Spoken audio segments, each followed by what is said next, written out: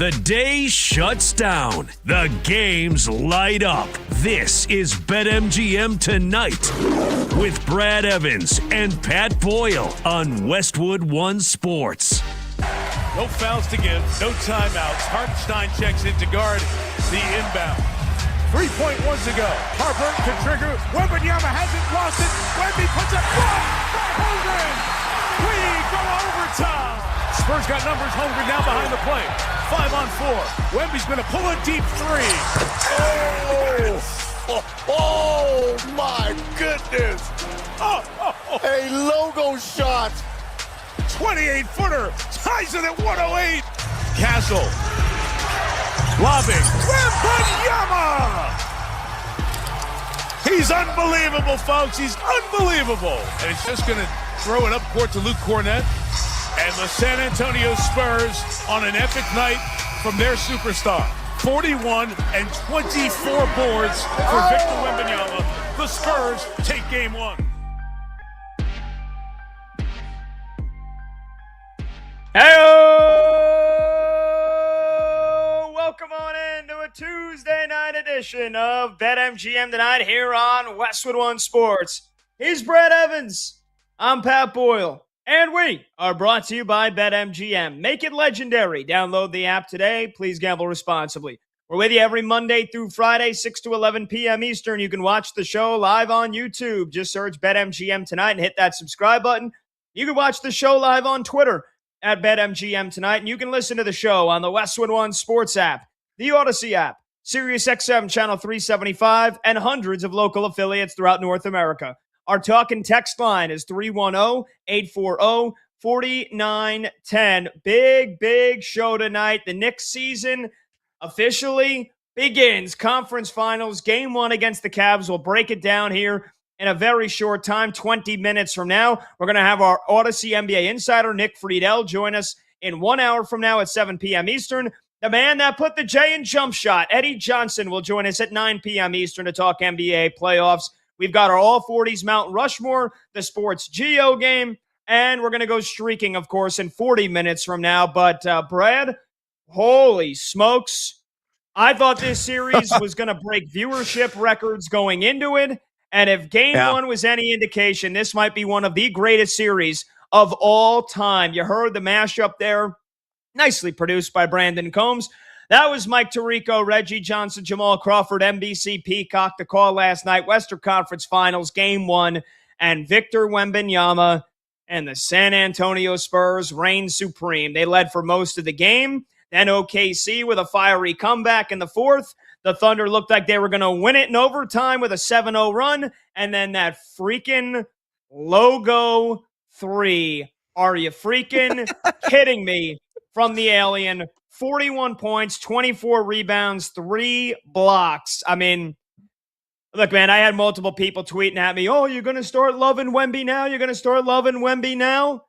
I got plenty of blame to dish out on Oklahoma City's part as to how they lost that game and why Wemby was able to have such a big game. Mark Daignault, I'm looking at you, putting Alex Caruso on him for basically the entire fourth quarter and overtime. Are you freaking nuts? But I can't help. Even somebody that's been a critic, even somebody that said, slow the freaking roll, let's pump the brakes before he even wins this series, before he even wins a title. Oh, man, it's open season right now on me tonight, Brad. I can already feel it because Victor Wembanyama had the performance of a lifetime, and the Spurs have already taken home court advantage.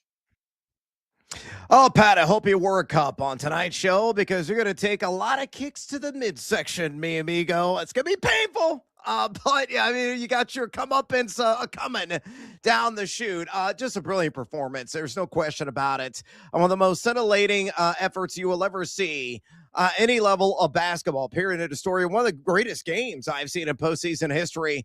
Heart-stopping, breathtaking, and just, biting down to the nubs on your fingernails. It was downright ridiculous. And you look at what Wembanyama achieved. Very rarefied air. He is now in a club of numero dos, the other member in the 41-plus points, 23-plus rebounds, 3-plus assists, and 3-plus block shots reaching all of those milestones in the same playoff game. The legend himself, Wilt Chamberlain. So it's Victor Wembanyama and Wilt Chamberlain, end of list. He's also the youngest in NBA postseason history to go for a 40-20 game. Kareem did it at a later age as a member of the LA Lakers back in the day. I mean, again, he's just doing idiotic stuff. He was a one-man wrecking crew for the most part. And, the onus I really want to put on Oklahoma is just the poorest performance by their bigs. I mean, they were just brutalized on the glass in that game, out-rebounded by 21, 61-40 overall. That is inexcusable, especially when they have Chet Holmgren, and they also have Isaiah Hartenstein on the floor. Combined, those two players only had 10 points and 10 rebounds. That's unacceptable. You can't have that. They got to rise to the occasion. They actually have to play a lick of damn defense. And, the coaching staff saying, all right, well, we're going to put Alex Caruso on Wembanyama for a frame because, Holmgren and Hartenstein can't contain him. Caruso was known for his defense, so he's given up a skyscraper essentially in size. Maybe he could, slap the ball, get some steals, actually body up, and challenge Victor Wembanyama. And, of course, he was not up for the task. Wemby is an absolute freak from France. This is only the tip of the iceberg for him.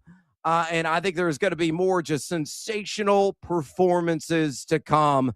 That one last night, my friend, is going to go down to NBA lore as one of the all-time great single-game performances in NBA playoff history. Unreal. Yeah, 310-840-4910 to get in on the conversation on last night's a spectacle. I mean, that's what it was. It was a spectacle. You have the reigning champions. Yeah. You have SGA, newly minted two-time MVP. And by the way, all the videos that are coming out right behind the Spurs bench as that MVP ceremony is going on, they're giving him the presentation. Wemby's just sitting there nodding along. Stephon Castle's like getting in his ear, like talking smack to him, like, hey, man, that's who they thought was MVP over you. And he came out, he was a man possessed. Yeah. He was a man possessed. And again, I'm not admitting defeat just yet. I still think OKC wins this series. I think this has 7 games written all over it because San Antonio clearly now, what they did to them in the regular season, it wasn't a fluke. They match up with Oklahoma City very, very well, and their guards are peaking. I mean, Stephon Castle, again, they rolled out the youngest ever starting lineup in a conference final series in NBA history, Brad. NBA history. This was the youngest starting lineup at a conference finals game. Julian Champagnie, 24 years old. Wemby, 22 years old. Devin Vassell, 25 years old. He feels like he's 30, because of how long he's been on the team. Stephon Castle, 21. Dylan Harper, 20. I mean, are you I can't just stop saying, are you freaking kidding me? And I'd be saying something much worse, again, if the radio allowed for it, but I can't. And they do not fear Oklahoma City. But this series is going to be record-breaking in just about every sense of the word. But again, you have the two-time MVP, the reigning finals MVP, and the reigning champions coming off of an incredible season with 64 wins versus this Spurs team that is one of the great franchises in NBA history, and all the banners are in the rafters with Pop and Tim Duncan and Manu, and the list goes on. And then they had some lean years, and bam, they burst through here this year. It was not if, it was when. Not a lot of people expected it to be this year. 62 wins. They get through the Portland Trailblazers easily. It did go 6 games. I was shocked at how thoroughly they dominated the T-Wolves, and here they go. They take game 1 on the road from Oklahoma City, and so I'm not admitting defeat yet. I do think the Thunder win this series in 7, but if I'm wrong, and if the Spurs are going to the finals, Brad, within the scope of Victor Wembanyama's career, there's been many, many points where people have already crowned him one of the greatest of all time, that he'll be one of the greatest of all time. But if in 10 years from now, we're looking at an already Hall of Fame career with multiple titles and multiple MVPs, I think last night, when they make a 30 for 30 or they make a documentary on Wemby, last night will be the game where people said it was at that point, there was no more denying it, and there was no more hiding or running from it. Because, again, if I'm wrong, but I don't think I'm going to be wrong, but last night was a truly one-of-one special performance that I had friends texting me about it that haven't watched basketball a lick all season, and they're saying, dude, what the hell is going on? What is this? And that's kind of, we've been leading towards this. And again, I still think Oklahoma City is very good. They've got to make a lot of adjustments, which we'll get to in a second. But man, just from Victor Wembanyama's standpoint, Mike Tirico doesn't give out a lot of superlatives easily. And when he goes, he's unbelievable, just unbelievable. There's no other way to describe what he did last night. Yeah, it was pure nirvana. It really was. I mean, that was elation if you're a San Antonio Spurs fan. And look, I lived in that city when I was a kid. I grew up a San Antonio Spurs fan, and it's a very passionate fan base. They're extremely loyal to that organization, to that team, to that franchise. And yeah, they've seen some historic days. They've hoisted a number of trophies under Greg Popovich's guidance. But now in this new era, this could spark possibly a dynasty in the making. And of course, they got to take the first step, and that is winning a title with Wembanyama as the centerpiece of this organization. But you mentioned in rattling off the ages and some of the performances we saw last night of the surrounding players. Yeah, I mean, they're going to be in the conversation for years to come. And they were just absolutely brilliant last night. I mean, for the most part, San Antonio didn't shoot the three particularly well. Only 30% from downtown. Really modest 43% for the entire game, but they made the Thunder pay at the charity stripe, going 27 of 29. That's 93% on those opportunities. I mentioned the distinct advantage they had on the glass, and I know you're probably going to dive into this, but the current and reigning MVP going back-to-back seasons, he only shot 30.4% from the floor. Yeah, he dished out a dozen dimes, but arguably it was a very lackluster performance from SGA. But again, I think the bigger onus really resides with Chet Holmgren and Isaiah Hartenstein, because they were just downright terrible. They were deep fried ass. There's no better way to really describe it. But bravo to Victor Wembanyama. Bravo to San Antonio. You earned a giant plate of nachos and all the margaritas that were flowing on the Riverwalk last night. Unbelievable game one. And if they get game number two, you and I, because I am in agreement with you, I felt Oklahoma City is going to win this in 7 games, but if San Antonio could pull off the unthinkable, Pat, and win game 2 in enemy territory there in this, renewed and redefined Red River battle, you and I got to take a step back, and we really got to reassess how this puppy's going to play out. Yeah, and they have all the momentum right now, and there's no denying that. And I feel like public perception, I feel like, is rooting for the San Antonio Spurs. I feel like literally only 1 year, 1.5 years, or 1 3/4 years of winning for the Oklahoma City Thunder has turned them into a pretty hated team. And SGA, there's a lot of social media haters that will still call him a free throw merchant and all that stuff. And so, and who wants to see teams repeat? Not a lot of folks do. Now, again, and yeah. I only have one horse in the race, and it's in the other side of the bracket. And I was saying, I honestly, Knicks fan, I feel like I should be rooting for the Spurs because I feel like that's an easier matchup for the Knicks than the Oklahoma City Thunder. And I still think the Thunder I don't know. I feel like I'm pulling for the old guard here, which is crazy to say that. These are two of the youngest teams in the entire NBA. And like this feels like this could be a battle every single year in the conference finals for years upon years upon years. I saw somebody tweet it yesterday, like, for all the folks that got tired of the Cowboys and the 49ers in the 90s, like this is that.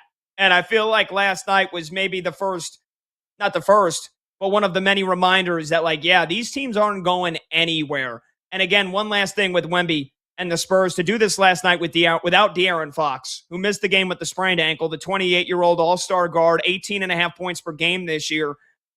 He's a game-time call for game 2. Honestly, I don't even know if they need to throw him out there, because what they had working last night and cooking last night with Dylan Harper, another double-double with 11 rebounds, making countless incredible defensive plays. Stephon Castle hanging on the rim, forcing SGA into multiple errant shots and off-balance shots and not getting the free throws, and the refs let him play. I mean, look, they let him play a little bit. I mean, San Antonio had 10 more free throw attempts. I can guarantee you Mark Daigneault and the Thunder are going to be on Adam Silver's ass about the whistle disparity from game 1. But again, Wemby took 13 free throws, and they're trying to grab at his arms. They're clawing at him every time he's near the bucket. So I can't say his 13 free throws were undeserved, but to the fact that San Antonio had 10 more than the Thunder, and SGA only had 2 free throws going into the fourth quarter, he finished with 9. That's something I expect to change in game 2. Brad, here's the other thing now, the adjustments for Oklahoma City. One, you mentioned it, their MVP's got to play better.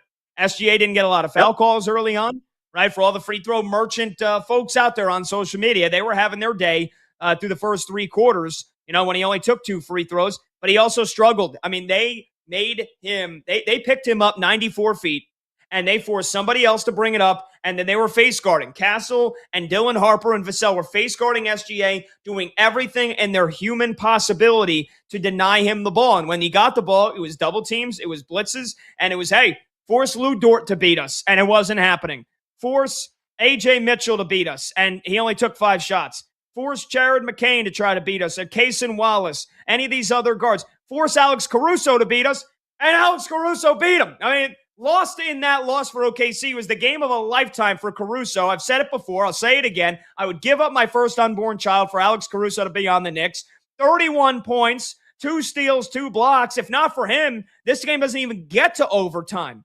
But it has to start with SGA playing at an MVP level. And look, San Antonio's got a fantastic defense with a bunch of young 20-year-olds that are just Energizer bunnies running around him, Tasmanian devils, clawing at him, grabbing him, and the refs let it play for the most part, and SGA wasn't getting the whistle. He's got to find a way to play off the ball. And there was a couple of possessions where he did. He hit a wide-open 3 in the corner where he gave up the ball. OKC has to find a way for other ball handlers to initiate the offense, and SGA can play off the ball, because if he's going to have the ball in his hands and his usage and his work rate is going to be what it is normally, I don't know if OKC is going to win this series. They've got to make adjustments on the offensive side to get SGA more involved. And it goes without saying, you need some of your supporting cast to step up other than Alex Caruso.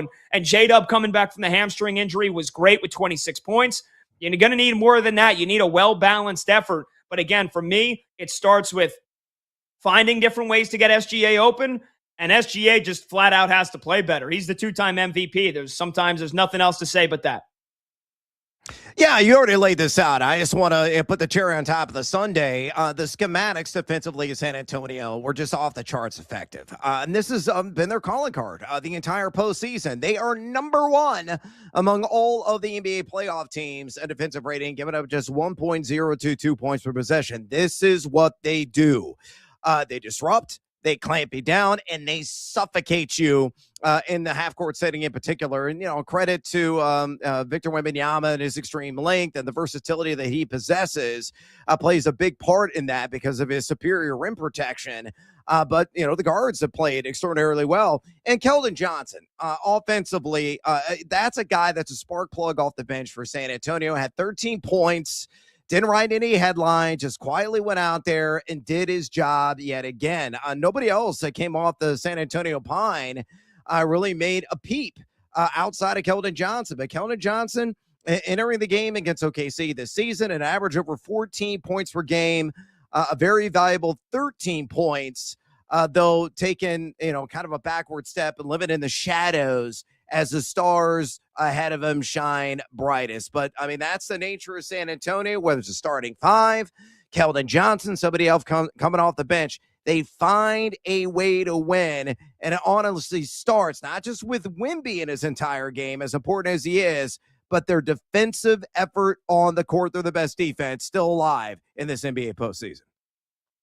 Yeah, and producer Brandon Combs makes a great point in our show chat, and I forgot about it for a second too, is the amount of zone defense that the Spurs played last night. Like, this isn't, you would have thought you're watching a Syracuse game in 2005, Jim Boeheim's 2-3 zone giving them hell. They switched it up. They give SGA different looks. Like, I got to give Mitch Johnson credit too, man. The guy that took over for Greg Popovich, you forget how gigantic of shoes he had to fill, and he's thrown out zone defense in game 1 of the Western Conference Finals, and it worked.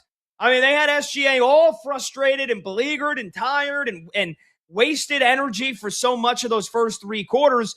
Again, I expect OKC to be able to adjust, and these are 2 teams that don't normally shoot the 3 ball all that much or all that well. I mean, they do a lot of their scoring inside, and it was evident. You mentioned, the Spurs shot 30% from deep last night. The Thunder, they actually shot it surprisingly better than I thought, 38%. I guess it ain't that great, but against, these are two of the best three-point defenses and 2-3 offenses that don't shoot a lot of threes. So this game's going to be played in the paint, and the Spurs absolutely dominated it, 52-38. You mentioned the rebounding disparity, 61-40. Like, OKC did a lot of the things they normally do well. They got 23 turnovers. They scored 28 points off those turnovers. But if they're going to get dominated in the paint this much and on the boards, they're not going to win this series. The other big adjustment agreed, that they need to make is Isaiah Hartenstein's got to play way more. I mean, that was just a malpractice coaching from Mark Daigneault. I understand early on, maybe you saw something that you wanted to, adjust. And I said it last night during the show, Brad, and I tweeted it. I get it if you want, and you said it, you want Alex Caruso on Wemby to give him a different look, and he did a good job with Wemby for a little bit. And you want to mix that up and throw a different look at him? Okay. To do it the majority of the game and most of the fourth quarter when Caruso's on the floor, that was his primary assignment. And for overtime, what are you doing?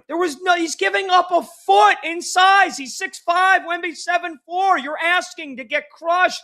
And that's what it was. It was just feed Wemby inside and let him be the decision maker. And he's become a good enough passer that if it's not there, and if you do get the help defense that came over from Chet Holmgren, he did have the game-saving block at the end of regulation, but a lot of the possessions, Wemby was just dominating Caruso because he's a foot smaller. I mean, I'm 5'11". You put a 4'11" person on me, I'm probably going to be able to score 40 points, and I'm not very good at basketball. You're dunking. Exactly. So Mark Daigneault's got to be better with his defensive matchups on Wemby, and Isaiah Hartenstein cannot play 12 minutes. He's got to play way more than that. And I'm not saying he's got to play 40, right? Because he's still not that great of an offensive player. Very good passer. And I thought he could have helped out in that regard. So, yeah, the only thing is really he's not a scorer. But you need his bone. You need his meat. You need his meat and potatoes. 250 pounds at 7'1" to guard Wembanyama. He's got to be the guy to guard him.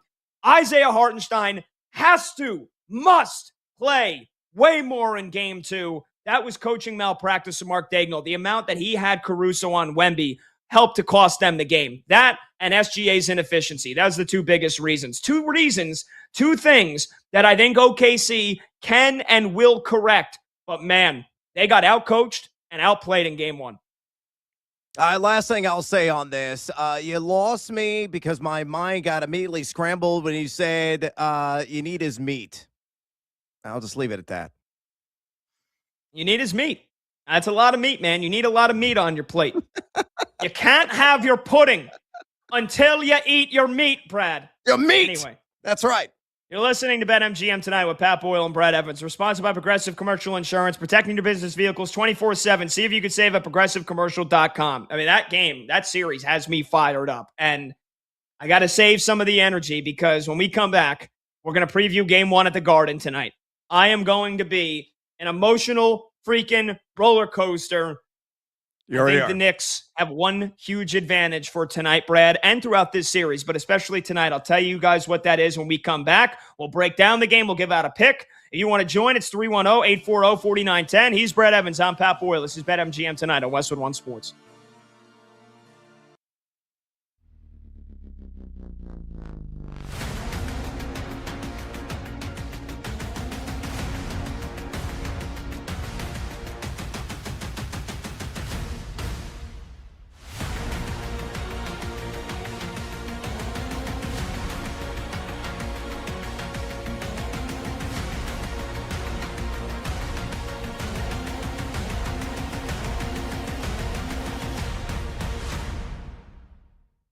The worst team in the NFL this year is going to be the Arizona Cardinals.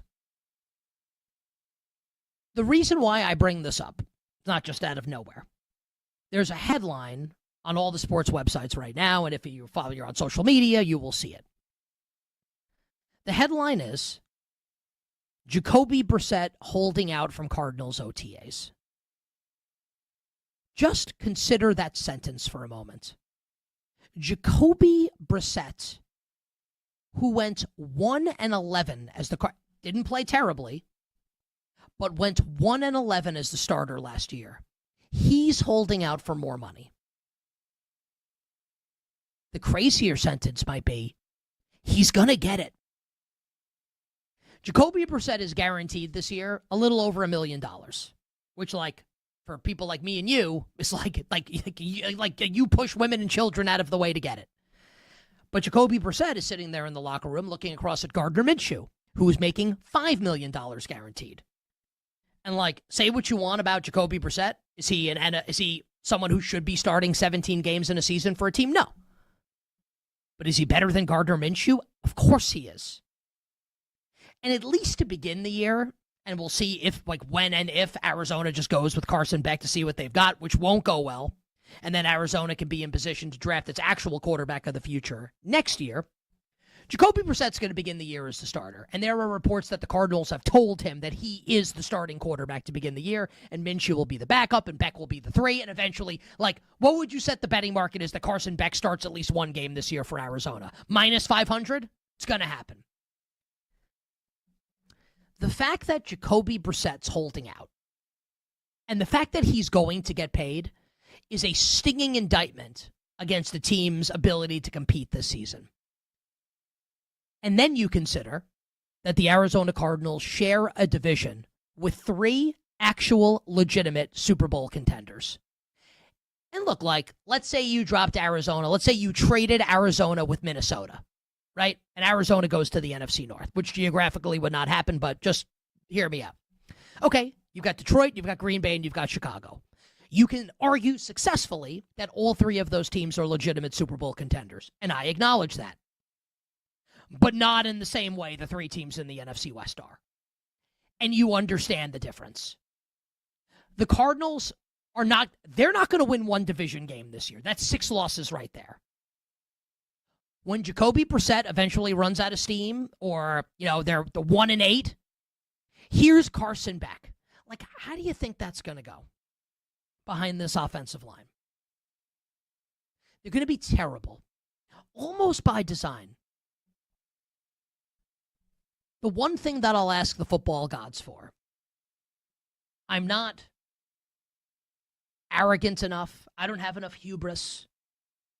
I'm not brazen enough to ask the football gods for a great Marvin Harrison Jr. season. I don't know if that's ever going to happen. I think Michael Wilson's going to be really good. MHJ, I'm not so sure. I don't have the hubris. I'm not brazen enough to ask for that. But what I will ask for, I will beg and plead and implore the football gods to please, please, please, please, please don't let what happened to Ashton Genty last year happen to Jeremiah Love this year. I don't think the Cardinals will be good, but I would love to watch Jeremiah Love be good, both for real life and for fantasy football. That is the one thing I ask for the Arizona Cardinals. Even if they're going to be bad, can Jeremiah Love please, please be good?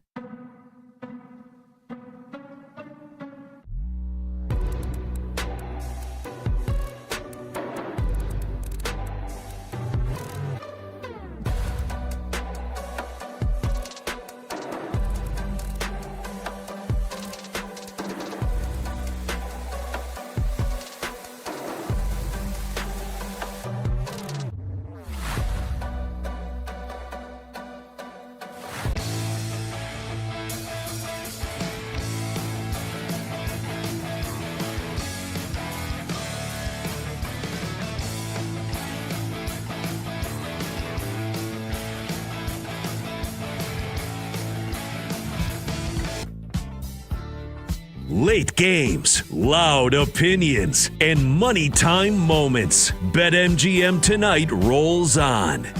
I got a unique set of skills. Catching meat in my mouth is one of them. Yeah. Oh boy. Oh, would you look at that there, Marge.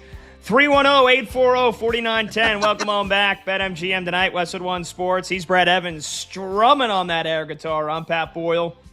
Conference finals are here with two great matchups. Be part of the playoff action when you bet with boosted odds. Activate your odds boost token for any bet on the NBA playoffs, and you'll receive a bigger payout if your bet wins. Get ready for tip-off with BetMGM. All right, we got some phone calls here. That folks that want to talk about the Knicks and the Cavs. We'll get to those calls in just a second, but we're going to break down the game first here. Game one tonight, Madison Square Garden. And here are the lines from our friends at BetMGM. Right now, my New York Knicks are 7.5-point favorites. The total in the game is 217.5. Between 6.5 and 7.5, depending on how much juice you want to lay. But the Knicks minus 250 on the money line, and the Cavs plus 200. And the big thing to note, Brad, here, my Knicks are in the driver's seat, coming off the sweep of the Sixers, whereas the Cleveland Cavaliers just played Game 7 Sunday night in Detroit. They packed for New York, so they flew straight to New York City.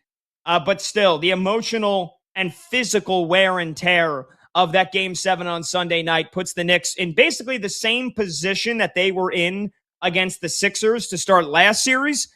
Philadelphia played a very emotional, physical Game 7 48 hours before Game 1 against the Knicks when they beat the Celtics in Boston. They traveled to the Garden, and the Knicks blew them out of the freaking building by, nearly 40 points?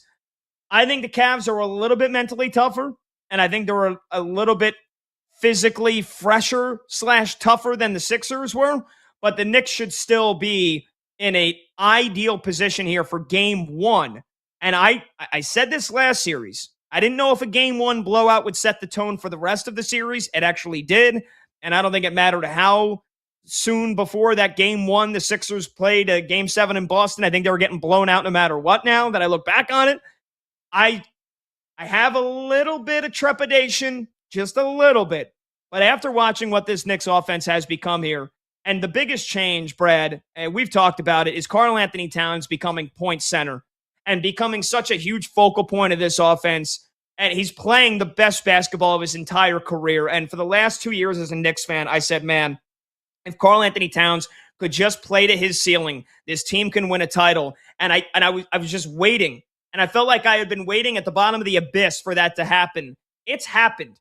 Since they went down 2-1 against the Hawks, there's reports that Mike Brown challenged him in the film session saying, what the hell are you doing? What are you waiting for? And then point center Cat has been unlocked. And this Knicks offense, they're breaking records every game, 3-pointers in a quarter, 3-pointers in a half, margin of victory. They've been unstoppable. The rest versus rust is there. I'm not worried about it for Game 1. Maybe they show a little bit of rustiness in the first quarter, but I think, again, Game 7 on Sunday for Cleveland, it's going to catch up to them in the second half. The Knicks have been a wagon all year at home. They've covered 67% at home against the spread, and as a home favorite, it's also over 60%.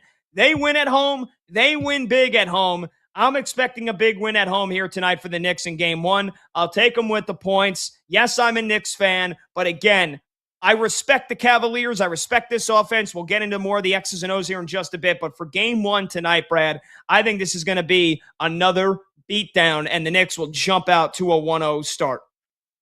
I concur with your perspective there, Cap, and I really think the New York's going to come out and straight up body slam, DDT the opposition from the top rope with the elbow as well. Is this going to be a 30-point annihilation? Man, maybe not that severe, but I think they're going to easily cover the spread. They're laying the 7.5.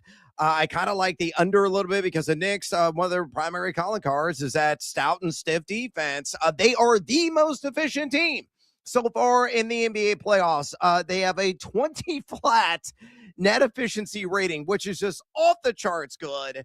Yes, that's outpacing San Antonio. Yes, that's outpacing OKC. They're getting it done offensively. They're getting it done defensively. There's really been no weaknesses in New York's game. Now, the downside of Cleveland is, they look like a different team away from C-Town. There's no question and doubt about that. But a team that's been relatively subpar defensively, just number 8 in defensive rating in this NBA playoff run that they are currently on. The Knicks took 2 with 3 against Cleveland in the regular season. OG Anunoby is back and healthy. Springy Spry is going to play phenomenal defense, contribute well offensively. You mentioned Cat. Josh Hart's a guy that always does all the dirty work, always a threat to go out there and mess around, get a triple, a double, and his triple doubles usually of like the 10-10-10 variety. Not too many ticks north of that, more in any singular category. And the depth of the Knicks, I think, is absolutely key, is a major check in a box advantage for them as well.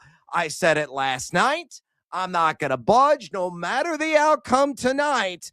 The Knicks are taking this series in 5. And yes, you can bet on that right now with our friends at BetMGM at plus 320. You and I, very symbiotic, my man. Hopefully, I'm not going to curse your boys. Although, I mean, look, I think it was after game 1 against the Sixers, you said this is going to be a sweep. And I said, whoa, hold on. That was a scheduled blowout in game 1. You were dead right.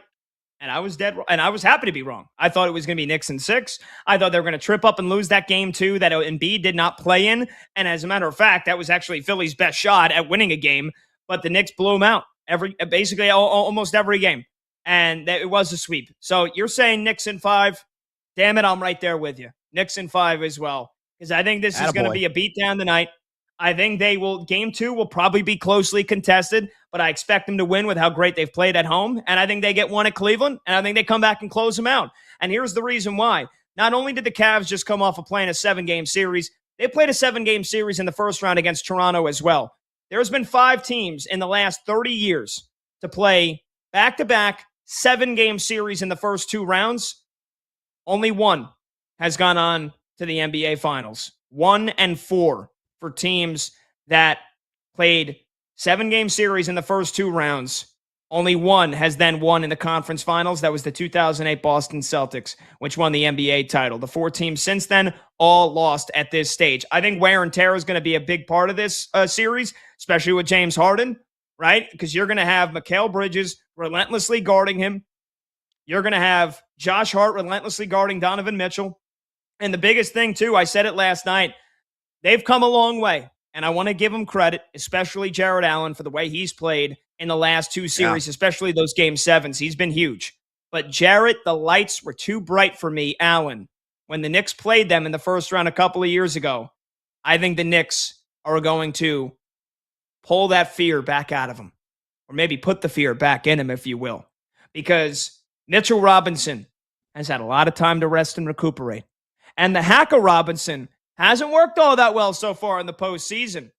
A couple of years ago, you could get Mitchell Robinson off the floor by just fouling him.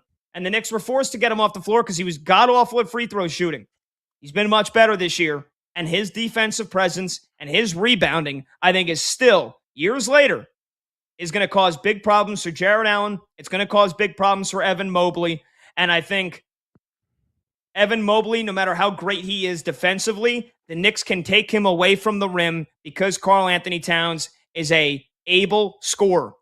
When they played in the last round, Jalen Duren couldn't do that. Evan Mobley was able to hang around the rim. When they played Toronto, the Raptors didn't have a lot of scoring bigs. And they took Pirtle off the floor so many times for Colin Murray-Boyles. Cat can get Evan Mobley away from the rim. You could take away his defensive prowess, and the Knicks, I think, are going to dominate in the paint. Their size is their biggest advantage in this series. That and the fact that Cleveland, I think, fatigue is going to play a big, big factor. And Brad, I said it yesterday. And you just, by the way, Pat, you just added my argument about Evan Mobley, and I'm going to give you a play on that in a second, but go ahead and finish your thought. I was just going to say, I wanted to reiterate the 2 plays I gave out yesterday, which, if you want to sneak these in for a couple of bucks each before the game begins, OG Anunoby, Eastern Conference Finals MVP, 25-1. OG Anunoby's been the best Knick in the playoffs. He has. Just straight up. And again, I know he didn't play the last 2 games against Philly, but in the 6 games he's played, the 8 games he's played, he's their second leading scorer. He's averaging 2 steals per game. He's averaging a block per game. He's pulling down 8 rebounds per game. He's been the best Knick in the playoffs so far. If that continues, 25-1 to win the conference finals MVP, he's healthy. Sexy. There's the chance he gets hurt again for sure. But if OG Anunoby stays healthy throughout this series, those should not be the odds. And then the other one I liked at 9-1, Evan Mobley to be the leading rebounder. It is, you consider the statistical probability. It is likely to be Karl Anthony Towns. But if it's not Cat, Evan Mobley's the leading rebounder on the Cavs, and he's third in these odds. So again, depending on how the X's and O's shake out, maybe you get Kenny Atkinson telling Evan Mobley, hey, stay close to the rim as much as you can. We need you to grab rebounds. We need offensive rebounds. And so Evan Mobley, to be the leading rebounder, and Karl Anthony Towns, he's been great. He's prone to getting in foul trouble. Josh Hart, very good undersized rebounder, but should not have more rebounds in this series than Evan Mobley. And Mobley's probably going to play, 40 to 43 minutes in every game this series. Those are the two things I like when you're looking at a series-long, if you're looking at any series-long bets here with our friends at BetMGM. All right, so counterintuitive to your last point about Evan Mobley leading this series in rebounds, but supportive of your prior point about Mobley maybe getting pulled away from the bucket, limiting some of those rebounding opportunities. I'm going to live in the land down under, Pat, on Evan Mobley's 7.5 rebounds tonight. Thank you, Men at Work. I appreciate the support there. Plus 115 on that prop, available right now at our friends at BetMGM. Now, he went over twice in the 3 regular season matchups against your Knicks in this category. He had 8, 9 rebounds in a pair of contests, 7 in the under. But shiver me timbers. I think Captain Hook will indeed come into play. Yes, I understand he's averaging 8 rebounds per game of the postseason. Yes, I understand as well. He has gone over 7.5 boards in 4 of his last 5 games, but the New York Knicks box the hell out. They're the best defensive rebounding team this entire NBA postseason. They've allowed the fewest opponent rebounds per game, getting with just 35.1. So Evan Mobley under 7.5 rebounds, a plus 115. My favorite player prop play tonight in game numero uno. And again, I think Captain Hook, ER, is going to come into play. All right, we got some phone calls. Hang tight. When we come back, we'll get to them. We got to go streaking as well. Phone number to join the show. You can call, you can text 310-840-4910. We will squeeze in a phone call or two before the top of the hour, so hang patiently there. But again, when we come back, we're going to go streaking. He's Brett Evans. I'm Pat Boyle. This is BetMGM tonight on Westwood One Sports.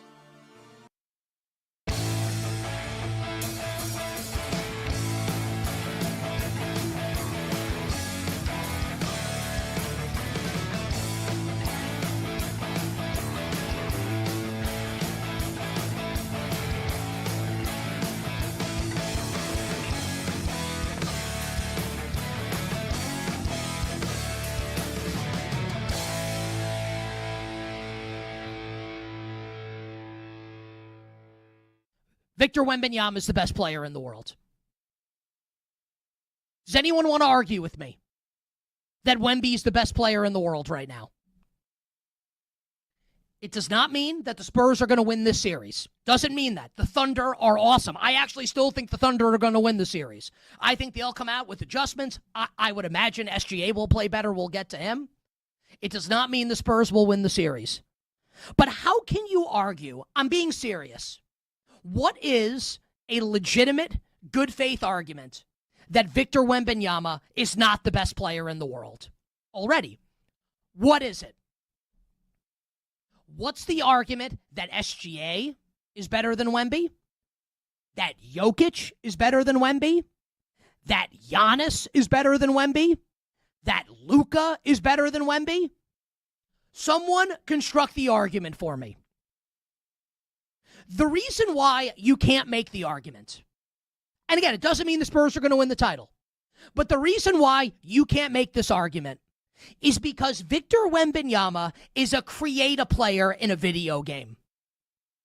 Like, he's not real, except he is. You watch what he's doing on the court, and I'm thinking to myself, when I played NBA Live in 1995, which I believe was the first NBA game, the first basketball game where you could create your own player. I don't think you could do it in 94. And you create, and I created a shooting guard who was a 99 three-pointer, 99 driving to the basket. Victor Wembanyama is a create-a player. We've never seen anything like it. And everybody says it, and everybody has said it, and yet it's still, when you watch it, you still can't believe it, even though you know it's true. You know it's true. You see it happen, and you're still shocked by it. There's no way that you can tell me, you the person that watched the game last night, there's no way you can tell me that you're just watching this being like, oh yeah, no big deal. Even though you know he's capable of it, you can't tell me that it's not jarring to watch this. And the reason why he's already the best player is because, like, SGA's awesome. Victor Wembanyama's 7'4". And you can't teach that. You can't teach height. And it's not just the height, because we've seen tall-ass, lanky-ass basketball players in the past. Here's 7'7" Manute Bol. Here's George Murasan. I mean, Yao Ming was a great player at 7'6". We have seen really tall players in the NBA. We have seen excellent outside shooters. We saw Steph Curry a decade ago bang a shot home in OKC from the logo, eliciting the rare double bang from Mike Breen, one of the most famous shots in the history of the NBA regular season. Victor Wembanyama made one last night in overtime to tie the game at 108 when it looked like the Thunder were going to escape with the win in the first overtime period. All good. 7'4". Like, could you imagine George Murasan pulling up from the logo and drilling one? Could you imagine it? In a million years, that ever happening? No. 7'4". Can shoot from the outside. Dominates down low. The impact that this dude has defensively. And I know, I know that you all know this. But it's still, when you watch it, you can't even process it. The fact that he sits there in the lane like a boss in a video game that you're trying to avoid. And every time someone drives into the lane, you have to change your shot and take a worse shot, because if you don't, Wemby's going to send the ball into the front row. How many layups last night does OKC attempt where here's like Jalen Williams, J-Dub, who's really good last night. He's a really good player. Top 20 player in the league when he's totally healthy. When he's driving to the basket and like Wemby's there, so Jalen Williams has to take and misses a layup. Do you know who misses layups? Me. When I play basketball in my backyard, I miss layups. You know who doesn't miss layups? Jalen Williams. Do you know who misses layups when Victor Wembanyama's around? Everybody, including Jalen Williams.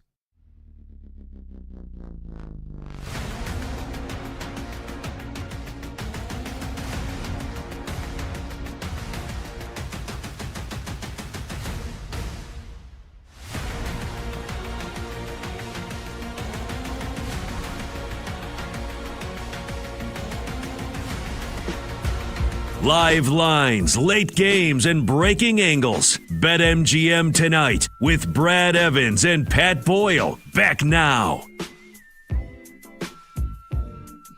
All right, welcome on back. BetMGM tonight, Westwood One Sports. He's Brad Evans. I'm Pat Boyle. Phone number to join the show, 310-840-4910. We'll get to your phone calls here in about 3 minutes. But first, crack. That's the sound of the bat hitting the baseball and a reward being dropped into your account. Take a swing each day in our free-to-play game. If you get a hit, you'll score a reward, depending on whether your hit was a single, double, triple, or home run. This game is exclusively available at BetMGM. Here's how it works. You play as the batter and select an area of the strike zone. If you get a hit, you win a prize. You could win a $50 bonus bet, an odds boost token, a parlay boost token, or a same-game parlay boost token. And with that being said, we've got a couple of active streakers, me and Combs, looking to make it 4 and 5 respectively. Brad and Monty looking to get back on the horse. Let's go streaking. We won a game yesterday. We win one today, that's 2 in a row.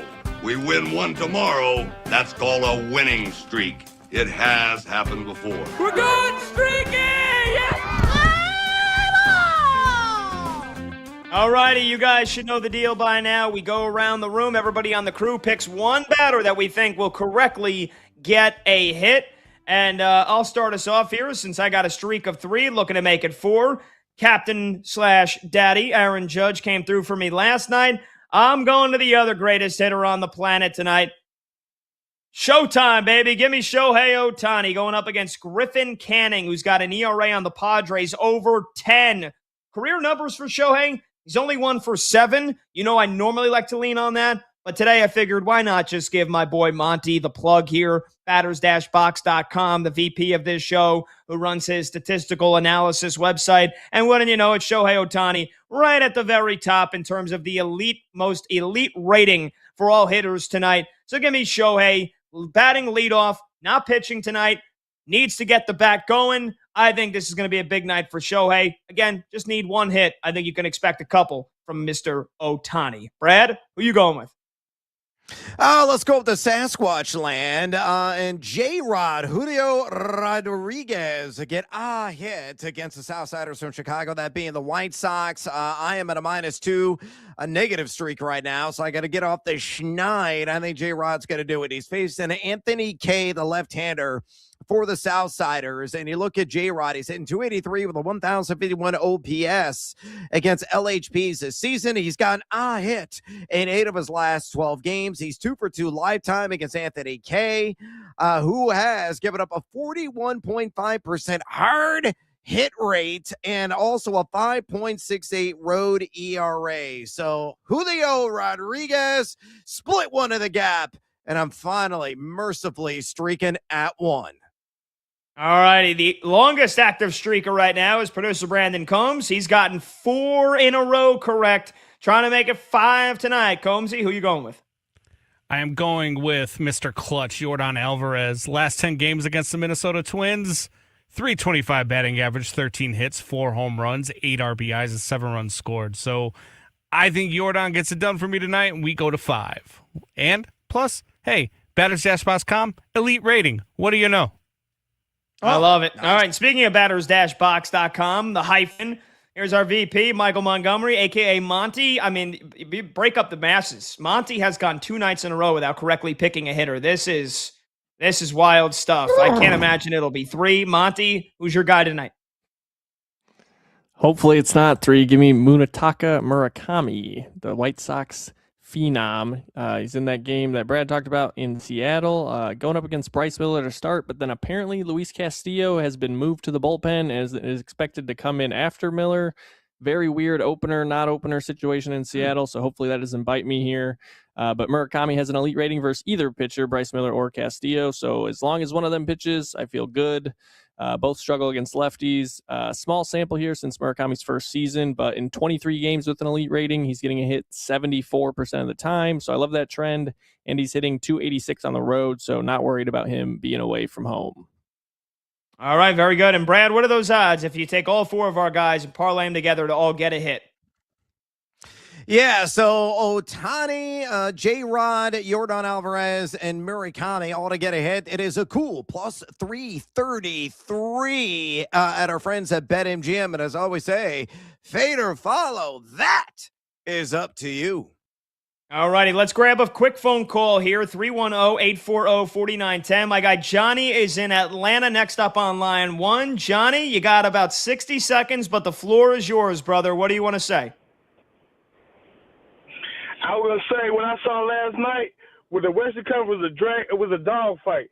So now when I'm gonna watch the Eastern Conference, I don't even call it Eastern Conference. I call it a G League Conference because there's gonna be a lot of ISO ball flopping on the floor. It's gonna be terrible basketball, and they don't care what nobody say.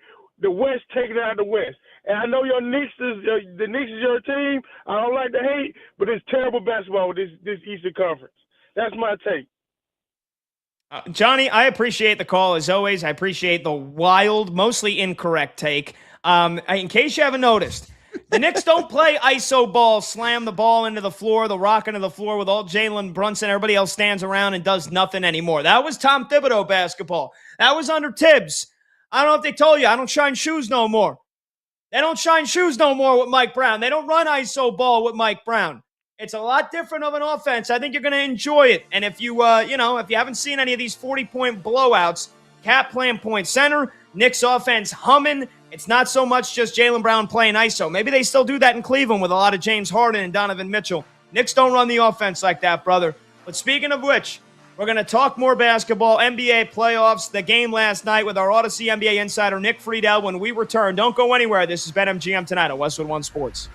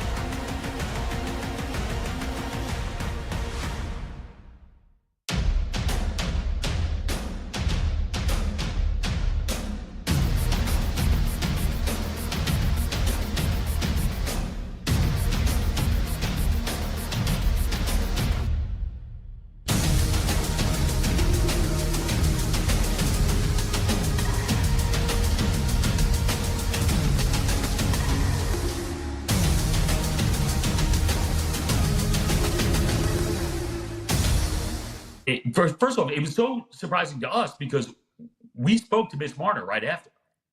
We got him right on. So we had this conversation with him.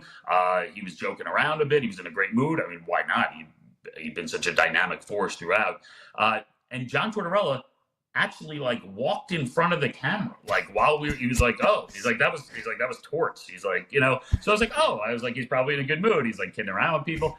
And then to find that out after, I was blown away. And then you realize like they've been warned, they've been through this, and now you're losing a draft pick. But beyond that, here's my thing. You have built up so much goodwill in a short amount of time.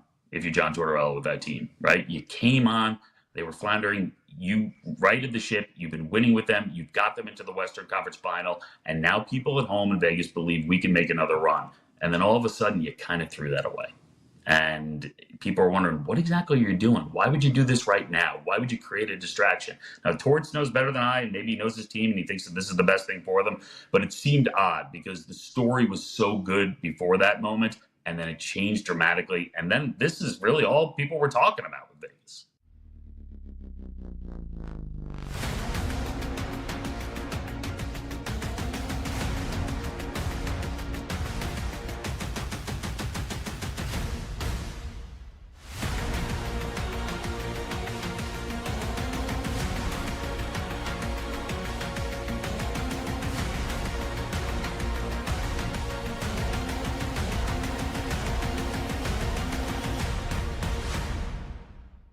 So I was going to give you some Conn Smythe stuff. So I like Colorado, Carolina as our Stanley Cup final matchup. If Colorado gets there, Nathan MacKinnon is very likely going to win the Conn Smythe. It's priced that way right now, but there's no one down that depth chart that's really going to gain ground on MacKinnon because the guys that could, like Martin Necas, they play with MacKinnon regularly. So every time they score a goal, McKinnon's probably going to get an assist. Cale Makar's too far out of it. So I would shift to looking towards Carolina. And Carolina right now, Freddie Anderson is priced really high. Taylor Hall, Logan Stankoven, those guys are priced pretty high. But things shift on a dime in the NHL playoffs. The best forward for Carolina is Sebastian Aho. He's got 3 goals, only 4 points in 8 games.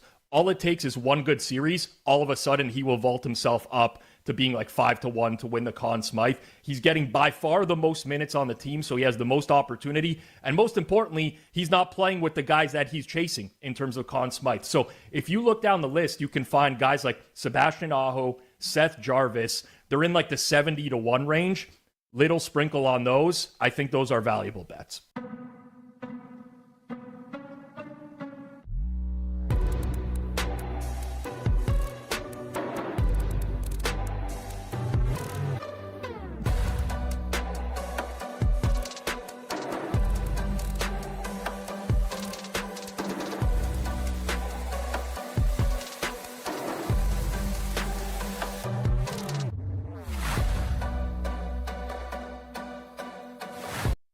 About the New York Mets making history that we haven't seen in Major League Baseball in 107 years, literally. So last night, the Mets go into extra innings against the Washington Nationals and score 10 runs in the 10th inning, which is the first time since the Cincinnati Reds in 1919 that a team scored double-digit runs in half inning of an extra inning. Amazing stuff from the Metropolitans, who went to winning the game last night. And the Mets are now streaking a little bit.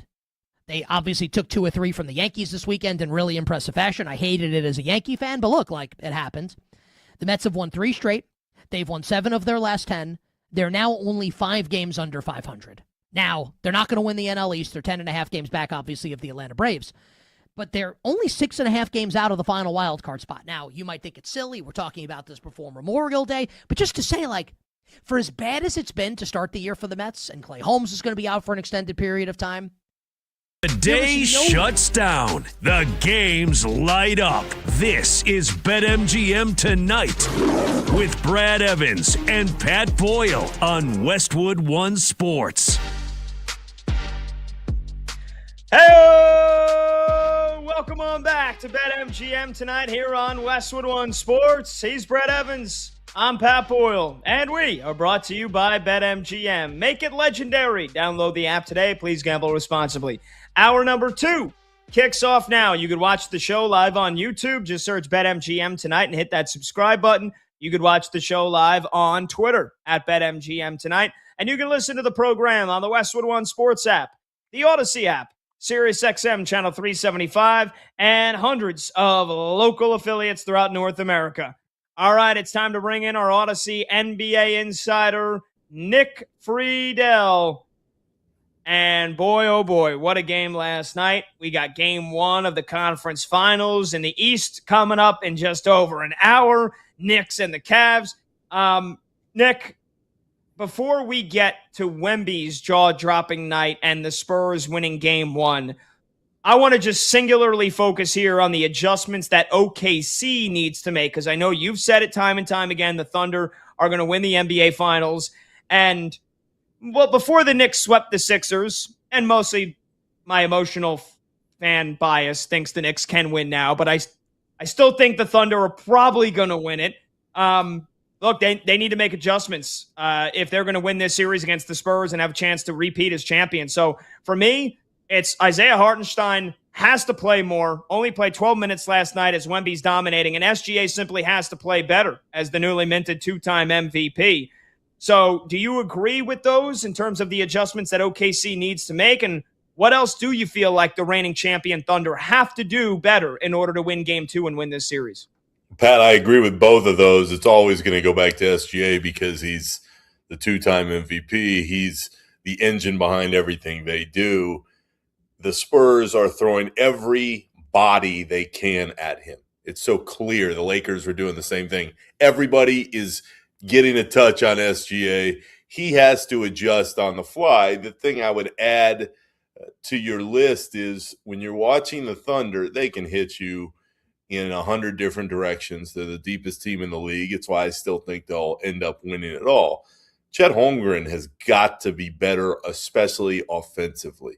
You have got to lean on him a little bit more night to night, and he's capable of it. He's just got to be more aggressive in coming to get the ball and giving SGA the help that he needs. So there is no doubt when you've watched these teams throughout the season, as we all have, the Spurs have their number. There's no fear of the Thunder the way there is for so many other teams across the league. But I think that you could flip the other side of it and say, all right, well, if the Spurs are actually going to win, that was an all-time performance by Wemby. Dylan Harper was incredible in his first postseason start. And if you're the Thunder, you're saying, okay, let's take a deep breath. That was the first time we lost in the postseason. Let's get Hartenstein on the floor more. Let's get SGA into rhythm earlier and create more space for him. And to the third point that I'm saying, you got to get Chet the ball and get him some easy shots. So it's all within the Thunder's ability to make it happen. They just have to be a little more aggressive early and not allow the Spurs to continue to gain more confidence as this series rolls along. Nick, we got to talk about also what happened last night, just the utter brilliance of Victor Wembanyama and San Antonio's double overtime victory and takedown of OKC. That logo three was ridiculous, my man, to tie that up at 108 apiece in the bonus session. Wemby finished with 41 points and 24 rebounds. Where does it rank, in your opinion, among the greatest postseason performances of all time in NBA history? Nobody touches Michael Jordan's 63 points against Boston in 86, in my opinion, but it has to be up there with LeBron in the Eastern Conference Finals in 2007, Jokic's Western Conference semis performance just last year, Magic in the finals in Game 6 in 1980, or maybe Wilt Chamberlain had a very similar statistical output, as I mentioned earlier in the show, as Wemby against Boston in 1962. So Wembanyama's effort last night, where does it sit in your all-time postseason single-game performance ranks? It's got to be up in the top 10, Brad, for sure. To me, the performance that I would compare it to most, and obviously there's a little recency bias in here, but it's Giannis in the clincher for the Bucks a few years back against the Suns, when he just went completely crazy, the same way Wemby did. He was on everything that Phoenix did defensively, offensively. What was he, like 50 and 23 or something? Just unbelievable in that moment to clinch everything and bring Milwaukee's first title home in a long time. So when you watch what Wemby did, it's one of the all-time performances that we've ever seen. Guys, it was the best game I've ever seen in at least a decade. There is nothing that I can even remember that is at that level. There were other great games, not to the point where both teams were going back and forth. You have SGA just having got the second MVP in a row, and Wemby sitting there looking at him like, oh, you think you're the MVP? I got something for you. So from a broader standpoint, Brad, the cool part for me, just as a fan and somebody who makes their living around the league, I think that it is very clear after last night, Wemby is the next face. There is so much consternation all these last few years. All right, LeBron and Steph are going to go. It's going to happen. Who's next? Who's next? What do we do? Oh, the league is all concerned. It's Victor Wembanyama. He's the guy. And when you have that ability and that type of performance in that moment, and you can dominate on both ends of the floor, and guys, you have the personality that he does, you have the total package for the type of person and personality that can take the standard and put it to a new place after those two main guys are gone. Again, on the line with us is Odyssey Sports NBA insider Nick Friedel. Insider calls are brought to you by Hyundai and the all-new Hyundai Palisade Hybrid. All right. Nick, in general, with the heavy underdog planting a flag in this series in Game 1, have you reassessed how this series is going to play out overall? You've been adamant the Thunder will again conquer the NBA and hoist Larry O'Brien. You've said it for the last several weeks, if not months, right here on BetMGM tonight. Are you wavering at all? And on a 1 to 10 confidence scale, with 10 being the highest, where do you stand right now with OKC after last night? I'm still at a 9, and it's why I don't touch the NBA, Brad, because I would have put my apartment, my mom's house, my brother's house. I would have gotten my cousins into it. I'll throw their houses into it. I would take everything and dump it on the Thunder because I believe in the depth and I believe in SGA even more than the superstardom that is Wemby and all the great performances they got, at least let's take last night. I just think they're the better team. But I also have to acknowledge, I thought that Boston, there was no way that they were going to fade out against Philly. And I thought Philly, after they played that well against the Celtics, was going to find a way to beat the Knicks. So it's all in the eye of the beholder. I'm just telling you, when I've watched these teams through the last couple of years, it has always, to me, been the Thunder and then everybody else. There's no question that San Antonio with Wemby is either closing the gap or they're going to be a little bit ahead of where I thought they would be. But with those odds right now, which is right around, last I saw was about minus 115 for the Thunder to still win the series, I would take that in a heartbeat because I believe top to bottom, they're still a little bit better, and they've been through this before. I mean, for the Spurs to win like they did last night and Wemby to play like he did and Harper and Champagnie, you've got all the makings of a team without De'Aaron Fox that can still hit another level. But the Thunder didn't play well. SGA really didn't play well. And when you watch that group, give me that depth over anything else. Wow. Yeah, we're talking to our Odyssey NBA insider Nick Friedel here on BetMGM tonight. Westwood One Sports. He's Brad Evans. I'm Pat Boyle. And Insider Calls are brought to you by Hyundai and by the all-new Hyundai Palisade Hybrid. Learn how it makes every day epic at HyundaiUSA.com. Nick, we have some breaking news here, literally within the last 3 minutes. Shams Charania reporting that Jason Kidd is out as the head coach of the Dallas Mavericks. Masai Ujiri just got hired asked you last week about Masai Ujiri taking over Dallas and how that could mold the future of the Mavericks. He's making a massive change immediately. How shocked are you by this move on a scale of 1 to 10? And I know this is as fresh off the grill as it could be, but who could be some potential candidates to take over a team that has Cooper Flagg and is still trying to move on from that disastrous Nico Harrison, Luka Doncic trade? Pat, when Jason Kidd has bounced around the way that he has over his career as a coach, I hear that and I'm like, all right, that's like a 6.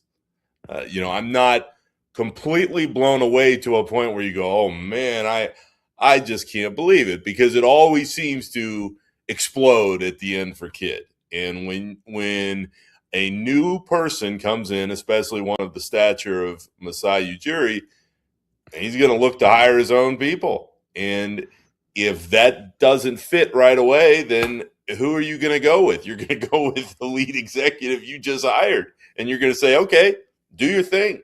Who do you want? Who's the guy? So as far as Kidd goes, always, if history is our guide, there was some kind of power play behind the scenes, and it didn't go in his favor. So I'll be curious to see how the reporting goes over the course of the next couple of weeks as to why this divorce occurred and when it occurred when it did. To the point about a coach to follow in his footsteps and be the next guy, guys, I can't speak specifically to Dallas because obviously it's brand new. The one name you hear about, though, as far as a potential young assistant who seems to be on the verge of getting a shot somewhere, whether it's Dallas or otherwise, we'll see, but it's Sean Sweeney.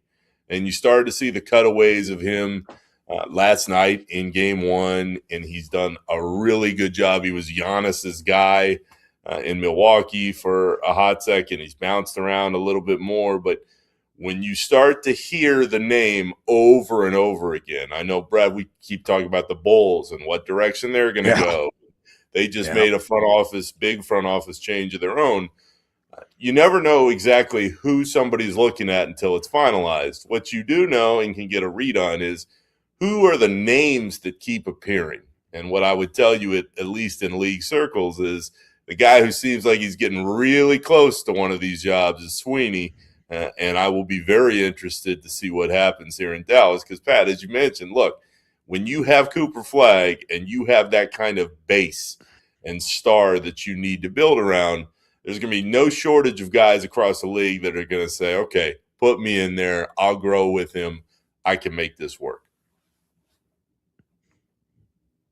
Great answer.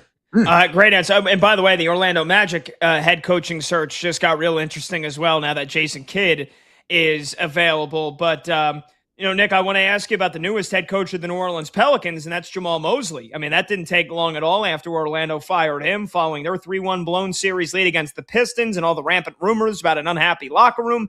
Remember, the Pels fired Willie Green almost immediately to begin this season, and a lot of folks thought James Borrego would get the interim tag removed. But Joe Dumars and Troy Weaver, they wanted Jamal Mosley. This franchise has so much potential for next season if they can stay healthy. Ultimately, do you like the hire of Mosley to NOLA, and are you optimistic that this team could be in the playoffs next year? No, and I'll tell you exactly why. When you have the issues behind the scenes, Pat, that it seems like we're going on in Orlando, and the reason that they made that change, and the more people you talk to, the more it was like, I don't care what they did. They would have had to, go run to the finals for him to save his job. And then they had that terrible meltdown against the Pistons. Mosley is a really nice guy. He's well respected, but there were problems behind the curtain. And when you have that, to go jump into a new place where you have to build those relationships up, I would have at least given it a year if you're the Pelicans and said, all right, let's go with a younger guy, or the guy I thought that they should hire all along was your old friend Tibbs. I mean, you need structure and culture for a team that doesn't have any, and it has been just overwhelmed by injuries, first to Zion and then seemingly everybody else at various points. But the part I really didn't understand is, even if you like Mosley, Pat, the hell are you doing giving him 5 years? Like, why? It's not our money. They can spend it however they like, and Gail Benson is running the show down there and has been for a while now. But if you're Dumars, what 5 years? Like, who are you bidding against, dude? It's like, hey, we've got to have Jamal Mosley. Give him a 2 or 3 year deal. See how it goes. 5 years just seems way, way over the top. So I don't believe in anything the Pelicans do until they move Zion. And for a variety of reasons, that has not happened.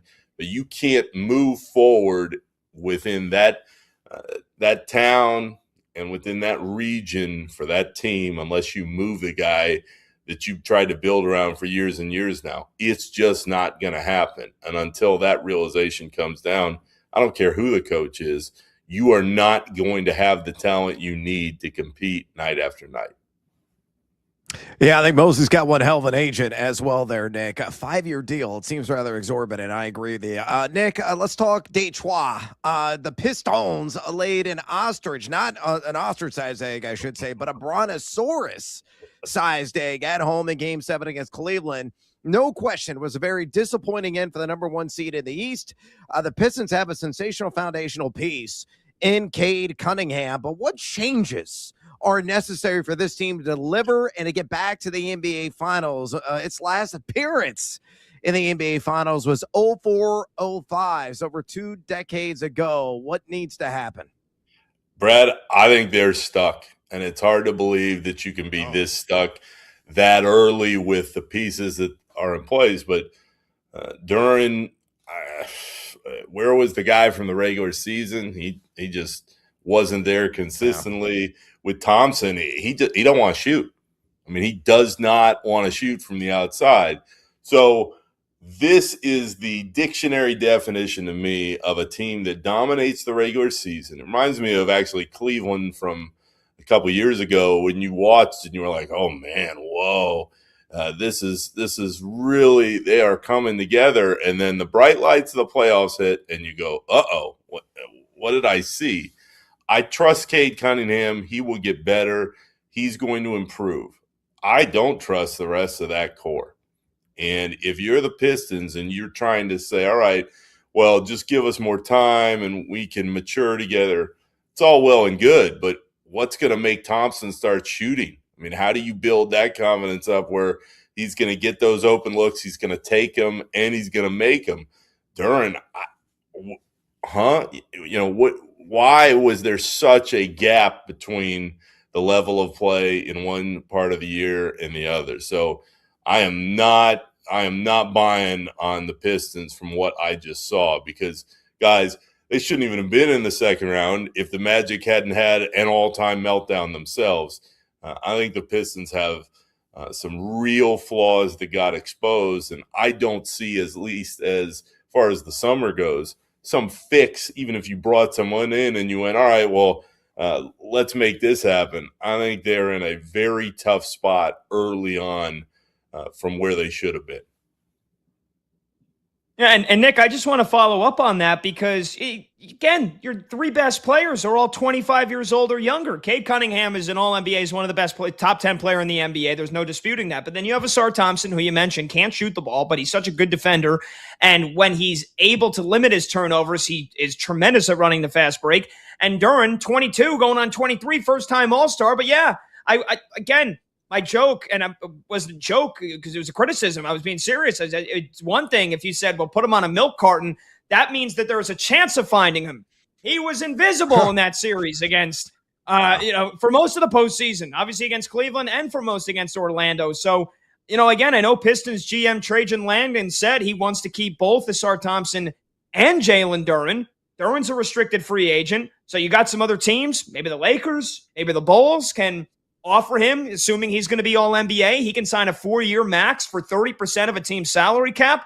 If the Lakers and the Bulls, and they throw that offer sheet on the Pistons' desk, do you think it's feasible for them to match it? If we feel like you feel like that they might be stuck here, they're so young, they don't have to get themselves stuck. But their GM said they want to sign Asar Thompson. That's probably going to be over $40 million a year. And Jalen Duren, probably over $40 million a year. Do you think it's feasible? Do you think they shouldn't do it? What would you do? Pat, your points you made are well taken, and if it were me, there's no way I would do it, because what you're doing is you're locking yourself into a situation where you would have to trust completely that what we just saw was not in any part the reality of what we are going to see a couple years from now. And I might just be flat wrong, and we can come back in a couple years and we can run through the same questions on the Pistons that we're going through right now. But from what I saw, I'm not believing that all of a sudden you're going to get Thompson to shoot the ball consistently. I mean, he just does not want to shoot.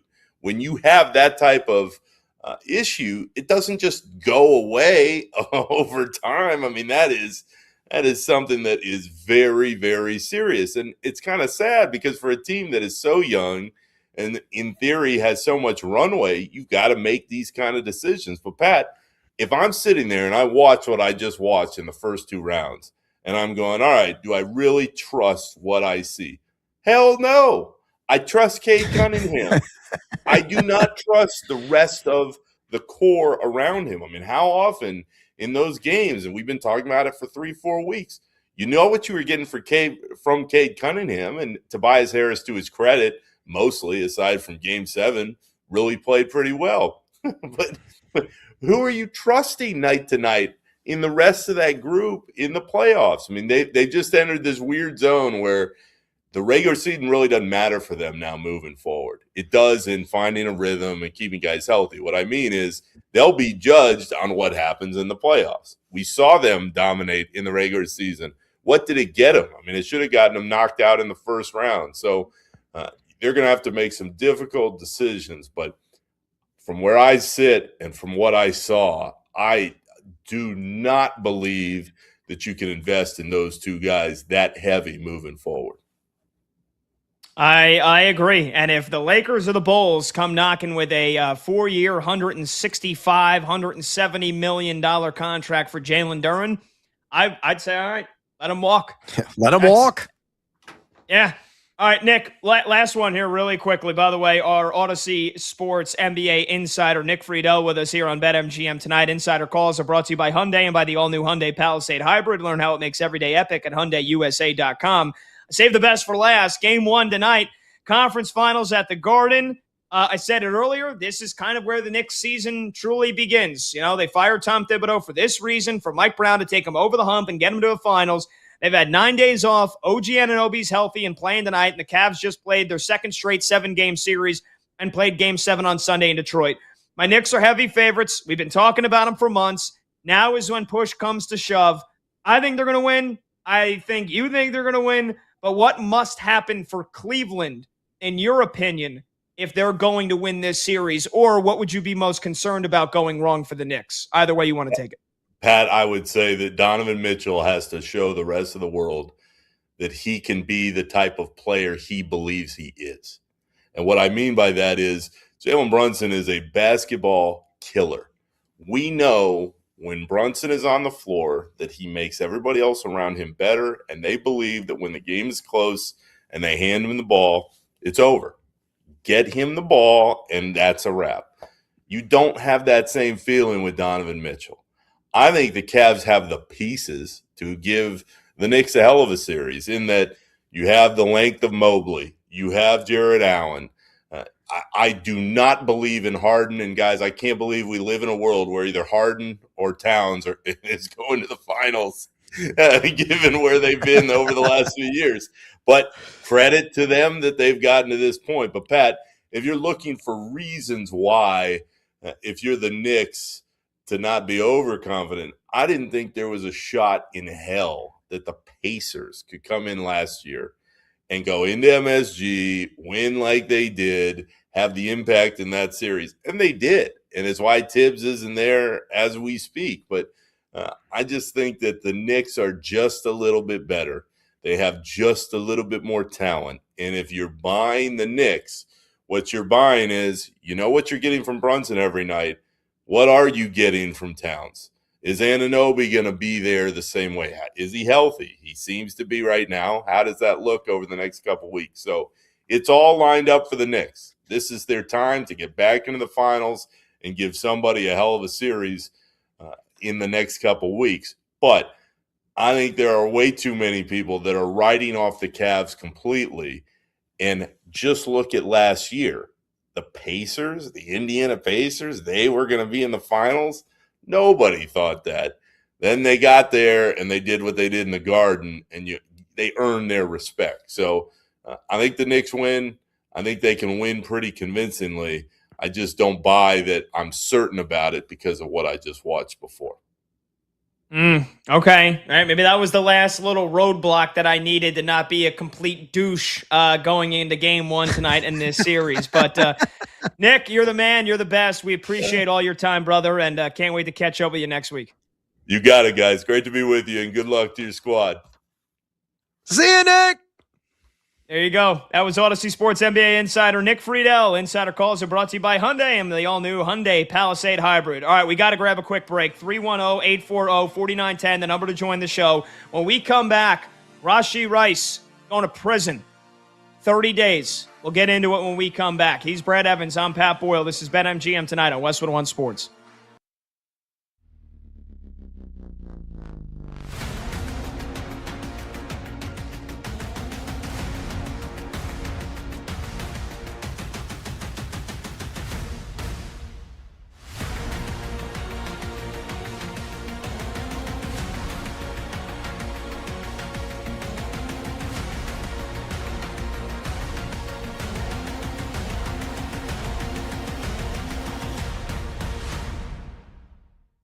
The worst team in the NFL this year is going to be the Arizona Cardinals. The reason why I bring this up, not just out of nowhere, there's a headline on all the sports websites right now, and if you're on social media, you will see it. The headline is, Jacoby Brissett holding out from Cardinals OTAs. Just consider that sentence for a moment. Jacoby Brissett, who went 1-11 as didn't play terribly, but went 1-11 as the starter last year. He's holding out for more money. The crazier sentence might be, he's going to get it. Jacoby Brissett is guaranteed this year a little over $1 million, which, like, for people like me and you, is like you push women and children out of the way to get it. But Jacoby Brissett is sitting there in the locker room looking across at Gardner Minshew, who is making $5 million guaranteed. And, like, say what you want about Jacoby Brissett. Is he someone who should be starting 17 games in a season for a team? No.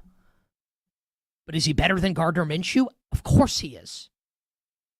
And at least to begin the year, and we'll see if, like, when and if Arizona just goes with Carson Beck to see what they've got, which won't go well.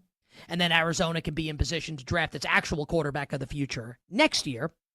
Jacoby Brissett's going to begin the year as the starter. And there are reports that the Cardinals have told him that he is the starting quarterback to begin the year, and Minshew will be the backup, and Beck will be the 3, and eventually, like, what would you set the betting market is that Carson Beck starts at least one game this year for Arizona? Minus 500? It's going to happen. The fact that Jacoby Brissett's holding out, and the fact that he's going to get paid, is a stinging indictment against the team's ability to compete this season. And then you consider that the Arizona Cardinals share a division with 3 actual legitimate Super Bowl contenders. And look, like, let's say you dropped Arizona. Let's say you traded Arizona with Minnesota, right? And Arizona goes to the NFC North, which geographically would not happen, but just hear me out. Okay, you've got Detroit, you've got Green Bay, and you've got Chicago. You can argue successfully that all 3 of those teams are legitimate Super Bowl contenders, and I acknowledge that. But not in the same way the 3 teams in the NFC West are. And you understand the difference. The Cardinals they're not going to win one division game this year. That's 6 losses right there. When Jacoby Brissett eventually runs out of steam, or, they're the 1-8, here's Carson Beck. Like, how do you think that's going to go behind this offensive line? They're going to be terrible, almost by design. The one thing that I'll ask the football gods for, I'm not arrogant enough. I don't have enough hubris. I'm not brazen enough to ask the football gods for a great Marvin Harrison Jr. season.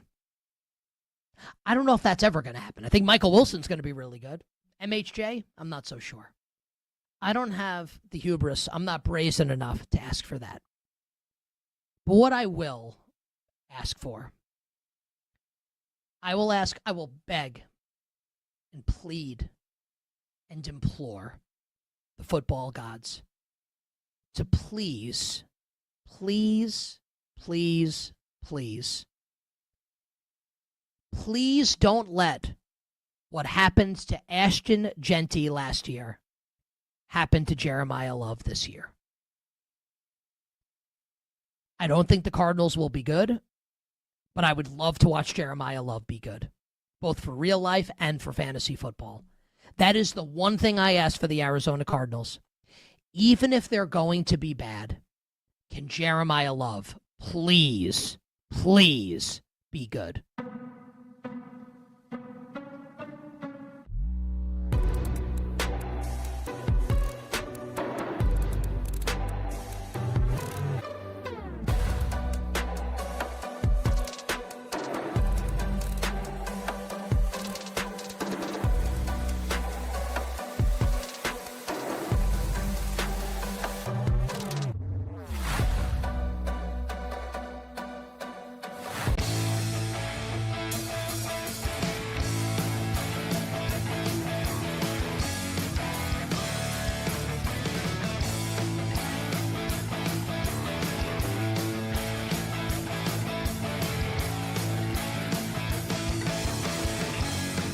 Late games, loud opinions, and money time moments. BetMGM Tonight rolls on.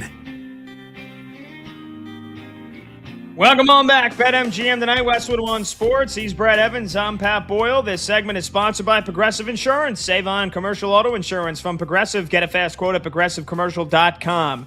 Phone number to join the show, 310-840-4910. Huge shout out to our Odyssey Sports NBA insider, Nick Friedel.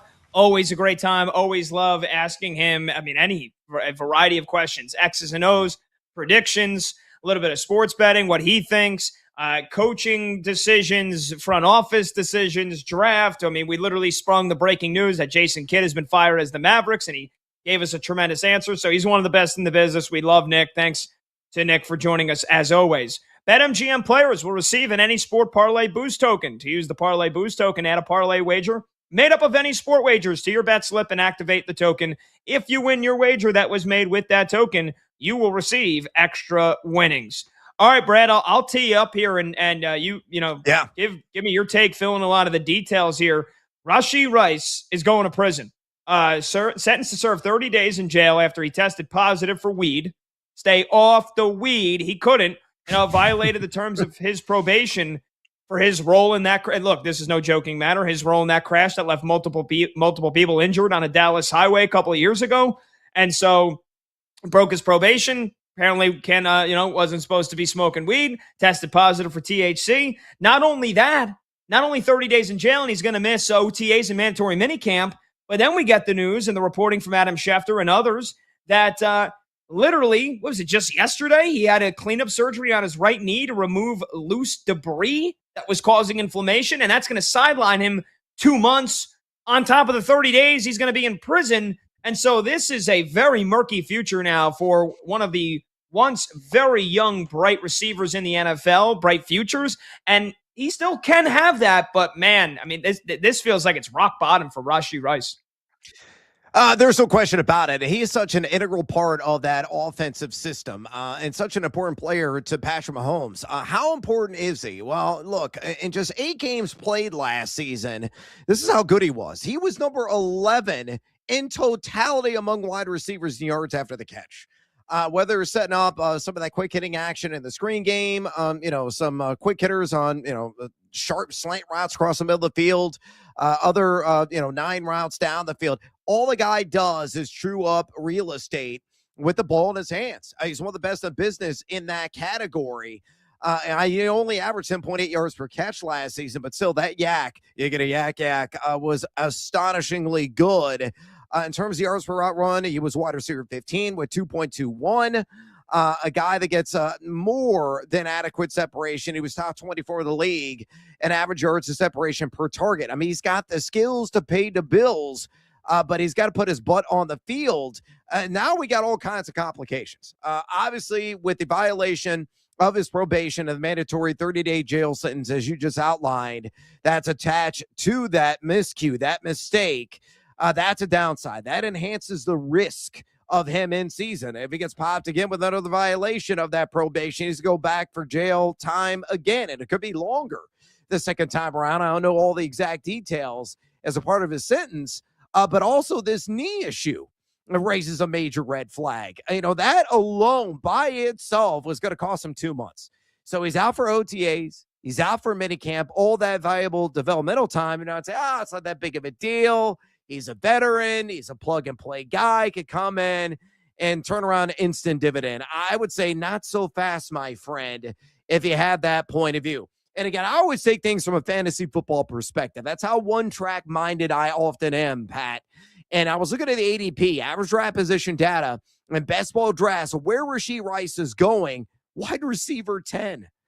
His ADP overall at 26.31. So if you're thinking like a 12-team draft, it would have taken right around the turn of round 2 to round 3. That's where you would have to invest on average to acquire Rice's services. I wouldn't touch him with a 10,000-foot pole right now. Now it is a drag down Rice and his overall perceived value. It does boost a guy like Xavier Worthy, some of the other pass-catching assets in this offense. So Travis Kelce, obviously pretty long in the tooth, but also drags the perceived value down of Patrick Mahomes. Coming off that nasty knee injury that he had. He's trending in the right direction. Sound like he's going to be able to go by week 1. He's quarterback 15 right now in average drafts. He's actually heavily discounted. But if Rice is not back in time, or Rice gets popped for another violation, or he has complications with this latest knee procedure, how many games realistically he's going to play? That is the $64,000 question right now that nobody has the answer to. And at wide receiver 10, again, there is no reason to invest in him, even in round 3, maybe there in like round 6 of a 12-team draft. I might debate and clack and roll the dice despite the risks attached to Rashee Rice. But man, this is a major drag. A guy last season was number 4 in fantasy points per route run. He had an average quarterback per target rating of 105.2, which was top 20 in the league. So a pretty big blow. And all it does is raise questions about this Kansas City Chiefs offense. Pat, I think we've heard this before. Yeah, no, we absolutely certainly have. And, again, just to answer your fantasy standpoint, there's no way, there's no shot in hell I'm taking him in the third round of my fantasy draft. I mean, I'll let somebody else try to be the guy that says, I got value on Rashee Rice because here he still is in round 6 or round 7. Like, I'm sorry, man. You could tell me he'll be ready to go by training camp. You could tell me that, you don't think he's going to get in trouble again. There will be no off the field issues, that you believe that his focus is 100% on football. Sorry, he could be your problem on your fantasy football team. And he is the Chiefs' problem right now to try to make sure that they get this kid's head on straight and that he behaves. Because again, I understand, man, that life can be tough. And look, he is suffering the consequences of his own actions. And what has ever happened since then, I'm not going to comment as if I know what's going on. But again, all you had to do was complete your probation and you were good to go. And you were good to go. You've paid a couple of $1 million in damages to the victims that you injured in that car crash that rightfully deserve that money. And you're making millions and millions of dollars and you're in line for a big contract extension. If you could just stay healthy and keep your head on straight. And look, man, I know weed is great. All you had to do was not smoke weed, man. So it's like, he couldn't do something as simple as that to make sure that you're present for OTAs, you're present for mandatory minicamp, whether now with this cleanup surgery, however actively physically present you were going to be or not, just being there would have been a huge sign of maturity and leadership, and you failed to show that. So again, he could be somebody else's problems in your fantasy football league. I'm not touching him. Like you said, you're not touching him with the 10,000-foot pole. And yeah, this now throws a huge wrench into the question of how back are the Kansas City Chiefs going to be this season? Because it was tough enough with Mahomes coming off the torn ACL. And now you got you got Rashee Rice, who, again, was having an unbelievable season in 2024. Mahomes is the one that takes him out on that interception trying to make a tackle and tore his LCL and PCL, misses the rest of the season, doesn't start last year until, what was that, week 6 or week 7, and then ends up not playing the last 2 weeks of the year.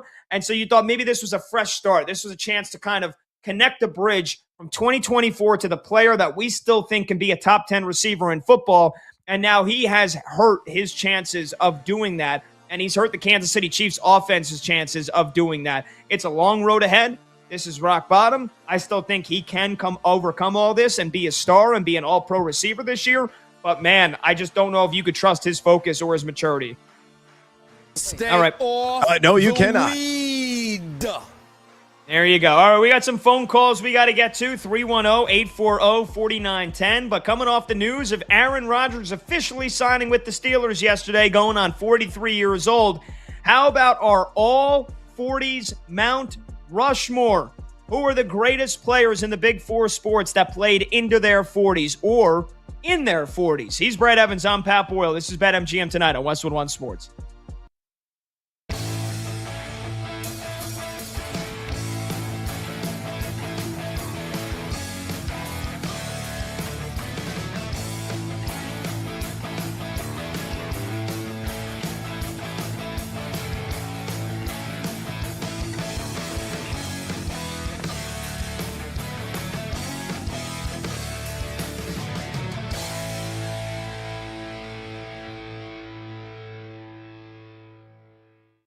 Victor Wembanyama is the best player in the world.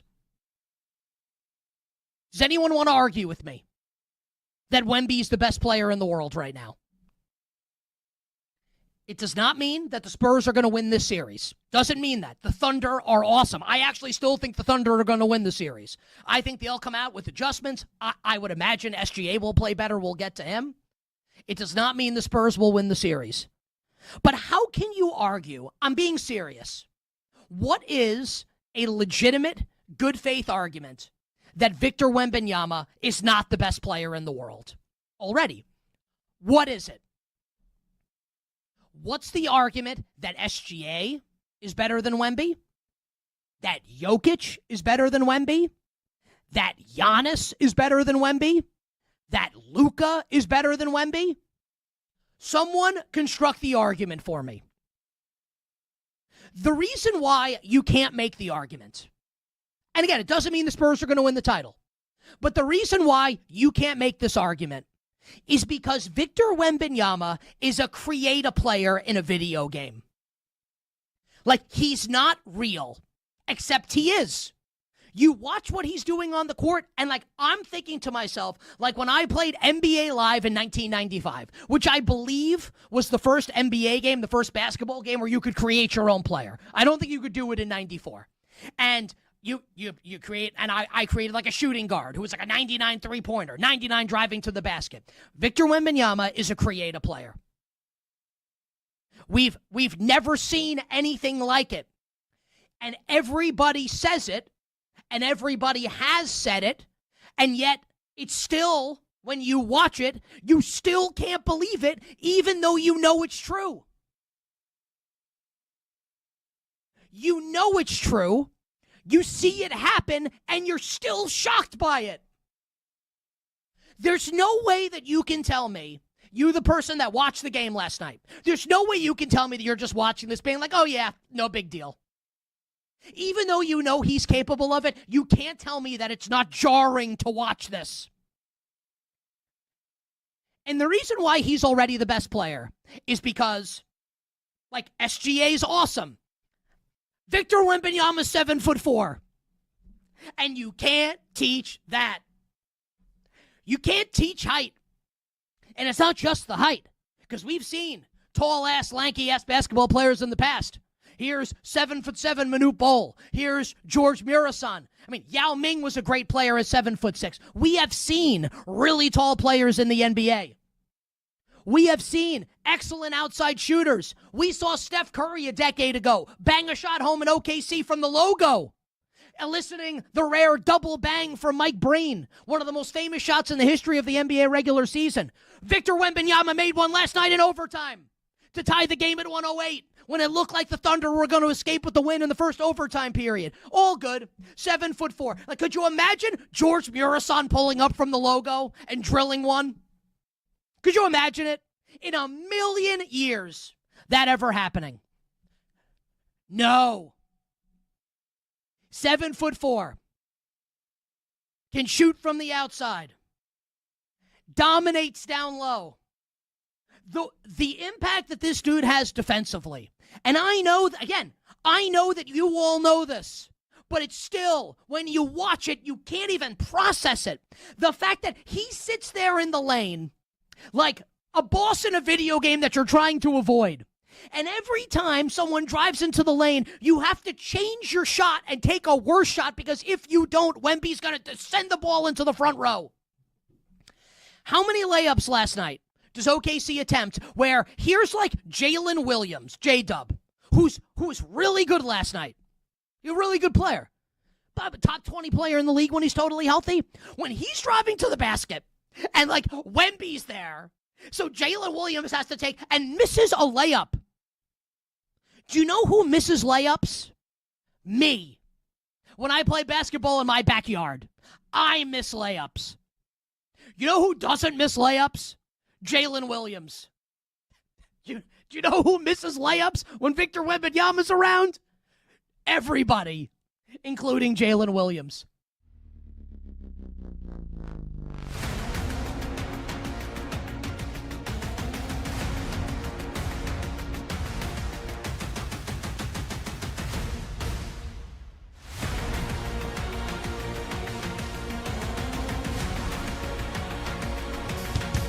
Live scores, sharp options, no waiting till tomorrow. BetMGM Tonight is back.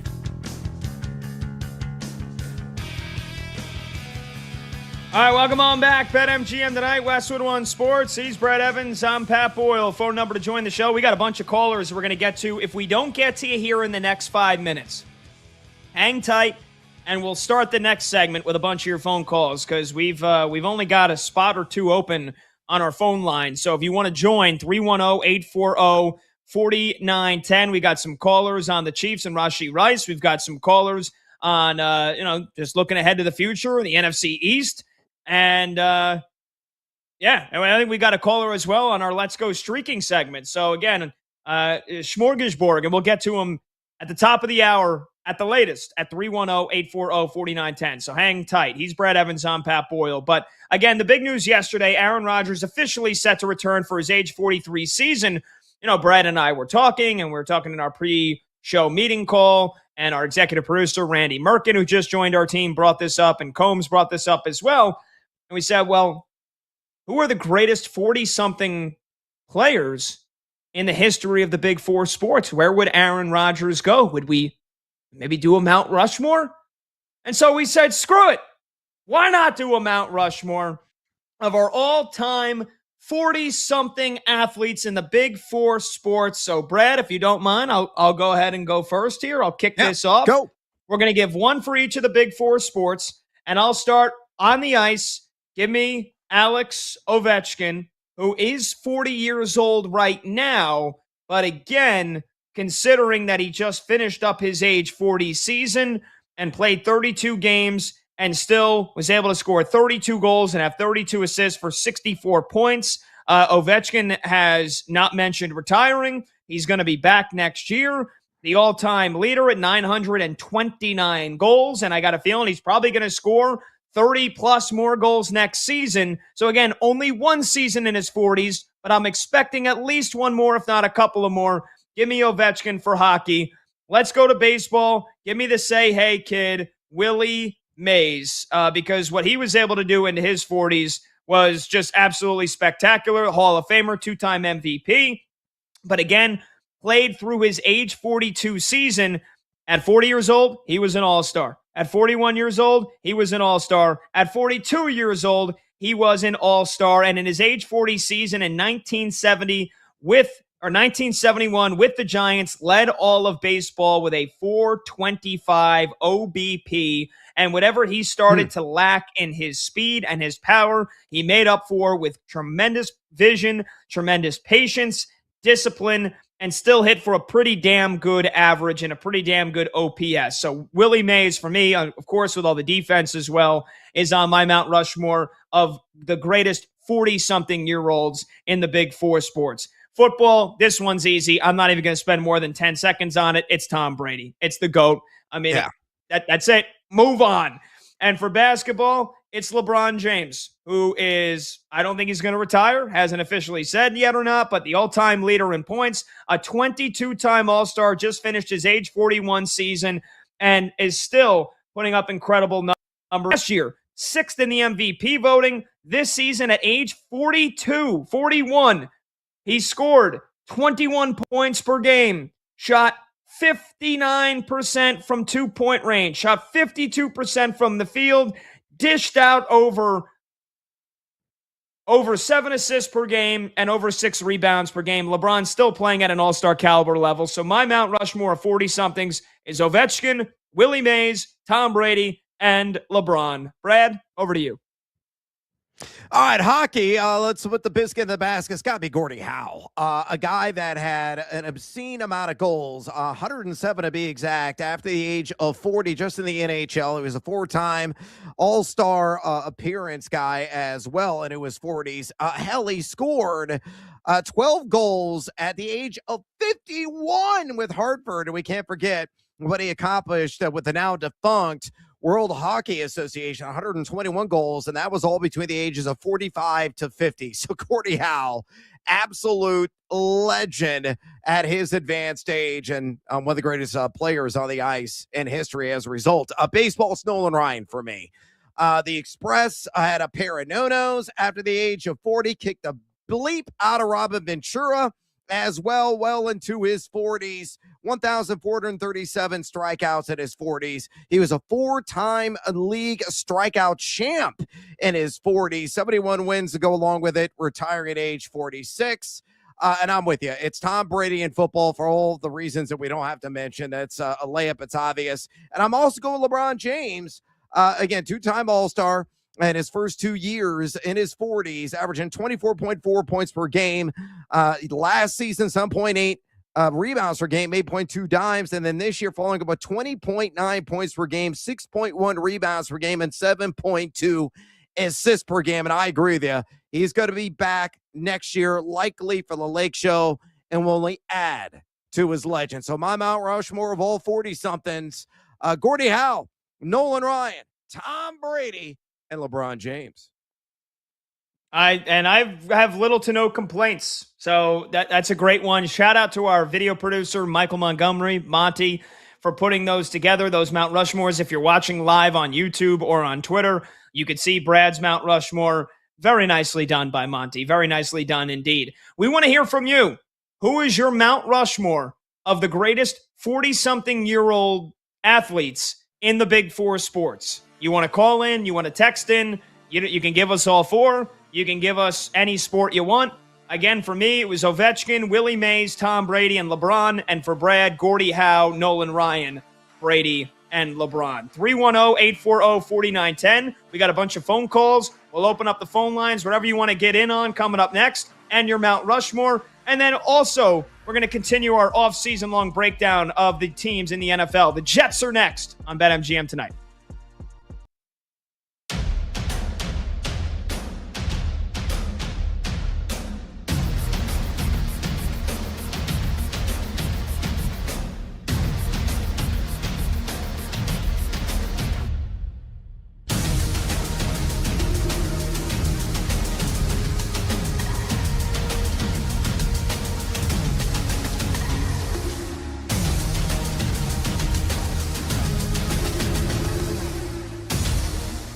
First off, it was so surprising to us because we spoke to Mitch Marner right after. We got him right on. So we had this conversation with him. He was joking around a bit. He was in a great mood. I mean, why not? He'd been such a dynamic force throughout. And John Tortorella actually like walked in front of the camera, like while he was like, oh, he's like, that was torts. He's like, you know, so I was like, he's probably in a good mood. He's like kidding around with people. And then to find that out after, I was blown away. And then you realize like they've been warned, they've been through this, and now you're losing a draft pick. But beyond that, here's my thing. You have built up so much goodwill in a short amount of time. If you're John Tortorella with that team, right? You came on, they were floundering. You righted the ship. You've been winning with them. You've got them into the Western Conference Final. And now people at home in Vegas believe we can make another run. And then all of a sudden, you kind of threw that away. And people are wondering, what exactly are you doing? Why would you do this right now? Why would you create a distraction? Now, Torts knows better than I, and maybe he knows his team, and he thinks that this is the best thing for them. But it seemed odd because the story was so good before that moment, and then it changed dramatically. And then this is really all people were talking about with Vegas.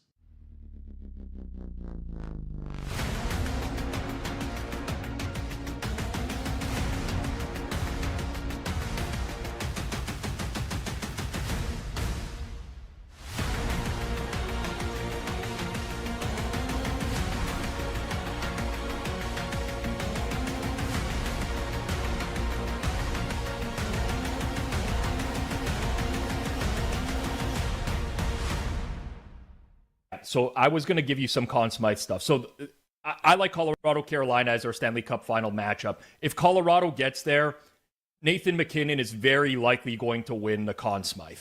It's priced that way right now, but there's no one down that depth chart that's really going to gain ground on MacKinnon because the guys that could, like Martin Necas, they play with MacKinnon regularly. So every time they score a goal, McKinnon's probably going to get an assist. Cale Makar's too far out of it. So I would shift to looking towards Carolina. And Carolina right now, Freddie Anderson is priced really high. Taylor Hall, Logan Stankoven, those guys are priced pretty high. But things shift on a dime in the NHL playoffs. The best forward for Carolina is Sebastian Aho. He's got 3 goals, only 4 points in 8 games. All it takes is one good series. All of a sudden, he will vault himself up to being like 5-1 to win the Conn Smythe. He's getting by far the most minutes on the team, so he has the most opportunity. And most importantly, he's not playing with the guys that he's chasing in terms of Conn Smythe. So if you look down the list, you can find guys like Sebastian Aho, Seth Jarvis. They're in like the 70-1 range. Little sprinkle on those. I think those are valuable bets.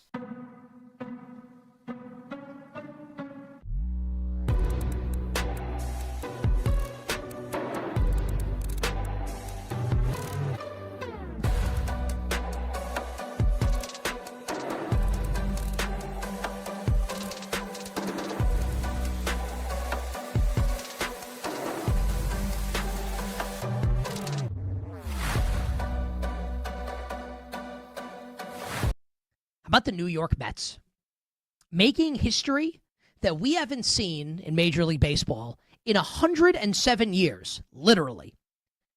So last night, the Mets go into extra innings against the Washington Nationals and score 10 runs in the 10th inning, which is the first time since the Cincinnati Reds in 1919 that a team scored double-digit runs in half inning of an extra inning. Amazing stuff from the Metropolitans, who ended up winning the game last night. And the Mets are now streaking a little bit. They obviously took 2 or 3 from the Yankees this weekend in really impressive fashion. I hated it as a Yankee fan, but look, like, it happened. The Mets have won 3 straight. They've won 7 of their last 10. They're now only 5 games under 500. Now, they're not going to win the NL East. They're 10.5 games back, obviously, of the Atlanta Braves. But they're only 6.5 games out of the final wild card spot. Now, you might think it's silly. We're talking about this before Memorial Day. But just to say, like, for as bad as it's been to start the year for the Mets, and Clay Holmes is going to be out for an extended period of time, there was no way they were going to be this bad all season.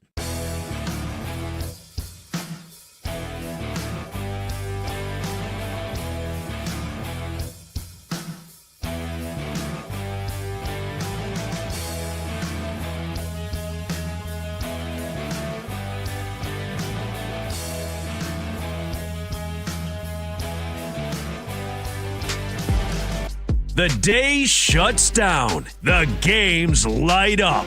This is BetMGM Tonight with Brad Evans and Pat Boyle on Westwood One Sports.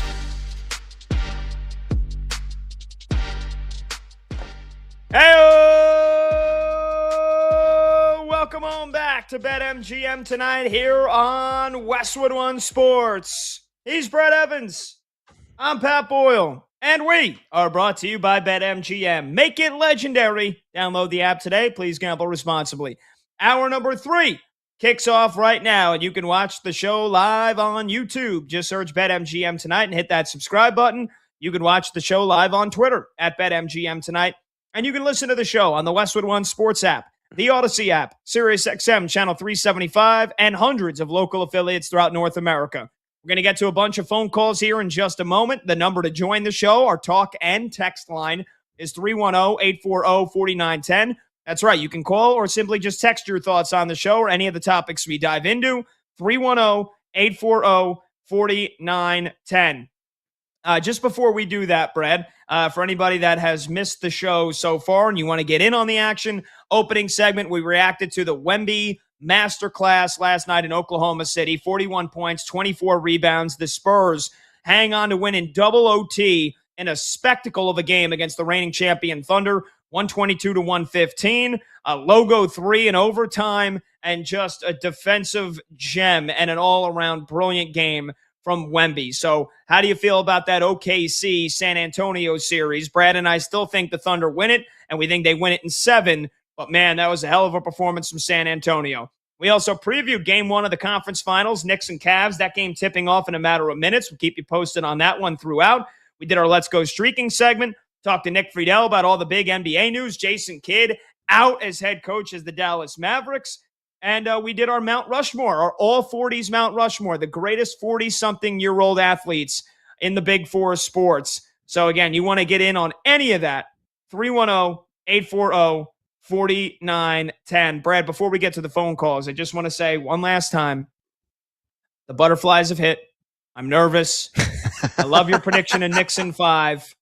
And just know that I may or may not be a wreck here on every other night on the show once we hit 8 o'clock Eastern. So I'm a professional, but just know that I'm going to be there is a flurry. There's an avalanche of emotions going on behind this face, man. Well, look, man, I can empathize because you're a fanatic and you're a diehard. You're an absolute basket case. I mean, there's a lot on line in this series. Obviously, a potential NBA title and final berth. You have a second admitted reason that you believe your New York Knicks are going to win the whole enchilada. You're similar to me when it comes to every Illinois basketball game, even in the regular season. I'm an absolute nut. It also pertains to me when it comes to Illinois football games. I love the Illini, the ILL. So I know exactly how you were feeling in this moment, but relax, my man. Knicks are going to win this in 5, and they're going to take game 1 by at least 15 tonight. All right. I love it. And I was watching the Yankees and the Blue Jays to try to calm my nerves, and the Blue Jays, they've gotten to Will Warren. They're already up 1-0. So, you know what? That ain't doing me any help. I might as well get rid of the multi-screen. Just put the Knicks on. And I need this game to start already. All right. Let's get to some of your calls. You do. Let's get to some of your calls here. We got a bunch of callers that want to weigh in. 310-840-4910. Let's get to Chance, who's in Alabama. Wants to weigh in on Rashee Rice. Chance, you're next up on BetMGM tonight. What's going on, Chance? Hey, how you doing? I agree with you on Brady. That's a no-brainer. LeBron, Kareem Abdul-Jabbar's an honorable mention. He averaged 17.5, 6 rebounds, and his 40. Gordie Howe, definitely, man. 44 goals, just crazy. And definitely for baseball, Barry Bonds, home runs 45, walks 237, ain't bad. He averaged 362. The main reason I'm calling, though, Rashee Rice, man, it could have been a Henry Ruggs situation. People got hurt when he got in that car wreck, right? He's blessed no one died. He's blessed he's not doing a 5-year sentence. I think that's what Ruggs got.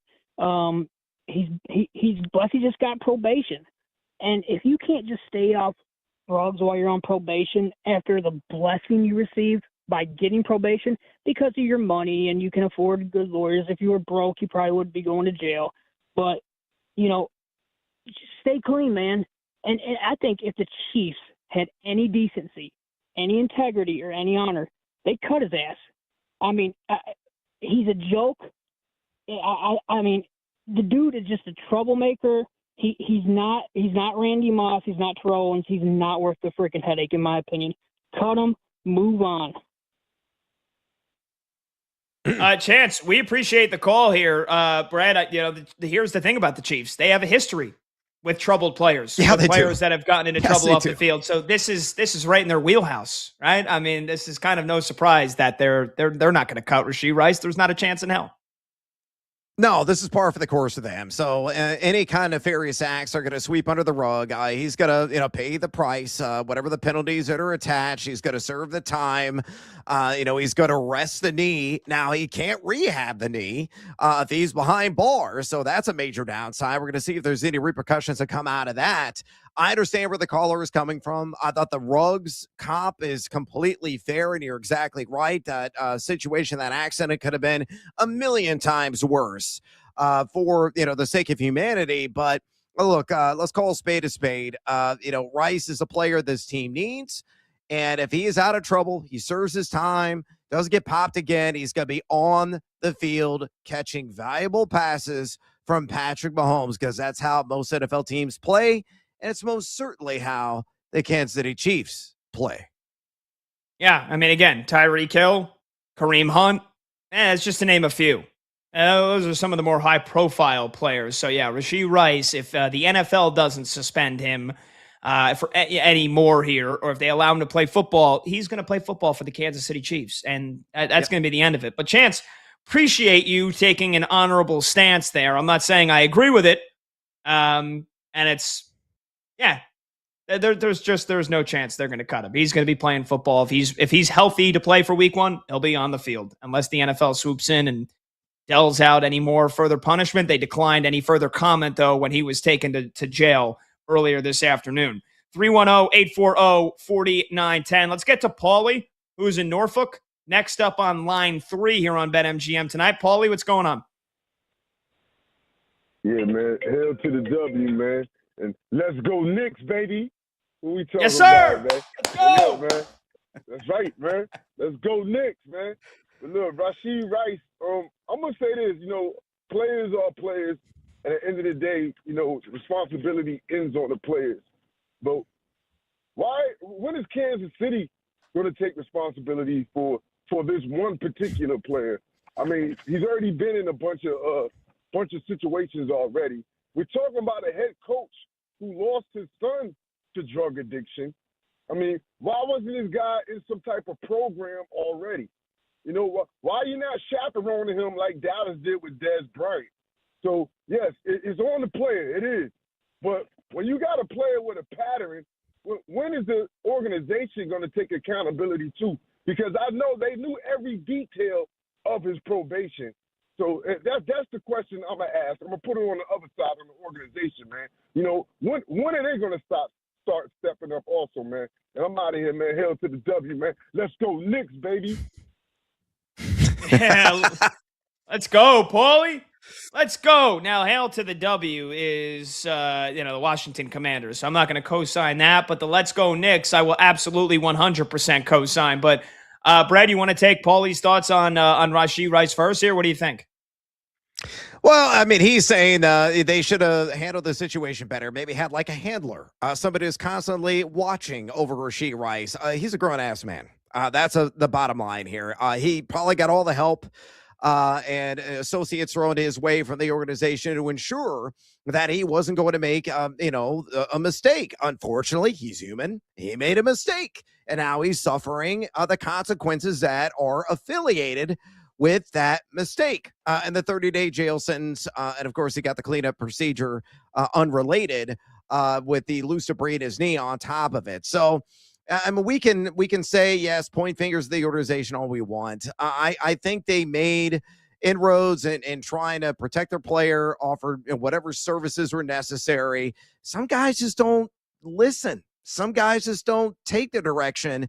I think the bottom line for Rashee Rice is he needs to shed this immaturity and actually grow up, become a professional, become a real man who's got to be able to handle this with the utmost responsibility, because he's not only failing the team, He's not only failing, a storied franchise, one with a ton of upside, one that you and I believe has a chance to really rebound this year, but he's failing himself. He's failing the Rice name. And that, to me, is the biggest downside to all of this. So I understand where Paulie's coming from, but man, eventually you got to put and point the biggest, fattest finger at yourself.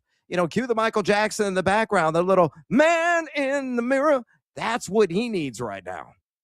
Yeah, and and again here, I don't think, unless I'm wrong here, Brad, maybe I'm missing some part of history. Again, going off this off the top of my head, but unlike some other players that have played for the Kansas City Chiefs, I don't think Rashee Rice had any kind of off the field issues or off the field trouble before that car crash in 2024, right? So that was kind of the first thing, and that's what he's been, the last 2 years here. Remember, he pled guilty to two third-degree counts, felony accounts. Then he was suspended the 6 games by the NFL, and then basically said, all right, I'll serve the probation here. And part of that probation was, not being, you can't test positive for THC, can't test positive for weed. So I don't think it's been like I think it was basically just that car crash, which he is still feeling the ramifications of, deservedly so, today. So, again, I think going forward now, yes, the Chiefs, they probably should have somebody chaperone him and make sure that he's on the right path. And I would venture to say the NFL in most cases probably has programs set up, for players to stay on the straight and narrow and to make sure that they're doing everything that they should be as representatives of the NFL and of that franchise. Again, he smoked weed. Is it a bad thing on its own? No, but he couldn't do it under the terms of his probation. So that's why he's serving 30 days in prison. Yeah, I got to respect the letter of the law. I got to respect the rules and the regulations I put in front of you. And he obviously violated it. In our chat, our esteemed producer, Brandon Combs, said, also, it's weed, not cocaine, not pills or meth. It's weed. And it's legal in most states now and should be legal everywhere, including in the NFL. That has no substance whatsoever because of the rules that are put in front of you when you commit a crime, and there are certain things you have to abide by, and he violated that. He violated that agreement. He broke the terms essentially, and as a result, he's going to get his ass 30 days in jail. So I don't give a damn what kind of drug it was. You just have got to grow up in those situations and follow the letter of law, follow everything straight and narrowly, so you can return the field where you are of utmost value to your team, to that franchise, and playing to the peak of your career. So that's the failure of Rashee Rice, and not so much if it's marijuana or cocaine or anything else. PCP, doesn't really matter. He still violated the terms of the consequences that were handled down by a court in the United States of America. Bottom line. Yeah. And I think the fact that, again, like we said, on its own, if he's smoking some weed, I mean, it's legal. A lot of NFL players do it. They don't test for it. But that was part of your probation. And so that shows an incredible lack of maturity, that he knew that he had to just do a couple of things to not get put in jail, and he couldn't abide by it. So, yeah, he's got a lot of growing up to do. 310-840-4910. Let's get to Lap, who's in D.C., next up on BetMGM tonight. I think he wants to talk some football, so we'll do a little pivot. Well, not Kansas City Chiefs or Rashee Rice. Wants to talk other things about football. So, Lap, go ahead, man. What's up? Oh, what's up, man? Hey, congrats to your Knicks, man. Hopefully y'all go to playoff. And shout out to Paulie, man. It's a guy I've been calling for years, man. Good Hall of Fame caller, man. So we Commanders fans. So he be having me trying to pull for the Knicks. So I'm pulling for the Knicks, man, to make it to the finals. So wow, how about that? Yeah, by the way, make it to the finals. Yeah, I think you first said the playoffs, the finals. Yeah. But yes, Paulie in Norfolk, that was my first time having him. Our first time, me and Brad having him as a caller. So again, if he's pulling for the Knicks, we love that, and I hope everybody's freaking pulling for the Knicks. Even the folks that are in Cleveland. There's some Cavs fans that are closeted Knicks fans. We urge you. Join the dark side. But Lap, what's going on, man? What'd you want to say? Oh yeah. So NFC, who would you rank top quarterbacks 1 through 4 in the division? And do you think the Commanders gonna make the playoffs? Because I'm a Commanders I'll be pulling for the Giants and the Eagles in the division. I just can't get with Dallas though. But but we don't get the same love, from the other division fans, and I get it. I understand. But I like that the NFC East has the most championships, and I hope that continues. I just don't want the Cowboys to get a Super Bowl, another one. Lap, that's a hell of a question. Brad, you want to handle this? Because I'm biased, right, as a Giants fan, so I'll let you answer it first. But ranking the quarterbacks in the NFC East, this is a good one. Where would you put 1 through 4? Yeah, it really is a good one. I'm going to be honest with you because, again, I'm taking everything from a statistical point of view. I would have Jaden Daniels at number 1, because of the duality that he possesses, just so supreme with the legs and the playmaking that he has, extending, the action, the chains, being that dual threat, even though he has, outside of scary Terry McLaurin, largely inadequate weapons at wide receiver. But it could be a bounce back here this year, and a guy's got to have to throw a ton because that defense is still a work in progress. So he's number 1. Number 2 for me may shock some people is Dak Prescott. I think Dak is a guy, you give him time, he can just drop bombs. He's got weapons galore in that offense, especially with one of the truly elite wide receivers there in CeeDee Lamb. George Pickens ain't no slouch in his own right. Got Ferguson at tight end. Javonte Williams got patches out of the backfield. I like Dak's game quite a bit. Number 3 for me, your boy, Jackson Dart. Enormous ceiling for him. And again, that dual threat quarterback, and I think he's going to take another step in his maturation on the field this upcoming season with John Harbaugh there at the controls. And dead last, believe it or not, is Jalen Hurts. This was not where he would have been ranked last year before the season, but he regressed. The inaccuracy I thought was vivid, game in and game out, overthrowing guys, underthrowing guys, just missing the mark. I know he can make plays with legs. He got the tush push, all that. The guy can squat elephants in the gym, but he's rather subpar, and I think he has taken a step back. So it hurts so good. Not so much anymore, John Mellencamp. Jalen Hurts, dead last on that rankings list out east. Wow, that's crazy. That's crazy because I have Jalen Hurts, and I feel like we could do probably an entire hour on just this debate, Brad. Shout out again to Lap and DC for bringing up the question. Good one. And I'll give you the short answer to his second part. First of all, no, I don't think the Commanders are making the playoffs this year. I still think, everything that could go wrong for them did go wrong last year. I still think they're an aging team. I don't think their defense is very good. And unless they make some moves here, which there are still some players available in free agency, especially at wide receiver. Hello, Stephon Diggs. If they sign him, I'll feel a little bit better, but I still think that offense leaves a lot to be desired. Outside of Terry McLaurin, Bill Krosky-Merritt's going to be their number 1 running back. He did not show anything close to what I thought he was going to show. No. So, again, Chig Okonkwo is coming in as their tight end. I just think there is a lack of talent in the playmaking department for this Commanders offense. Top 4 quarterbacks for me, if I'm ranking the NFC East, I actually have Jalen Hurts at 1. I do. And I know he did regress last year, but this is a Super Bowl MVP. This is a guy that's outplayed Patrick Mahomes in both Super Bowls he's played in. I think the troubles and the problems for the Eagles offense go far beyond Jalen Hurts last year. I still think you put his – and here's the tough thing, because you got 2 guys, Dart just coming off a rookie season that he played half the year, and Jaden Daniels coming off of his second season where he was banged up for most of the season. And so very small sample size with those 2 guys. So you got to try to put together 2 more lengthy bodies of work with Hurts and Prescott and 2 very short sample sizes with Dart and Jaden Daniels. But if I'm ranking who I think is going to be the best quarterback in 2026 in the NFC East, I think it's Jalen Hurts. Number 2, I think it's Dak Prescott. Number 3, I think it's Jackson Dart. And Brad, you and I have 1 and 4 flipped. I think Jaden Daniels, I'm sorry. I know he showed an incredible amount of talent in his rookie season, bringing them to the NFC title game, the scrambling ability, the playmaking ability off the cuff, the ability to break stuff down and beat zone defense and show off. He didn't have a big rocket arm coming out of LSU, but, he was able to make all the deep ball throws with beautiful spirals. I really think his arm talent is great. I just think, again, 2 seasons, one was awesome. The next was all the fears that we had about him coming true, all the worst nightmares, and that he can't stay healthy it wouldn't shock me again if Jaden Daniels misses not a significant, but a decent chunk of playing time here because of other injuries here in 2026. So when he's on the field, he's great.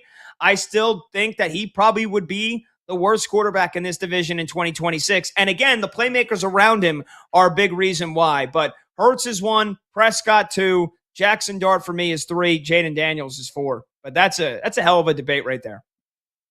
It really is, and I honestly think it's a kind of a razor blade thin separation between all those guys. But one of the strongest takeaways, Jackson Dart, people, he's coming up. Watch out.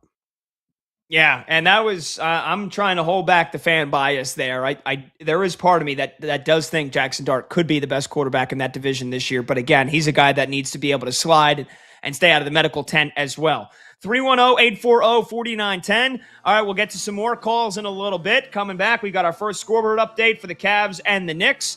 And also, we're going to play the Geo Sports game, or the Sports Geo game. It's been a hell of a segment. Can't wait to see if we can go 5 for 5 when we come back. He's Brad Evans. I'm Pat Boyle. This is BetMGM tonight on Westwood One Sports.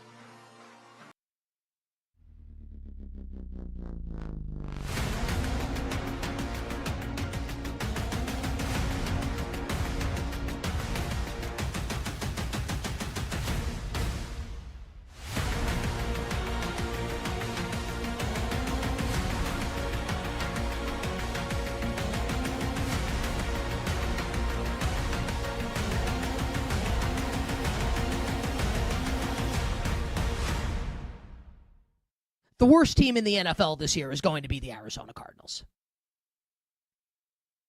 The reason why I bring this up, it's not just out of nowhere. There's a headline on all the sports websites right now, and if you're on social media, you will see it. The headline is, Jacoby Brissett holding out from Cardinals OTAs. Just consider that sentence for a moment. Jacoby Brissett, who went 1-11 as didn't play terribly, but went 1-11 as the starter last year. He's holding out for more money. The crazier sentence might be, he's going to get it. Jacoby Brissett is guaranteed this year a little over $1 million, which, like, for people like me and you, is like you push women and children out of the way to get it. But Jacoby Brissett is sitting there in the locker room looking across at Gardner Minshew, who is making $5 million guaranteed. And, like, say what you want about Jacoby Brissett. Is he someone who should be starting 17 games in a season for a team? No. But is he better than Gardner Minshew? Of course he is. And at least to begin the year, and we'll see when and if Arizona just goes with Carson Beck to see what they've got, which won't go well. And then Arizona can be in position to draft its actual quarterback of the future next year. Jacoby Brissett's going to begin the year as the starter. And there are reports that the Cardinals have told him that he is the starting quarterback to begin the year, and Minshew will be the backup, and Beck will be the 3, and eventually, what would you set the betting market is that Carson Beck starts at least one game this year for Arizona? Minus 500? It's going to happen. The fact that Jacoby Brissett's holding out, and the fact that he's going to get paid, is a stinging indictment against the team's ability to compete this season. And then you consider that the Arizona Cardinals share a division with 3 actual legitimate Super Bowl contenders. And look, let's say you dropped Arizona. Let's say you traded Arizona with Minnesota, right? And Arizona goes to the NFC North, which geographically would not happen, but just hear me out. Okay, you've got Detroit, you've got Green Bay, and you've got Chicago. You can argue successfully that all 3 of those teams are legitimate Super Bowl contenders, and I acknowledge that. But not in the same way the 3 teams in the NFC West are. And you understand the difference. The Cardinals they're not going to win one division game this year. That's 6 losses right there. When Jacoby Brissett eventually runs out of steam, or, they're the 1-8, here's Carson Beck. How do you think that's going to go behind this offensive line? They're going to be terrible, almost by design. The one thing that I'll ask the football gods for, I'm not arrogant enough. I don't have enough hubris. I'm not brazen enough to ask the football gods for a great Marvin Harrison Jr. season. I don't know if that's ever going to happen. I think Michael Wilson's going to be really good. MHJ, I'm not so sure. I don't have the hubris. I'm not brazen enough to ask for that. But what I will ask for, I will beg and plead and implore the football gods to please, please, please, please, please don't let what happened to Ashton Genty last year happen to Jeremiah Love this year. I don't think the Cardinals will be good, but I would love to watch Jeremiah Love be good, both for real life and for fantasy football. That is the one thing I ask for the Arizona Cardinals. Even if they're going to be bad, can Jeremiah Love please, please be good?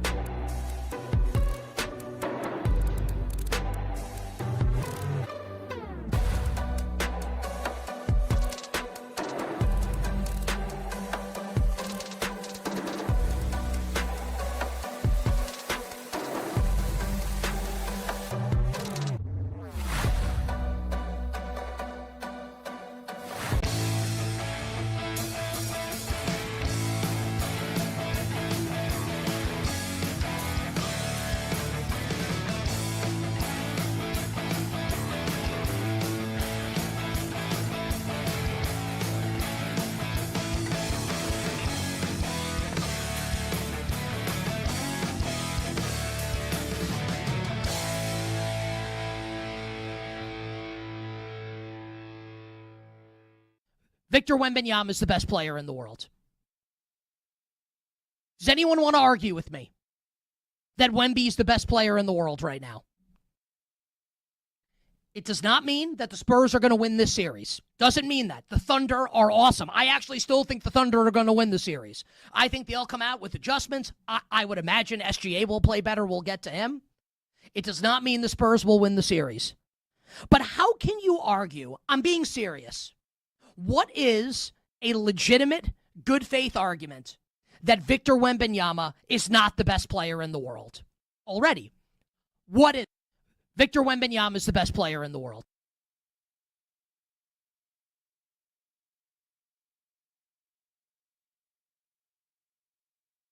All right, game one, Eastern Conference Finals at the Garden.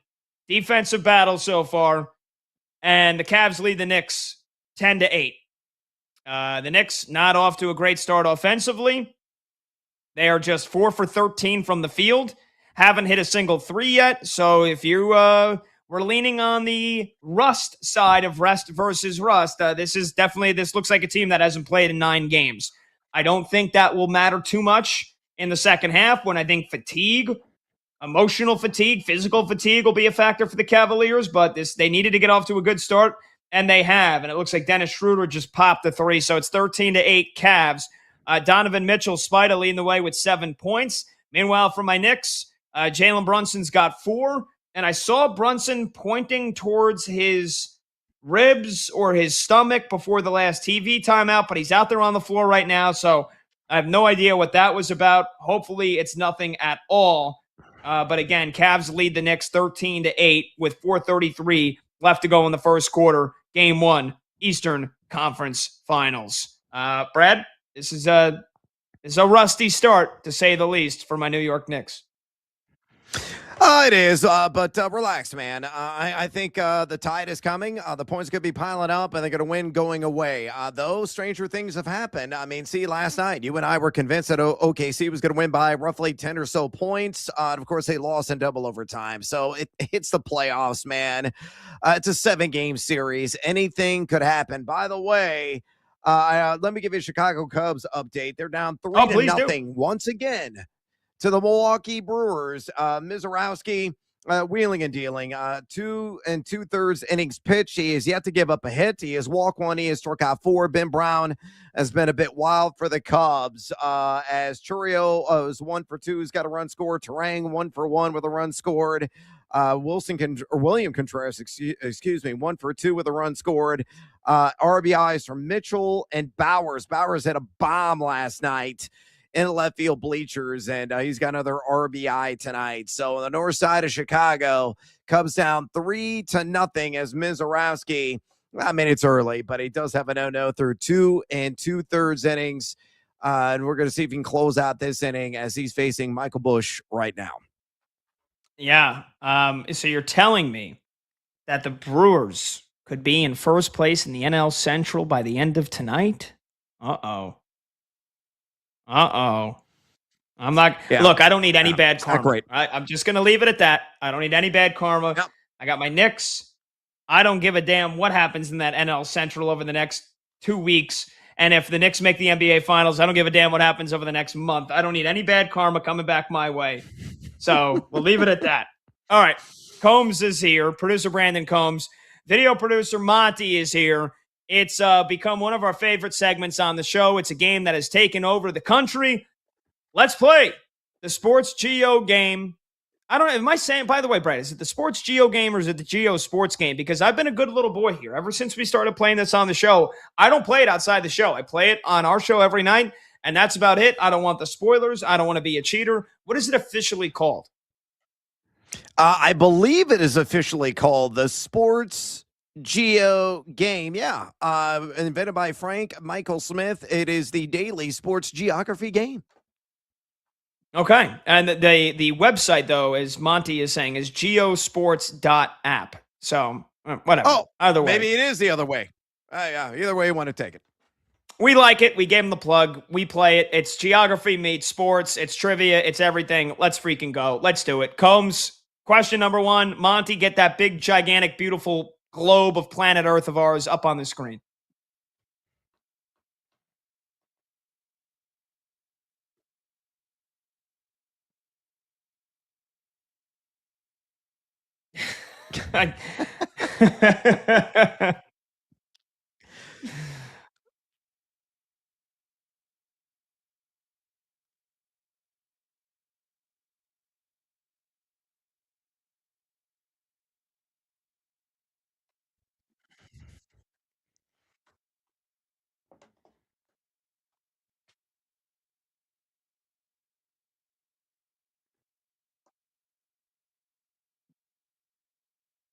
Is it Boston or New York?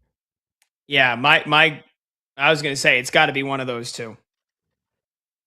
All right, so I'm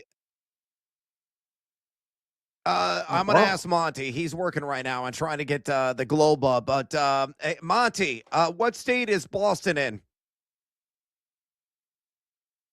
It's Boston, Massachusetts. Do you have any idea where Boston is within the proximity of Massachusetts? It's on the coast. Do you know where the coast is? Is it east, west, north, south? What do you mean?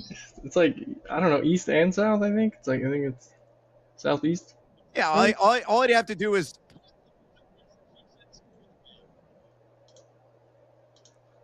I don't know. I'm not looking at the map right now, so I can't tell you.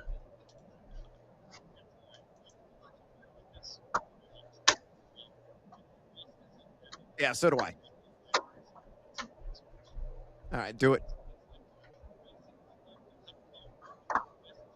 Yes, Cape Cod. Right. Little court right next to the ocean is Boston. Is Boston. I'm going to put my pin in there. Tea party and all. And boom, I made the map shake. We got 100, hell yeah. boys. Way to go, buddy. All right. The next question, Monty's not muted. The next question is, this school nicknamed Dunk City became the first 15 seed to ever make the Sweet 16. Oh, Brad. Oh. Brad, who is it? It's Florida Gulf Coast. That is a school. And that kind of gives away the answer on the map, I think. Yeah, but there's a lot of coast in Florida. That is true. Oh, damn. We know it's on the Gulf Coast. I think it is on the Gulf Coast, on the West Coast. Which is I like think it's southwest, on the right? southwest side of the state, if I'm not mistaken. Right. I don't remember exactly the name of the city it is in, but I know it's FGCU. Andy Enfield was head coach of that team. I've done television with Andy Enfield, now the head coach of SMU. Good dude. Perfect. All right, I'm gonna go southwest side and place my marker. I know nobody can see this, but I was 36 miles off. We got 97 points for that answer. I was 36 miles off. Not bad. All right, not bad. Not bad. All right. We'll take it. Next. Next question. Oh, goodness. Okay. Clayton Kershaw and Matthew Stafford were high school teammates in this affluent southern suburb. I know Clayton's from Texas, isn't he? And so is Stafford, right? Are you sure? I'm sure they're both from Texas. Okay, maybe I'm wrong. Okay, so it's a affluent southern suburb. It's not San Antonio. I doubt it's Dallas? Houston, because if you're in a southern suburb, you're practically in the Gulf of Mexico. It's got to be Dallas. Yeah. If you're right on Texas, I think it's Dallas. You know where Dallas is on the map. Dallas is more northwest though in Texas, isn't it? Or northeast? No, not northwest. Kind of northeast central. So if you go straight from the center of Oklahoma, cross the Red River south about 50 miles, you place that pen, and that's Dallas Fort Worth. All right, this looks like 50 miles. It's about 2 finger lengths. Let's go there. Break out the ruler. We need like the little ruler map. Hey, I'll tell you right now, I'm better than Monty is at this. 12 miles off, 99 points. Wow. Oh, yeah, nailed it. That a kid? I wish we could show my screen. I'm better than, who needs Monty? We've got points, baby. Guy is Monty. like Monty's in hell right now trying to get his screen working, and you're just kicking him while he's down. Yeah, it's kind of the point. Oh, he's got it up. He's got it up. He's got to catch up to the game. Now he's got to catch up. So we got to continue on without Monty. I mean, we're absolutely blowing the doors off today's question. So what's the next one, Coach? All right. Super Bowl MVP Hines Ward was born in this Asian capital. I'm going to say the Philippines. He was from the Philippines. Manila? I thought he was either Japan or South Korea, but I could be wrong. He could be South Korean. So if he's South Korean, he'd be from Seoul, which we've had previously on the we just had game. Seoul the other day, and we had Manila, Philippines, because of a Manny Pacquiao question. I think that was on Friday. Oh. So is the creator of this game Japanese, right? I'm pretty sure. It might not be. He might have just been born there. I don't know his family's background history at all. I'm pretty sure it's Korea or Japan. I'm almost certain it's between those two. Okay, I tell you what. I'm going to go with your gut. Let's go South Korea, and it's got to be Seoul. And we already know where that is. It's on the northwest part of South Korea. Placing the marker. Oh, God. Boom. Within 40 miles, we got 97 points. Oh, yeah. We are at 686. 686 points right now with one question to go. All right. Okay, here we go. Finish strong, boys. Here we go. Oh, the third and final boxing match between Joe Frazier and Muhammad Ali was nicknamed the Thriller in Manila. Wow, Manila. Wow, so we got a second Seoul and we got a second Manila. This guy's running out of content already. I don't think he's so. running Manila's out of, on the large island of northern Philippines, correct? Yes. I thought it was south. Didn't we do this the other day?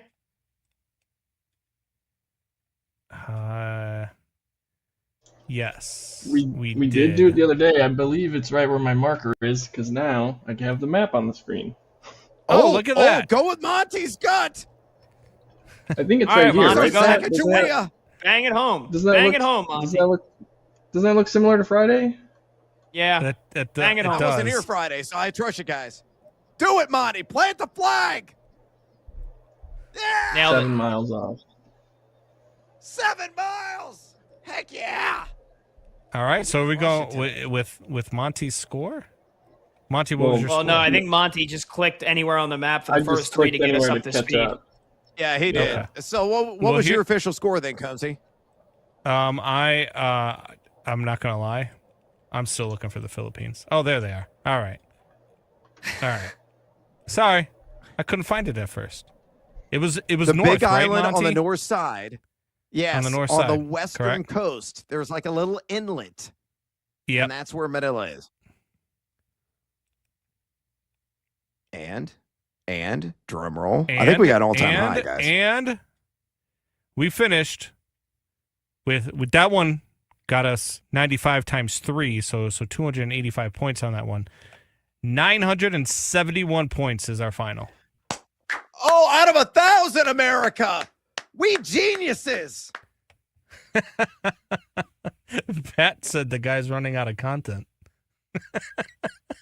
He might be. I mean, how do you have a second Seoul and a second Manila in the span of like 3 days? Well, we haven't played since Friday.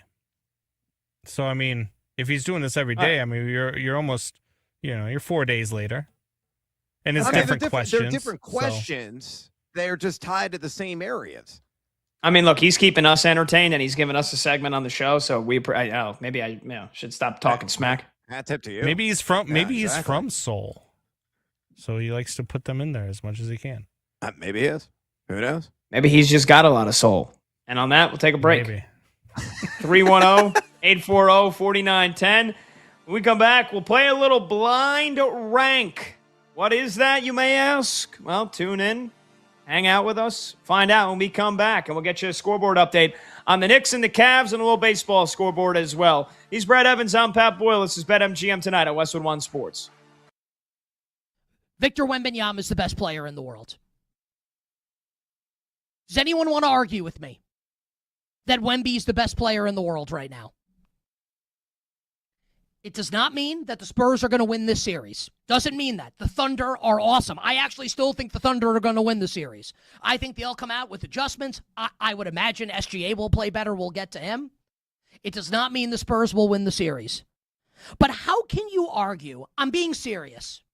What is a legitimate, good faith argument that Victor Wembanyama is not the best player in the world already? What is it? What's the argument that SGA is better than Wemby? That Jokic is better than Wemby? That Giannis is better than Wemby? That Luka is better than Wemby? Someone construct the argument for me. The reason why you can't make the argument, and again, it doesn't mean the Spurs are going to win the title, but the reason why you can't make this argument is because Victor Wembanyama is a create a player in a video game. Like, he's not real, except he is. You watch what he's doing on the court, and I'm thinking to myself, when I played NBA Live in 1995, which I believe was the first NBA game, the first basketball game where you could create your own player. I don't think you could do it in 94. And you create, and I created a shooting guard who was a 99 three-pointer, 99 driving to the basket. Victor Wembanyama is a creative player. We've never seen anything like it. And everybody says it, and everybody has said it, and yet it's still, when you watch it, you still can't believe it, even though you know it's true. You know it's true. You see it happen, and you're still shocked by it. There's no way that you can tell me, you the person that watched the game last night, there's no way you can tell me that you're just watching this being oh yeah, no big deal. Even though you know he's capable of it, you can't tell me that it's not jarring to watch this. And the reason why he's already the best player is because, SGA's awesome. Victor Wembanyama's 7'4". And you can't teach that. You can't teach height. And it's not just the height, because we've seen tall-ass, lanky-ass basketball players in the past. Here's 7'7" Manute Bol. Here's George Murasan. I mean, Yao Ming was a great player at 7'6". We have seen really tall players in the NBA. We have seen excellent outside shooters. We saw Steph Curry a decade ago bang a shot home in OKC from the logo, eliciting the rare double bang from Mike Breen, one of the most famous shots in the history of the NBA regular season. Victor Wembanyama made one last night in overtime to tie the game at 108 when it looked like the Thunder were going to escape with the win in the first overtime period. All good. 7'4". Like, could you imagine George Murasan pulling up from the logo and drilling one? Could you imagine it? In a million years, that ever happening? No. 7'4". Can shoot from the outside.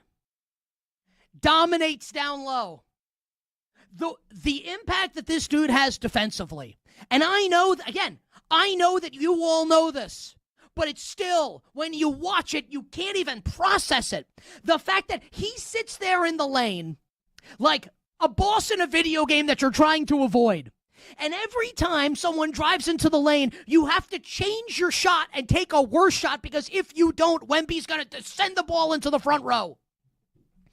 How many layups last night does OKC attempt where here's like Jalen Williams, J-Dub, who's really good last night. He's a really good player. Top 20 player in the league when he's totally healthy. When he's driving to the basket and like Wemby's there, so Jalen Williams has to take and misses a layup. Do you know who misses layups? Me. When I play basketball in my backyard, I miss layups. You know who doesn't miss layups? Jalen Williams. Do you know who misses layups when Victor Wembanyama's around? Everybody, including Jalen Williams.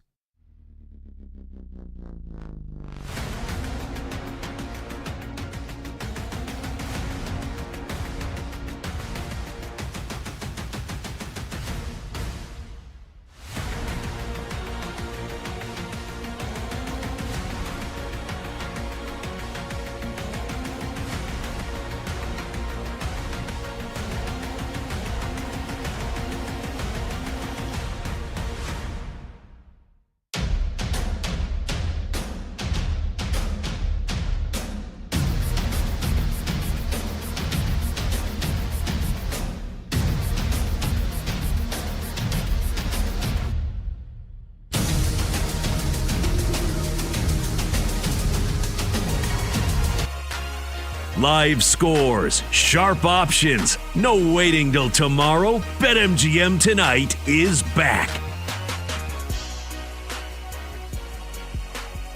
All right, welcome on back. BetMGM Tonight, Westwood One Sports. He's Brad Evans. I'm Pat Boyle. The phone number to join the show is 310-840-4910. Coming up at the top of the hour, 9 p.m. Eastern, the great Eddie Johnson will join us, the 17-year NBA vet, Phoenix Suns color analyst, and the man that put the J in jump shot is going to join us at the top of the hour. Can't wait for that. Quick scoreboard update. My Knicks, they have quickly gotten it together, Brad, after a very slow start. They started off 2 for 11 from the field as a team, and since then, the Knicks are 12 for 20. That's 60%. And so they're shooting 45% for the game. They've only made 1 out of 13 threes, and yet after an early deficit, the Knicks are already up by 9, 31-22, with 8:23 left to go in the second quarter. So very quick turnaround indeed, and I think the Knicks are going to put their foot on the pedal very shortly in this game. Let's get to a little segment here, Brad, that you are calling Blind Rank. You and Combs coming up with this one here, so I guess, Combs, if you want to jump on, or Brad, whoever, take the lead here. What are we doing with Blind Rank? Break this thing down for us. So, Blind Rank, I am going to give you a list of 5 players. Today, I'm going to give you a list of 5 players. As we play this game more periodically, it's going to be a lot of fun. We're going to have a lot of fun with it. But today, I'm going to give you a list of 5 names. You guys, as I reveal one name at a time, are going to give me your ranking and where to put them. You don't know what the next name is going to be, and so at the time, you don't get to change your rank either. So if I give you a name, you put them at 3, they stay at 3. You put them at 1, they stay at 1. and you don't get to change your rankings, and we'll see how your list ranks out. And then at the end of it, obviously you always look at it and be like, oh, I would have ranked it this way, blah, blah, blah. We only got a limited amount of time, so we're going to get right to it. Let's go with the first name. These are all players who retired after the age of 40, so going after your 40s, your Mount Rushmore thing. Let's go with Satchel Paige, who retired at the age of 59. Pat, where would you rank Satchel Paige? Now, these are all just over 40 athletes. This isn't just baseball players, right? Correct. All right, so I know Satchel Paige was still pitching well into his 40s. I'll go the easy way out here. I'll put him at 3. That's exactly where I was going to put him, but I feel very confident there's going to be some bigger names. I'm going to go one step below you, number 4 for the great Negro League sensation, Satchel Paige. All right. Jaromir Jagr, who retired at the age of 54. Brad, where'd you rank Jaromir Jagr?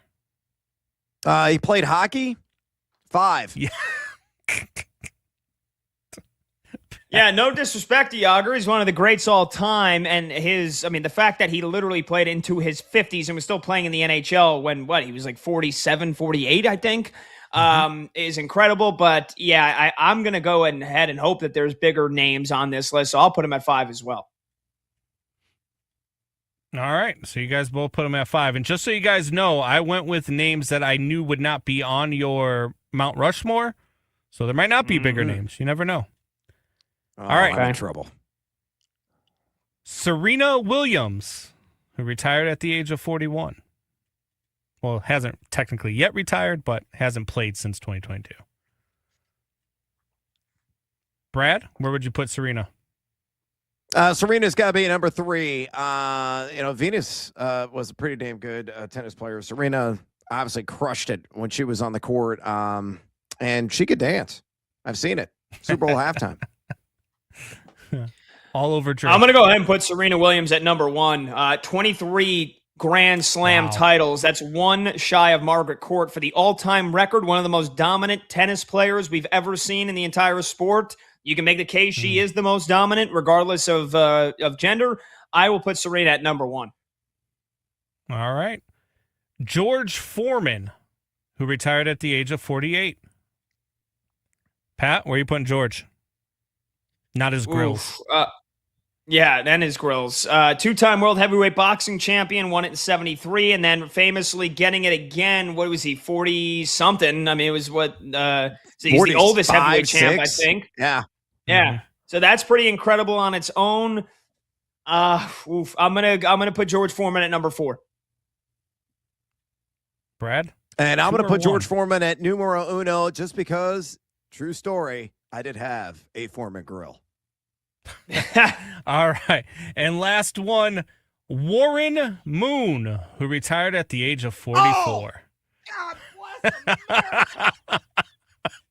Oh, so I got a card right here. Both have Warren Moon at number 2 because that's your last slot for both of you. One of my all-time now, looking favorites. at the list quickly, looking at your list now, where would you rank Warren Moon? It's the only one I will allow you to talk about who you would change. I would have changed. I'll take it first here real quick. He would have gone number 1 for me. One of my all-time favorite players because, again, I was a kid in San Antonio, Texas when I really fell in love with the NFL. Screw the Cowboys. I was always a Houston Oilers guy. That's why I love the prettiest spiral ever thrown in the NFL, Mr. Warren Moons. I'd probably keep him there as well. Brad, fun show, brother. Can't wait to do it again with you tomorrow, and we'll bid you adieu, man. Yeah, the Cubs suck. See ya. All righty, we're going to talk to the jump shot, the man that put the J in jump shot when we come back. Eddie Johnson joins us here on BetMGM tonight when we return.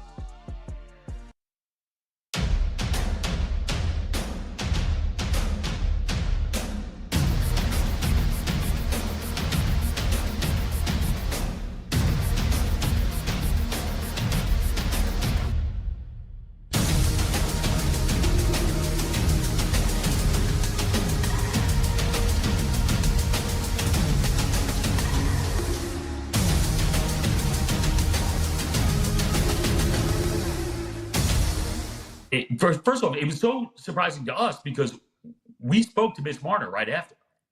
We got him right on. So we had this conversation with him. He was joking around a bit. He was in a great mood. I mean, why not? He'd been such a dynamic force throughout. And John Tortorella actually like walked in front of the camera, like while he was like, oh, that was Torts. He's like, you know, so I was like, he's probably in a good mood. He's like kidding around with people. And then to find that out after, I was blown away. And then you realize like they've been warned, they've been through this, and now you're losing a draft pick. But beyond that, here's my thing. You have built up so much goodwill in a short amount of time.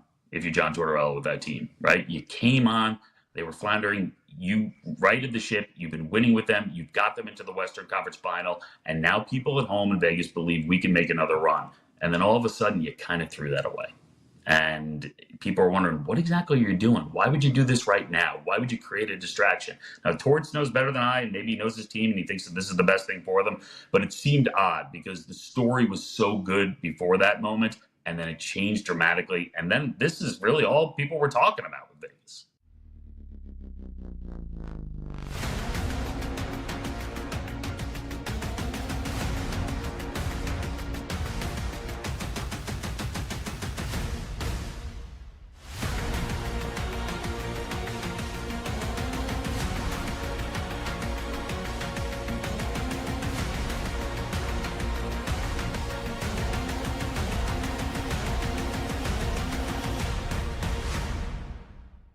So I was going to give you some Conn Smythe stuff. So I like Colorado, Carolina as our Stanley Cup final matchup. If Colorado gets there, Nathan McKinnon is very likely going to win the Conn Smythe. It's priced that way right now, but there's no one down that depth chart that's really going to gain ground on McKinnon because the guys that could, like Martin Necas, they play with McKinnon regularly. So every time they score a goal, McKinnon's probably going to get an assist. Cale Makar's too far out of it. So I would shift to looking towards Carolina.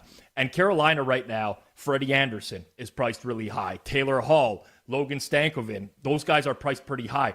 But things shift on a dime in the NHL playoffs. The best forward for Carolina is Sebastian Aho. He's got 3 goals, only 4 points in 8 games. All it takes is one good series. All of a sudden, he will vault himself up to being like 5-1 to win the Conn Smythe. He's getting by far the most minutes on the team, so he has the most opportunity. And most importantly, he's not playing with the guys that he's chasing in terms of Conn Smythe. So if you look down the list, you can find guys like Sebastian Aho, Seth Jarvis. They're in like the 70-1 range.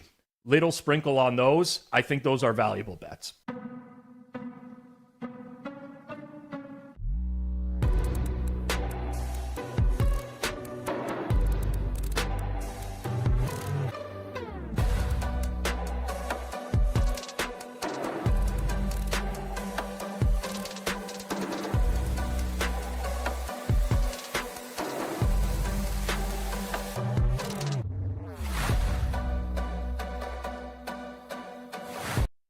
About the New York Mets making history that we haven't seen in Major League Baseball in 107 years, literally.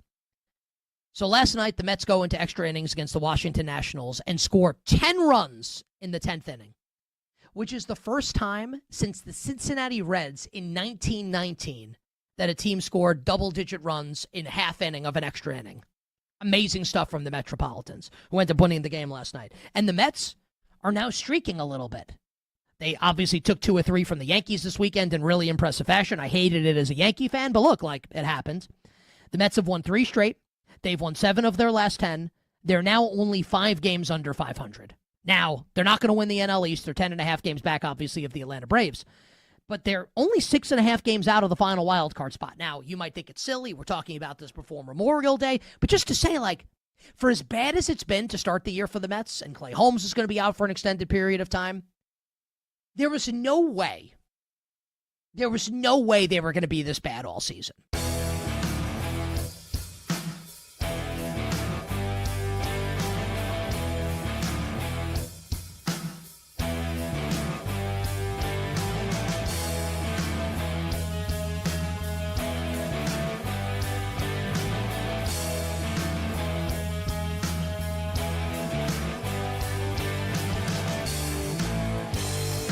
The The games light up. This is BetMGM Tonight on Westwood One Sports. Hey, welcome on back to BetMGM Tonight here on Westwood One Sports. We bid adieu to Brad Evans, and that means we've got 2 solo hours, as we always do, taking you at 11 p.m. Eastern every Monday through Friday. I'm Pat Boyle, and we are brought to you by BetMGM. Make it legendary. Download the app today. Please gamble responsibly. You can watch the show live on YouTube. Just search BetMGM Tonight and hit that subscribe button. You can watch the show live on Twitter at BetMGM Tonight, and you can listen to the show on the Westwood One Sports app, the Odyssey app, SiriusXM Channel 375, and hundreds of local affiliates throughout North America. Our talk and text line to join the show is 310-840-4910. You can call, you can text your thoughts on the show or any of the topics we dive into. Again, 310-840-4910. In about a minute or so, we're going to get to the man who put the J in jump shot, the great Eddie Johnson. And while we effort Eddie on the phone, let's get you a scoreboard update here. My New York Knicks, they were starting to pull away, turning what was an early, nearly double-digit deficit. I mean, it was the first couple of minutes, but the Cavs did lead by 6. The Knicks turned that into an 11-point lead. It was 38-27 literally a minute ago, and Cleveland with a quick 8-0 spurt to get this back to a one-possession game. It's 38-35 Knicks with 4:25 left to go in the second quarter. Game 1 of the Eastern Conference Finals. Jalen Brunson, 12 points on 5 for 11 shooting, but he's missed all 5 3-pointers he's taken. So go figure. 5 for 6 from inside the arc, 0 for 5 from deep. Mikal Bridges has 6 points and 3 rebounds. Josh Hart, 6 points, 5 rebounds, 3 assists. So classic Josh Hart game, could drop a triple-double here. Karl Anthony Towns has gone off to a slow start, and he's been the key that has unlocked this Knicks offense here in the postseason. 2 points, 2 rebounds, 2 assists for Cat. And meanwhile, OG Anunoby with 3 points in his return from that hamstring injury that kept him out of the final 2 games of the series against the Philadelphia 76ers. Meanwhile, for Cleveland, Spida, Donovan Mitchell, and the Beard, James Harden, leading the way. Donovan Mitchell has 9 points and 3 rebounds, and the Beard, James Harden, 7 points with 2 assists. Evan Mobley's got 5 points and 4 rebounds so far for the Cavs. And then after his Game 7 heroics, Sam Merrill looking to keep it up. He's got 6 points off the bench. So again, both teams have struggled mightily to shoot the three-pointer. The Cavs are 5 for 17, and the Knicks are 2 for 16 from deep. It's going to be interesting, by the way, what percentage of shots are three-pointers in this series, especially from these two teams. And that's kind of where the NBA has moved towards.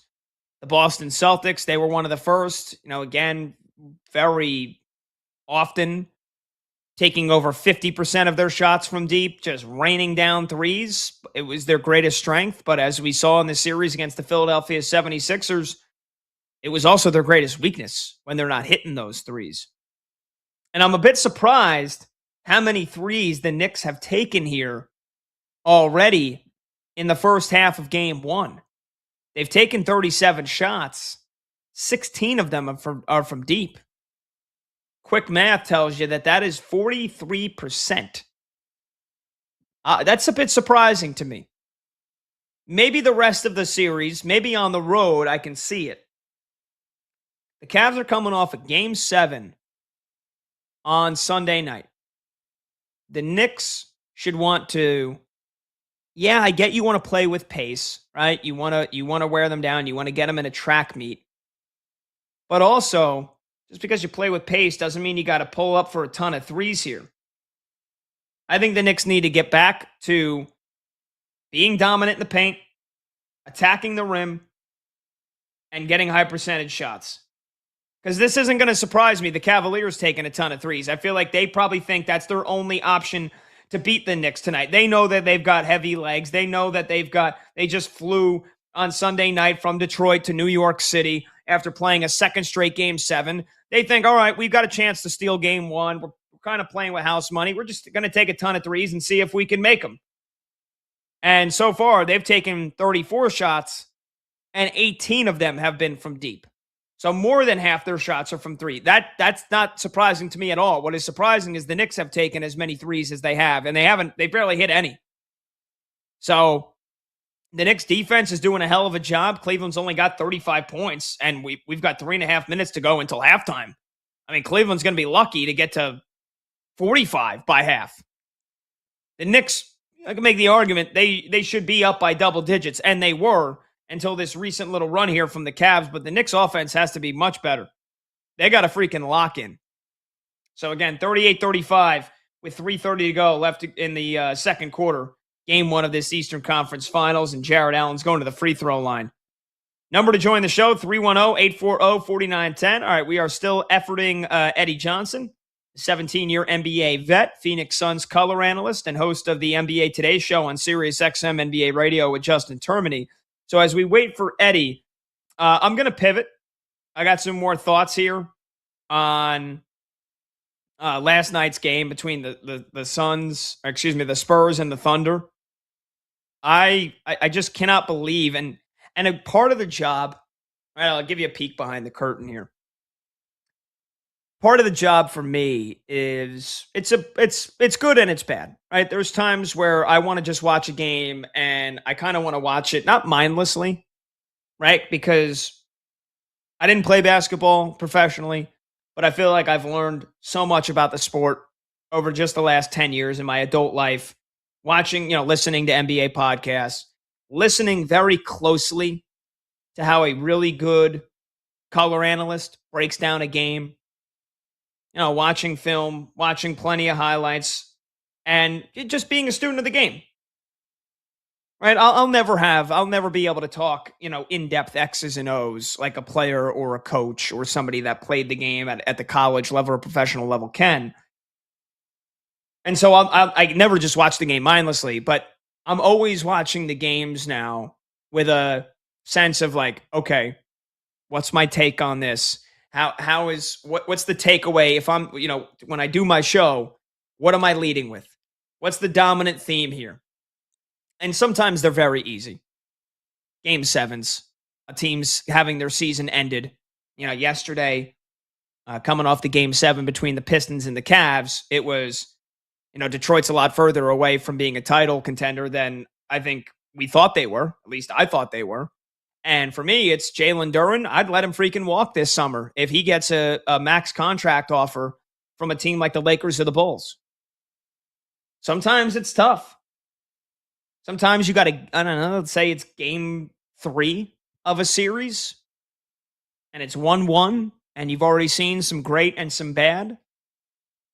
So again, I'm watching that game yesterday, and especially once we sign off the air at 11 o'clock Eastern, because then I crank up the volume and I'm locked in on every single second.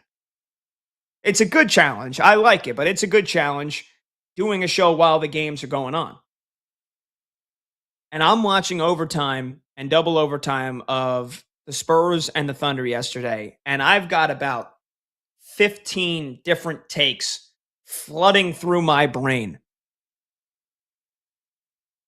And all the while it's happening, it was one of the greatest games of the entire season. And yes, playoff games are almost always going to be better than regular season games. There's been a couple of tremendous regular season games that stick out in my mind. I think it was that Thunder Nuggets game. Was it back in March? Or SGA hit the buzzer beater. I remember that game. But for the most part, yeah, playoff games we're always going to elevate playoff games more than regular season games. I think that was the best playoff game of the season so far. Last night, Spurs Thunder game 1. It was that freaking good. I mean, it was close the entire time. And not to say that when you have a 20-point lead in the second quarter that gets dwindled down to a one possession in the third quarter, that can't be good. But when you've got a game that is back and forth the entire time, and really no team leads by double digits. The Spurs had a very brief lead of 10. Other than that, this game was in single digits the entire way. And it was within one or two possessions for essentially the entire final 5 minutes, all of overtime, and then double OT. It got away quick, but it's a 5-minute period. Even then, the Spurs were out in front by 6 or 7 the entire time. OKC would make a run. The Spurs would get it back to 6 or 7. 6-7. Can't believe I just did that. But it was an unbelievable game. And it wasn't the prettiest. Yeah, thank you, Combs. I actually haven't. I very mindfully don't say 6 or 7 because my sister's got 4 boys, and so I have 4 nephews. And literally, even now, months later, like that thing got beaten into the ground. And they don't even say it as much. But if you say that, yeah, I think it was like 6 or 7, they hit you with it right away. And so I've been programmed. By my freaking 4 nephews not to say that. So anyway, the lead was about 6 or 5 most of the time for the Spurs. And it wasn't the prettiest game, but it was physical as hell. The intensity was there from the get-go. And you had star players, for the most part, dominating. SGA didn't. SGA did not. Especially not in the first 3 quarters.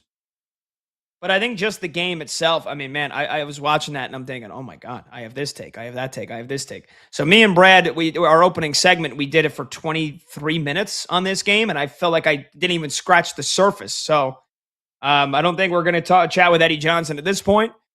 So I'm going to dive deeper here on that Spurs Thunder game from last night. And I'll say this here for anybody that missed it to start the show. And if you want to join, 310-840-4910. I still think the Thunder are winning this series. Before the playoffs began, even as a diehard Knicks fan, and if you're watching on live on YouTube or Twitter, you see the Knicks hat. I got the Knicks playoff cup, my chalice, breaking it out here. We take a sip of water. Maybe that's the good luck the Knicks need because they've already blown their double-digit lead. It's tied up in the final minute of the second quarter. But even as a diehard Knicks fan, I picked the Thunder before the playoffs began to repeat. And I thought that this team was a budding dynasty here because you look at their 3 best players. SGA, now the newly minted back-to-back MVP, is 27 going on 28. The second best player, J-Dub, is 24 going on 25. And the third best player, Chet Holmgren, is 23 going on 24. And they're all locked up for the future. They have 2 players on this entire roster over the age of 28. 2. One is Kenrich Williams, who rarely plays. And the other is Alex Caruso, who I've said before, I would trade my unborn first child if Alex Caruso could be on the Knicks. And I just thought that this was a budding dynasty that had to grow up last year. They did. They win the championship. They basically have the same exact team. They've been dominant in the entire regular season despite injuries. SGA missed nearly a month with the ab injury. J-Dub missed 75% of the season. Chet Holmgren missed some games. Isaiah Hartenstein missed half the season. And all they did was rattle their way to 64 wins. And there was that one team that consistently got the better of them. And it was the Spurs. Beat them 4 out of 5 times in the regular season. And I said, yeah, okay. The regular season don't mean jack. Trust me, take it from me, a Knicks fan. Last year, the Knicks got swept by the Boston Celtics in the regular season and got crushed 3 out of those 4 games. And they knocked them out in the postseason. And I still think the Thunder, again, are going to win this series. I think my Knicks can win the title. I didn't give them much of a chance. I picked them to get to the finals. I didn't give them much of a chance in a potential finals matchup against the Thunder before it began. I think the Knicks can win it now. But I still think this team's got championship DNA, and I think they're going to show you. But last night was a rude awakening. And it was just as you think sometimes, oh, look at this team. This team's going to be a dynasty. I mean, we had our Odyssey NBA insider, Nick Friedel, on earlier in the show, and he goes, the Spurs might be a dynasty. Well, somebody can't have two dynasties at once with only one title between the two of them. So I think this is like, and I mentioned this tweet that I saw last night, and I usually will give credit when I see a tweet that's so damn good. I forget who tweeted it, but the person said, for anybody that was alive in the 90s or, remembers in the 90s when it was Cowboys, Niners seemingly every year and you got sick of it, like get ready because that's going to be basketball's version. This Spurs Thunder series might be the first of 5 or 6 iterations that we see in the next 10 years. Because I just gave you the Thunder's age.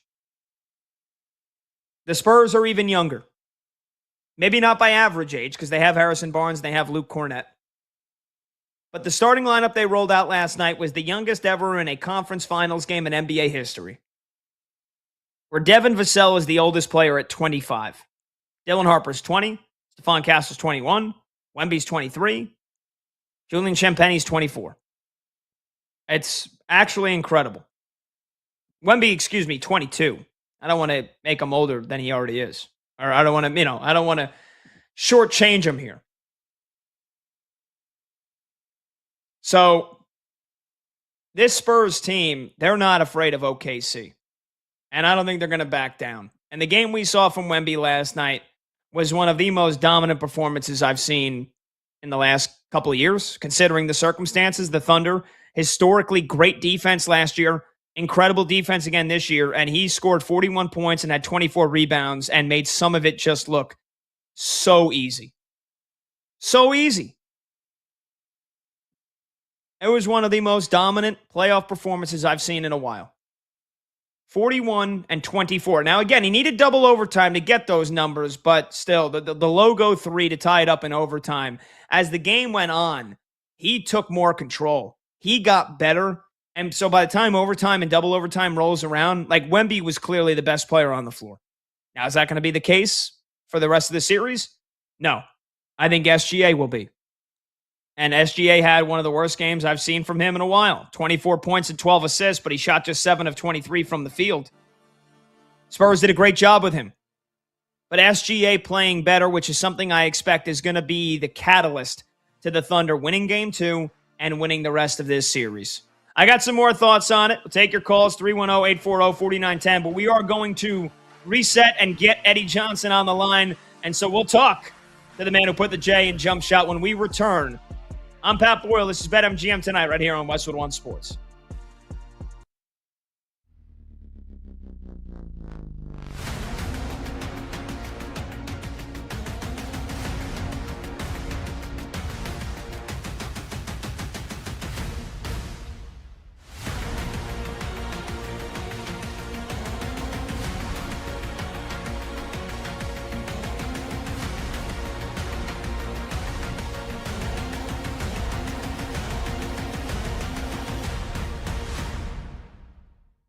The worst team in the NFL this year is going to be the Arizona Cardinals. The reason why I bring this up, not just out of nowhere, there's a headline on all the sports websites right now, and if you follow you're on social media, you will see it. The headline is Jacoby Brissett holding out from Cardinals OTAs. Just consider that sentence for a moment. Jacoby Brissett, who went 1-11 as the didn't play terribly, but went 1-11 as the starter last year.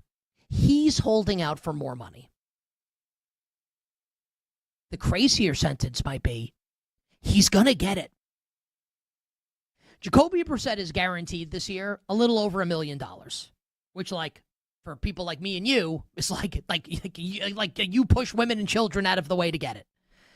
But Jacoby Brissett is sitting there in the locker room looking across at Gardner Minshew, who is making $5 million guaranteed. And like, say what you want about Jacoby Brissett. Is he someone who should be starting 17 games in a season for a team? No. But is he better than Gardner Minshew? Of course he is. And at least to begin the year, and we'll see if, like, when and if Arizona just goes with Carson Beck to see what they've got, which won't go well. And then Arizona can be in position to draft its actual quarterback of the future next year. Jacoby Brissett's going to begin the year as the starter. And there are reports that the Cardinals have told him that he is the starting quarterback to begin the year, and Minshew will be the backup, and Beck will be the 3, and eventually, like, what would you set the betting market is that Carson Beck starts at least one game this year for Arizona? Minus 500?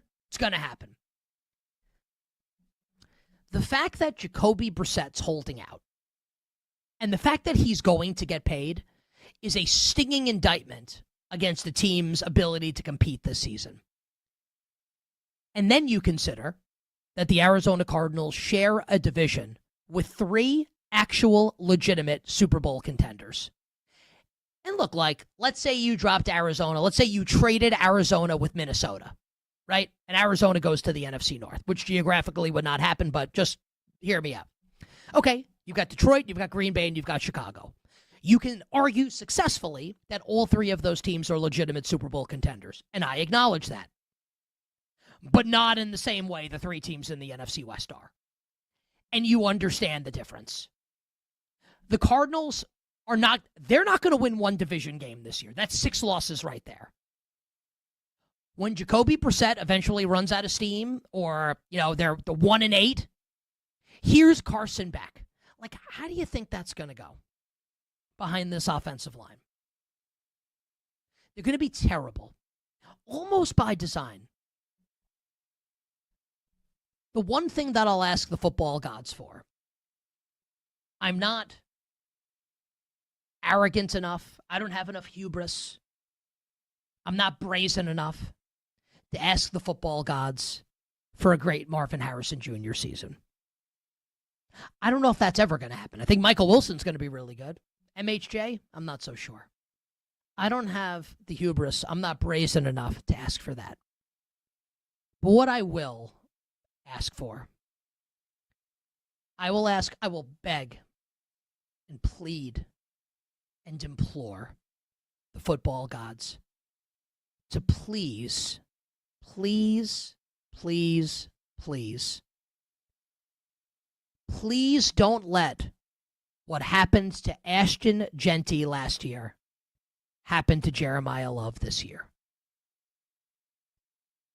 I don't think the Cardinals will be good, but I would love to watch Jeremiah Love be good, both for real life and for fantasy football. That is the one thing I ask for the Arizona Cardinals. Even if they're going to be bad, can Jeremiah Love please, please be good?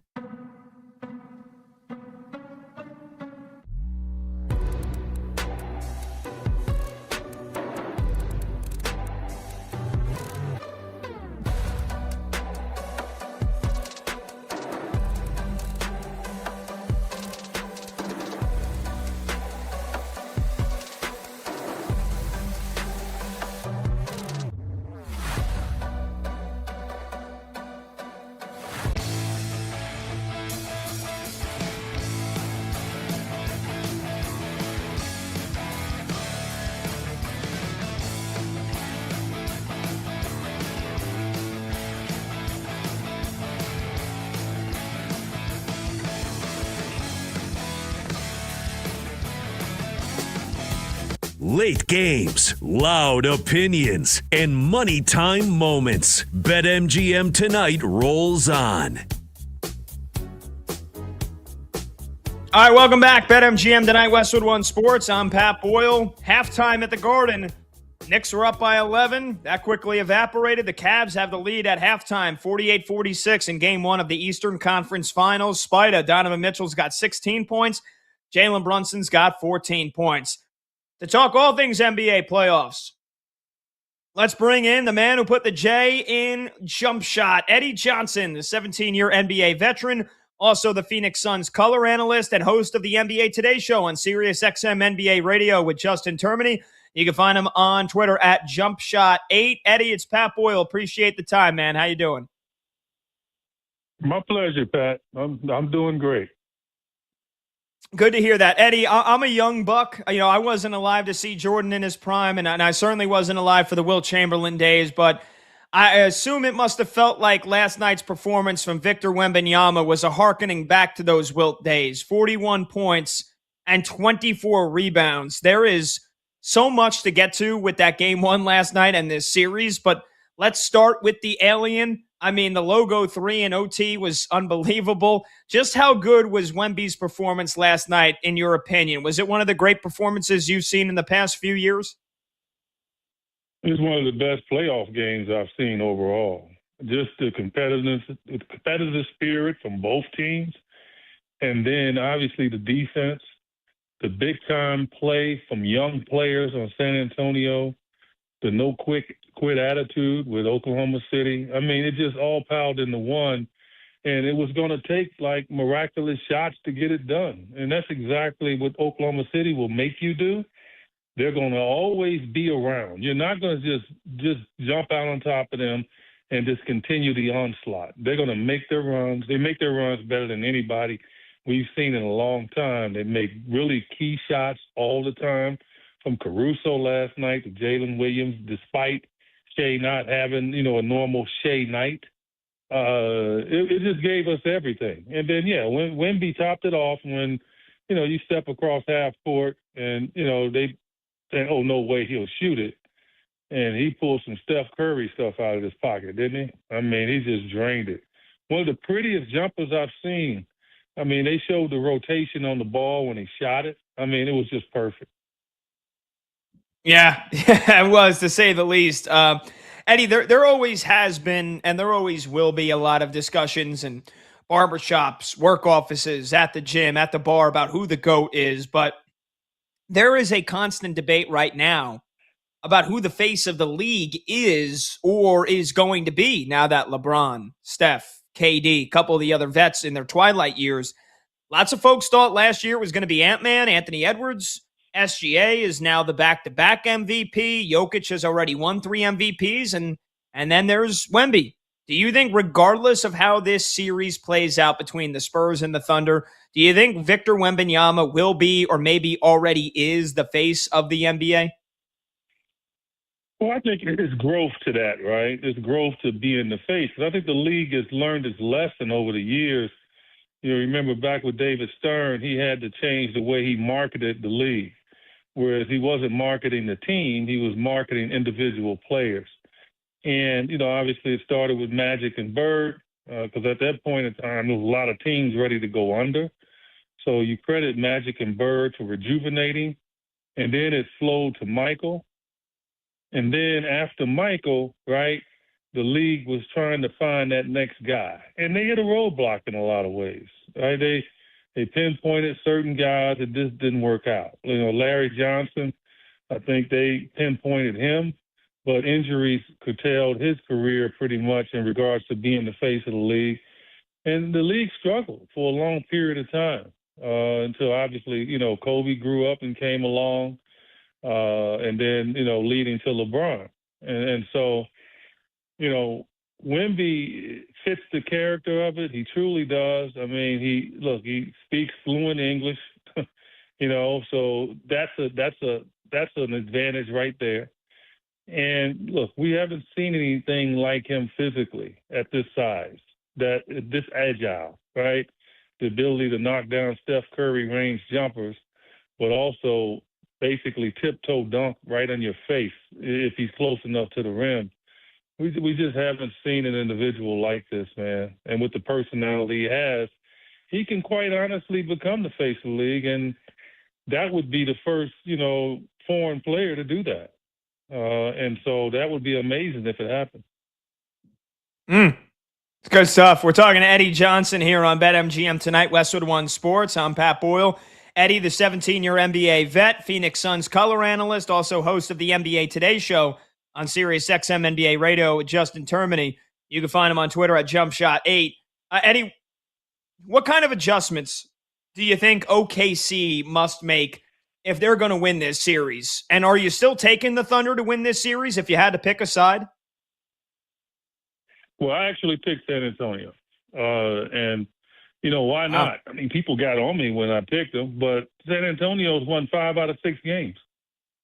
That says a lot. I mean, and all those games were competitive. And so they have the antidote to beat them. And I've said that all along, that they took 12 shots at the rim last night. Just 12. They made 5, but they could not get to the rim, and they weren't trying to get to the rim. Well, that takes away their strength because now, yeah, they'd have a good mid-range game, but guess what? They didn't shoot the ball well from mid-range.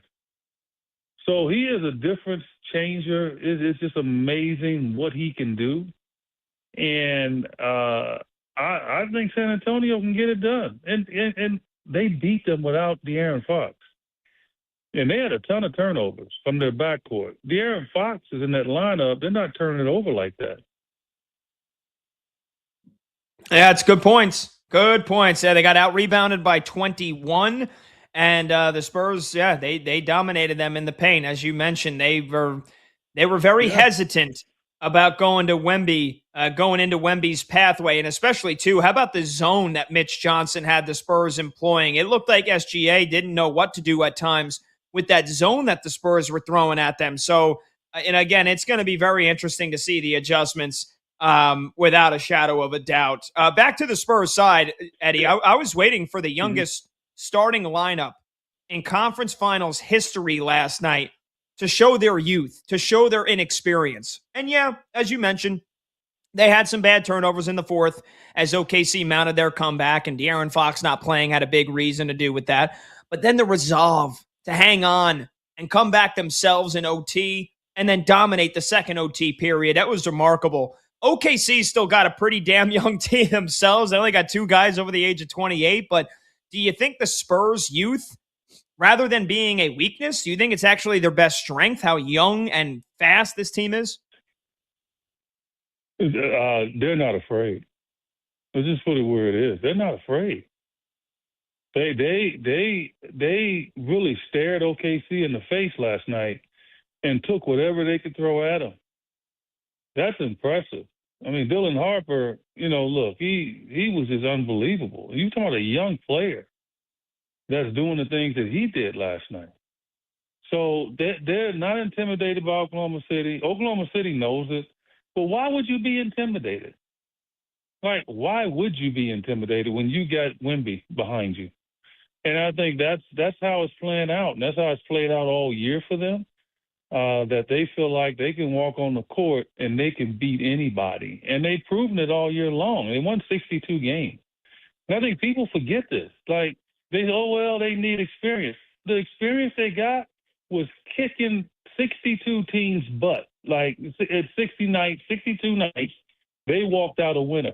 Hey, I don't know what else you can do, right? You learn and gain experience from that. And that's exactly what they did all year long. So for me, I had no hesitancy in saying that San Antonio can win this in 6. I had no hesitancy at all. And so far, I'm looking good.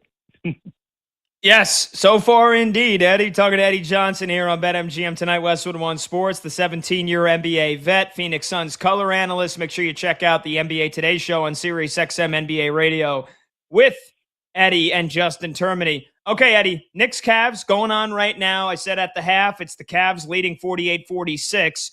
But going into this series, the Knicks are rested, OG Anunoby is healthy, and the Cavs are coming off a second straight 7-game series. How much of a chance do you give Cleveland in this Eastern Conference Finals?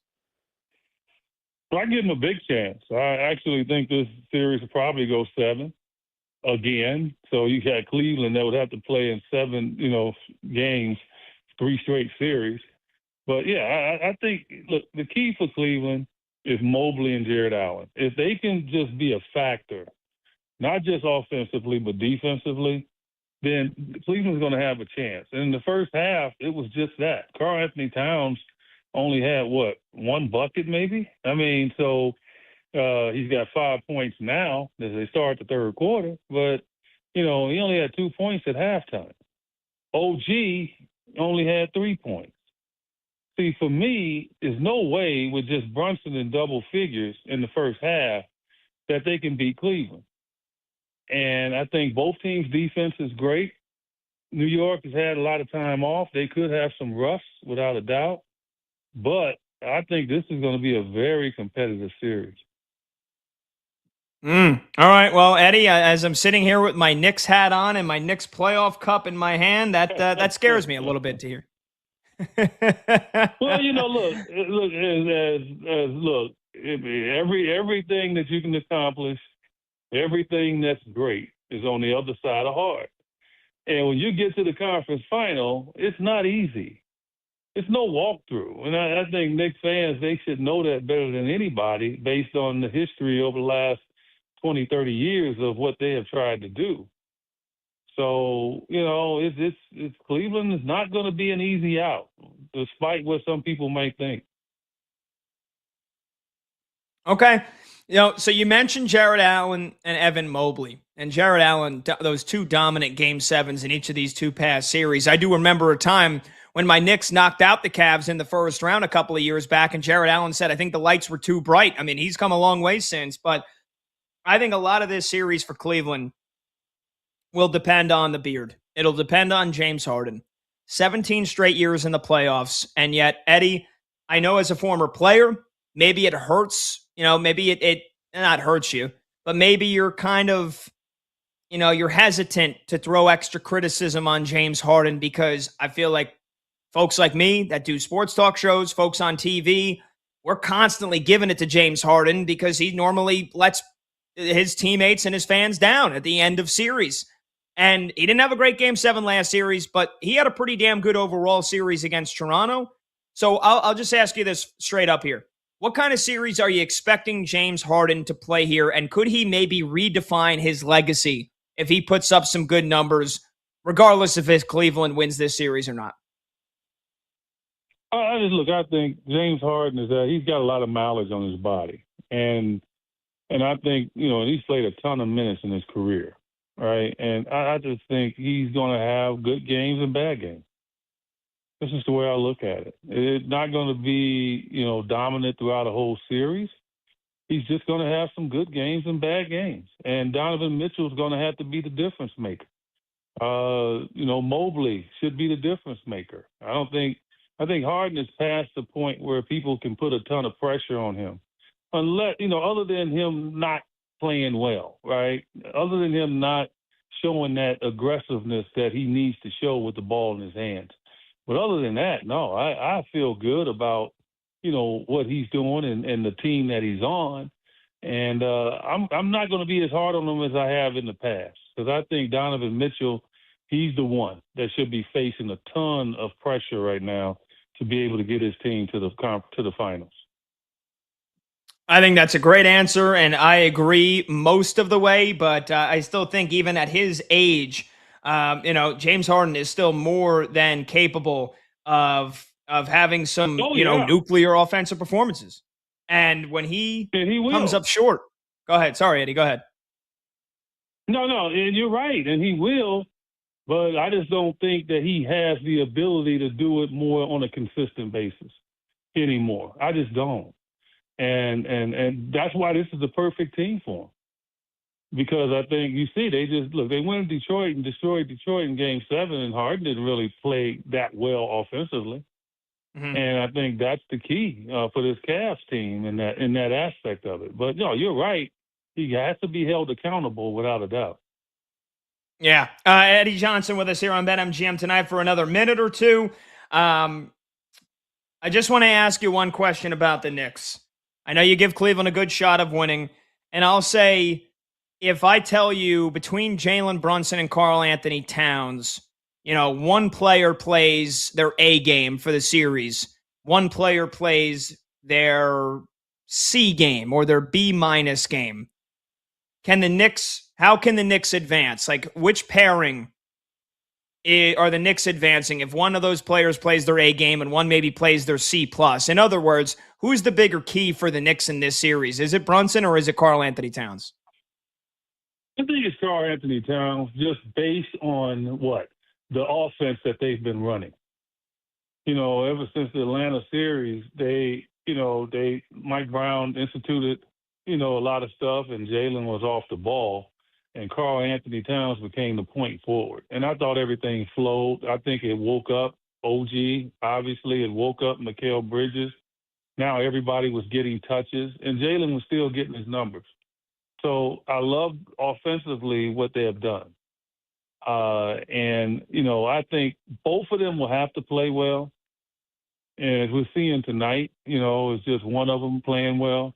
Because what happens is if they start struggling, then Jalen is going to take over. And all of a sudden now you see a difference in shot attempts. So Jalen will wind up with 26, 27 shots. And I don't think they're going to beat Cleveland like that. I think they need all these guys touching the ball. I agree. And right now, Karl Anthony Towns only has 7 points, and the Knicks are now down by 8 with 8 minutes to go in the third quarter. So, Eddie, I'll let you watch this game. I appreciate all your insight, all your thoughts, man. It's greatly appreciated, and we can't wait to catch up with you soon. Oh, anytime, my man. There you go. Eddie Johnson, the man who put the J in jump shot, also known as the smooth shooter, the 17-year NBA vet, Phoenix Suns color analyst, and make sure you check out his NBA show on Sirius XM NBA Radio, the NBA Today show alongside Justin Termini, and give him a follow on Twitter as well at JumpShot8. The great Eddie Johnson. We appreciate his time. Phone number to join the show, 310-840-4910. When we come back, I'll tell you how the Knicks went from 11 points up to nearly double-digit points down here midway through the third quarter. And we'll also get you caught up on the biggest baseball news of the day as well. Don't go anywhere. We're coming right back. I'm Pat Boyle. This is BetMGM Tonight on Westwood One Sports.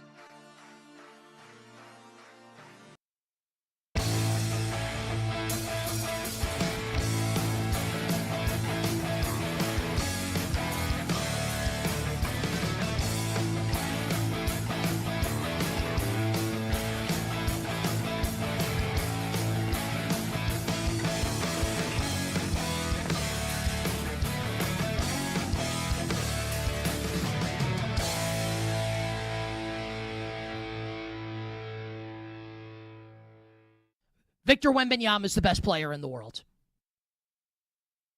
Does anyone want to argue with me that Wemby is the best player in the world right now? It does not mean that the Spurs are going to win this series. Doesn't mean that. The Thunder are awesome. I actually still think the Thunder are going to win the series. I think they'll come out with adjustments. I would imagine SGA will play better. We'll get to him. It does not mean the Spurs will win the series. But how can you argue? I'm being serious. What is a legitimate, good faith argument that Victor Wembanyama is not the best player in the world already? What is it? What's the argument that SGA is better than Wemby? That Jokic is better than Wemby? That Giannis is better than Wemby? That Luka is better than Wemby? Someone construct the argument for me. The reason why you can't make the argument, and again, it doesn't mean the Spurs are going to win the title, but the reason why you can't make this argument is because Victor Wembanyama is a create-a player in a video game. Like, he's not real, except he is. You watch what he's doing on the court, and I'm thinking to myself, when I played NBA Live in 1995, which I believe was the first NBA game, the first basketball game where you could create your own player. I don't think you could do it in 94. And you create, and I created a shooting guard who was a 99 three-pointer, 99 driving to the basket. Victor Wembanyama is a create-a player. We've never seen anything like it. And everybody says it. And everybody has said it, and yet it's still, when you watch it, you still can't believe it, even though you know it's true. You know it's true, you see it happen, and you're still shocked by it. There's no way that you can tell me, you the person that watched the game last night, there's no way you can tell me that you're just watching this being oh yeah, no big deal. Even though you know he's capable of it, you can't tell me that it's not jarring to watch this. And the reason why he's already the best player is because, SGA's awesome. Victor Wembanyama's 7'4". And you can't teach that. You can't teach height. And it's not just the height, because we've seen tall-ass, lanky-ass basketball players in the past. Here's 7'7" Manute Bol. Here's George Murasan. I mean, Yao Ming was a great player at 7'6". We have seen really tall players in the NBA. We have seen excellent outside shooters. We saw Steph Curry a decade ago bang a shot home in OKC from the logo, eliciting the rare double bang from Mike Breen, one of the most famous shots in the history of the NBA regular season. Victor Wembanyama made one last night in overtime to tie the game at 108 when it looked like the Thunder were going to escape with the win in the first overtime period. All good. 7'4". Like, could you imagine George Murasan pulling up from the logo and drilling one? Could you imagine it? In a million years, that ever happening? No. 7'4". Can shoot from the outside. Dominates down low. The impact that this dude has defensively. And I know, I know that you all know this. But it's still, when you watch it, you can't even process it. The fact that he sits there in the lane like a boss in a video game that you're trying to avoid. And every time someone drives into the lane, you have to change your shot and take a worse shot, because if you don't, Wemby's going to send the ball into the front row. How many layups last night does OKC attempt where here's like Jalen Williams, J-Dub, who's really good last night. He's a really good player. But top 20 player in the league when he's totally healthy. When he's driving to the basket and like Wemby's there, so Jalen Williams has to take and misses a layup. Do you know who misses layups? Me. When I play basketball in my backyard, I miss layups. You know who doesn't miss layups? Jalen Williams. Do you know who misses layups when Victor Wembanyama's around? Everybody, including Jalen Williams.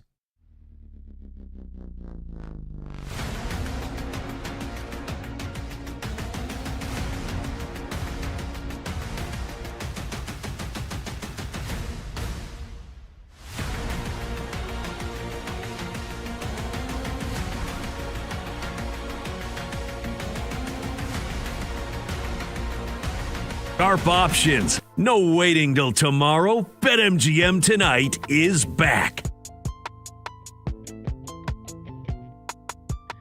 Welcome on back. BetMGM tonight, Westwood One Sports. I'm Pat Boyle. Phone number to join the show, 310-840-4910. Huge shout out to the smooth shooter, Eddie Johnson, who joined us last segment. Phoenix Suns TV color analyst. Loved his thoughts, even though I disagree with them. Him picking the Spurs to win the series, and he thinks they can win it in 6. He also thinks the Cavs could force 7 games with the Knicks. I hated hearing that. In terms of my predictions, I loved hearing it, getting a differing perspective from an NBA great. And I hate that he might be right, at least on the second part, because the Cavs are up by 10 right now with 5.5 to go in the third quarter. 66-56.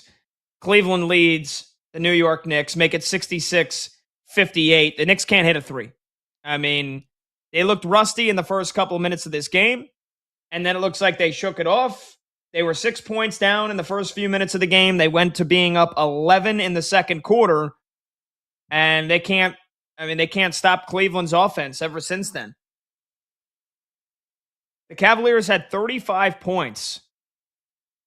I mean, actually, even worse than that. The Cavaliers had 27 points with about 5 minutes to go in the second quarter. It looked like they would struggle to even crack 90. And since then, they're unconscious. At least they're unconscious. And the Knicks can't make a 3. The Knicks are 4 for 23 from deep. And they've only gone to the free throw line 4 times. How the Cleveland Cavaliers are the more physical team or the team that's getting more free throw attempts is beyond me. But they've taken 12 free throws. The Knicks have taken 4. Donovan Mitchell's got 22 points. He's having a tremendous game. And I've been obviously looking over during the show, and I've seen a couple. I didn't know it was this many. Donovan Mitchell's got 6 steals. 6. It's not even like the Knicks have done it. I mean, don't get me wrong. They have more turnovers than they should. They have 11. They're on pace for like 17 or 18 turnovers, which is a lot. But he's got 6 steals. The Knicks have 11 turnovers. Donovan Mitchell is wrecking this game. Now, again, we spoke with Eddie Johnson, and I think for the Cavs standpoint, like, if Donovan Mitchell wants to win a title, he's got to be the guy. He's got to prove that his ceiling is still that of All-NBA, of top 10 player in the league. And we've seen it. And for years in the past, when he was with Utah and constantly running into the best teams in the West, and maybe if he had just a little bit more help, he could get to a finals. And then we've seen it in Cleveland where, he's had plenty of help. Jared Allen, Evan Mobley, Darius Garland, they get his sidekick out of there. They bring in James Harden. They finally get over the hump in Game 7 against the Pistons. And now Donovan Mitchell has a point to prove in the Garden, and he's having a freaking monster game. 22 points midway through the third quarter with 6 steals. There's only one other Cavalier in double figures. It's Evan Mobley, who's got 10 and 8. Again, but it's more so the Knicks offense is stuck in neutral right now. 4 for 23 from deep. Brunson's got 15 points. Josh Hart has 13 points. Need to see more from Karl Anthony Towns. I mean, he's elevated, and now, he's raised the bar. He ain't living up to it right now. He's not living up to it. 9 points, 5 rebounds, 4 assists, but he's got 4 turnovers, and he's a negative 13 in the box score. And OG Anunoby doesn't look like he's 100%. He doesn't. I don't know if he is. He's had more than 2 weeks to recover. The Knicks said it was a minor hamstring injury and that he was back practicing and he was 100% and he was ready to go. He's played 21 minutes. He's got 3 points and 1 rebound. This guy that's averaging 21 points per game in the playoffs before that, what the Knicks called a minor hamstring injury. And they're just dicing the Knicks apart right now. The Cavs are. Not good. Knicks are down 12. All right. Let me take my mind off that here. And let's get to some quick NFL news. So the NFL today, if you think the expansion's going to stop, if you think the streaming is going to stop, if you think the international games are going to stop, they're not. And they're going to get worse. And maybe worse for us because I understand not a lot of folks that have kids and a family and want to try to have a life, don't want to get up at Sunday morning at 9 o'clock and have to watch a football game. And then as fans, we're expected to watch all day long from 1 p.m. Eastern all the way through Sunday Night Football. Now, you add in Sunday, international games, it's okay if it's the Jags and the Browns or if it's the Raiders and the Panthers. But now, this year, you're getting some pretty damn good international games in terms of the teams, which I like. Here's the thing. Rams 49ers is in Australia. That's at 8:30 p.m. That's prime time for us. That's no problem. You start putting Rams Niners quality games at 9:30 in the morning, that's going to be a problem. And today, the NFL approved the ability to play as many as 10 international games starting in 2027. That's up from 8 previously. So we're going to have more international games, more travel, probably cross-the-world travel, probably more games in Australia, probably more games on the eastern hemisphere of the world. And here's the kicker here. Teams cannot protect any home games anymore. Teams used to be able to protect up to 2 home games from international play. Now, the league voted to strip teams' ability to protect any home games from international play. You're going to start getting some marquee divisional big-time games being played at 9:30 in the morning Eastern time across the pond and across the world. That's not good. All right, when we come back, hot or cold here on BetMGM tonight, this is Westwood One Sports.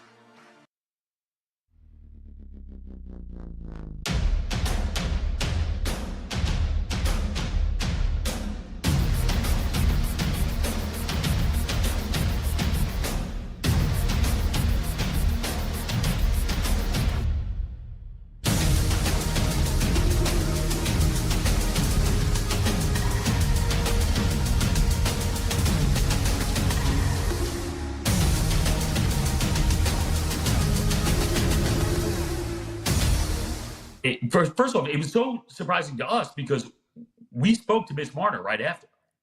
We got him right on. So we had this conversation with him. He was joking around a bit. He was in a great mood. I mean, why not? He'd been such a dynamic force throughout. And John Tortorella actually walked in front of the camera, he was like, oh, that was Torts. He's like, so I was like, he's probably in a good mood. He's kidding around with people. And then to find that out after, I was blown away. And then you realize they've been warned, they've been through this, and now you're losing a draft pick. But beyond that, here's my thing. You have built up so much goodwill in a short amount of time. If you're John Tortorella with that team, right? You came on, they were floundering. You righted the ship. You've been winning with them. You've got them into the Western Conference Final. And now people at home in Vegas believe we can make another run. And then all of a sudden, you kind of threw that away. And people are wondering, what exactly are you doing? Why would you do this right now? Why would you create a distraction? Now, Torts knows better than I, and maybe he knows his team, and he thinks that this is the best thing for them. But it seemed odd because the story was so good before that moment, and then it changed dramatically. And then this is really all people were talking about with Vegas.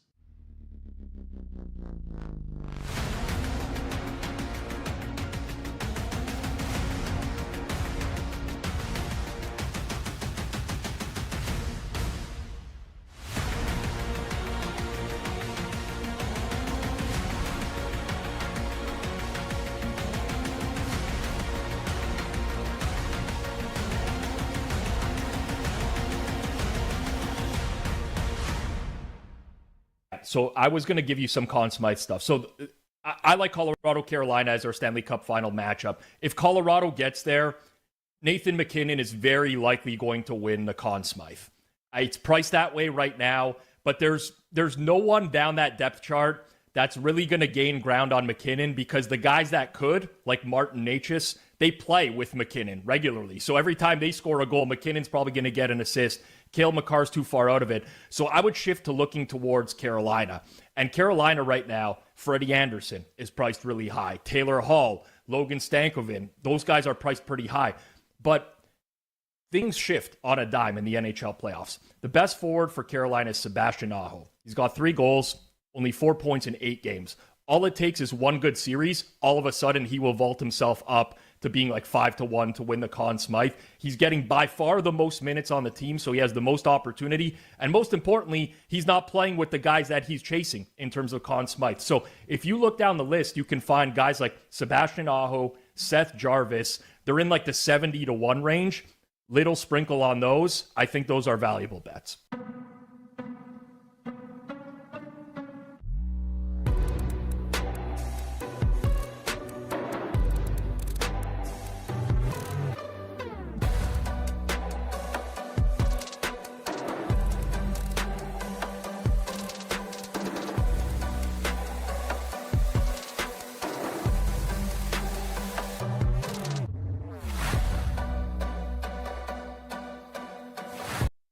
About the New York Mets making history that we haven't seen in Major League Baseball in 107 years, literally.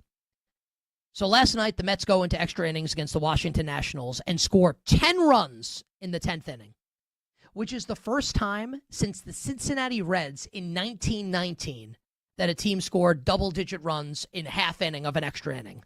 Amazing stuff from the Metropolitans, who ended up winning the game last night. And the Mets are now streaking a little bit. They obviously took 2 or 3 from the Yankees this weekend in really impressive fashion. I hated it as a Yankee fan, but look, it happened. The Mets have won 3 straight. They've won 7 of their last 10.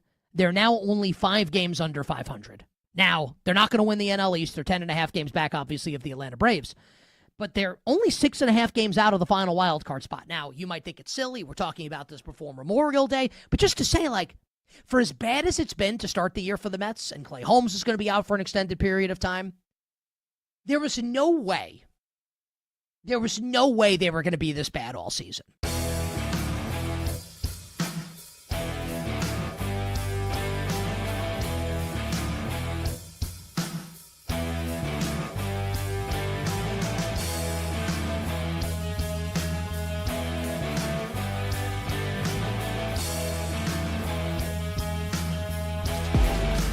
The day shuts down. The games light up. This is BetMGM Tonight with Brad Evans and Pat Boyle on Westwood One Sports.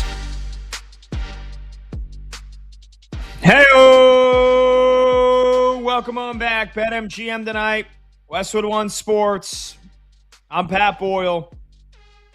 And we are brought to you by BetMGM. Make it legendary. Download the app today. Please gamble responsibly. Fifth and final hour of this Tuesday night edition kicks off right now. You can watch the show live on YouTube. Just search BetMGM Tonight and hit that subscribe button. You can watch the show live on Twitter at BetMGM Tonight. You can listen to the show on the Westwood One Sports app, the Odyssey app, Sirius XM Channel 375, and hundreds of local affiliates throughout North America.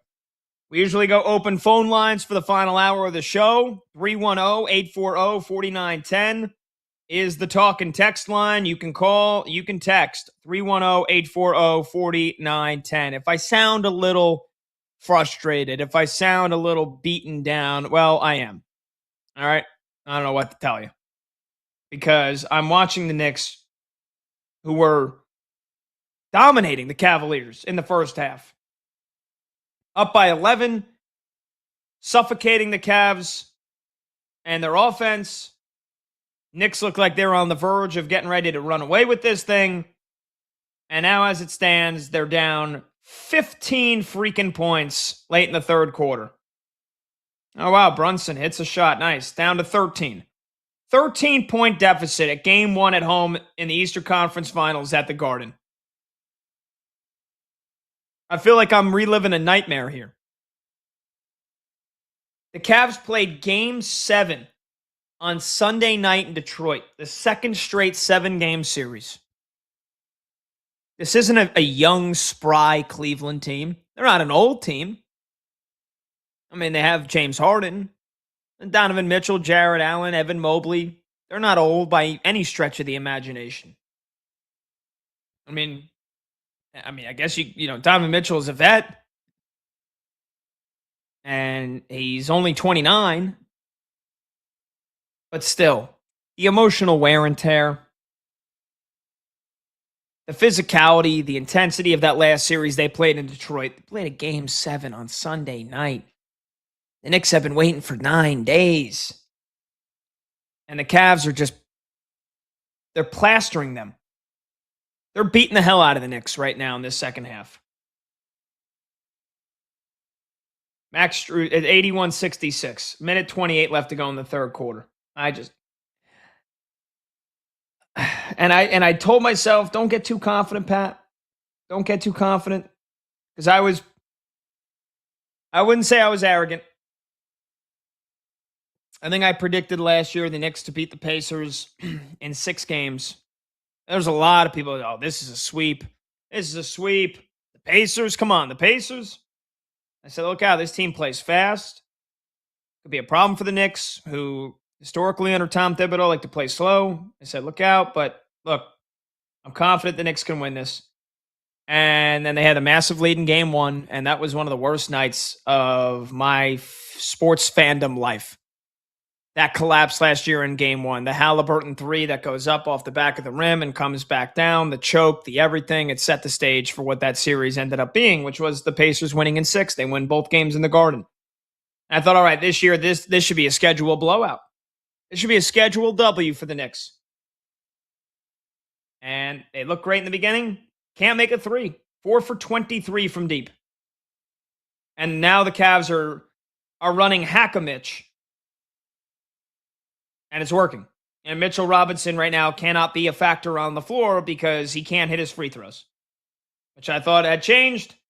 There's reports Mitchell Robinson was working hours and hours and hours over the last 9 days on free throws. Well, you got to hit him. Otherwise, teams are going to keep doing it. Mitchell Robinson, 2 for 8 from the free throw line. This is making me sick to my freaking stomach. There's still time to turn this around, but again, 310-840-4910. Before we get to hot or cold, and I got to hear about how Wemby is the next Michael Jordan from producer Brandon Combs, let's get a quick phone call in here. Let's get my guy Ross in New Jersey. Who's next up on line one? BetMGM tonight, Westwood One Sports. Ross, they better turn this around real freaking quick here, man. What's going on, man? So I'll say this off the rip. I obviously go to Seton Hall, and we hear from Coach Shaheen Holloway. Big problem with us was the offense. And just long story short, he'd say, I don't know what it is with our shooting at the line behind the arc, because when I'm in the facility, these guys are money. It's magnet balls. Basically what we saw from our Knicks, Game 6, both closeout games, 6 at Atlanta, 4 in Philly. Sometimes I wonder, bro, if there's something to in sports. If you run up the score, I'm not saying, ease up on the score, but sometimes if running up the score in a particular game and you kind of lose that mojo the next time out. I don't even think this is so much a rust spot, because even as bad as I would say they looked worse than you give them than the credit you're giving them in that first half. Yeah, they were up. They still look kind of slow. I mean, obviously, it's just Josh Hart just bounced it out of bounds, but bro, they're missing the shots that on the defensive end, bro. They're just letting them walk to the rim. So I'll say if there's one silver lining though, if we can make this game 2 and 3 of what Atlanta wound up being, if you know what, like in that similar note, like I'm saying, we're running up the score, Game 6 at Atlanta, Game 4 at Philly, and kind of using up your points, wasting your points at garbage time. Hey, man, if this game's out of reach, bro, you got 12 minutes to go, you're in a 15-point deficit. They looked slower than molasses. Let Cleveland waste their points. Have a spot like you did in Atlanta in Games 2 and 3, and even though this might eat away at your cumulative point differential that everybody's been giving them credit for, use this as a learning experience, bro. Like you said, you said Knicks in 5, I said Knicks in 6. You can't have Knicks in 5 or 6 without dropping this one. So as long as they use this as a learning experience and don't come as flat or even flatter, in a couple days from now, as long as they use this as a learning experience, bro, all of a sudden they could turn this around like they did against the Hawks. Yeah, Ross, I think they could still win this game. I'm not giving up hope just yet. I mean, are you saying, by the way, they should basically tank this game here and just pull their starters already because they're down 15 and let the Cavs run up the score and make them feel good about themselves? I'm not pulling starters. I'm just saying they look so flat right now. I don't see it turning around. I wouldn't okay. Go out of your way to tank the game, but I'm saying if the pace of the game is not going to change in the next 12 minutes, that's how I look at the rest of the season. I don't see them set. I just saw Josh Hart bounce pass right out of bounds as I was talking to you. And now they're bringing the Mitchell. By the way, you talked about the Hackabitch. Kind of going back to the start of my call.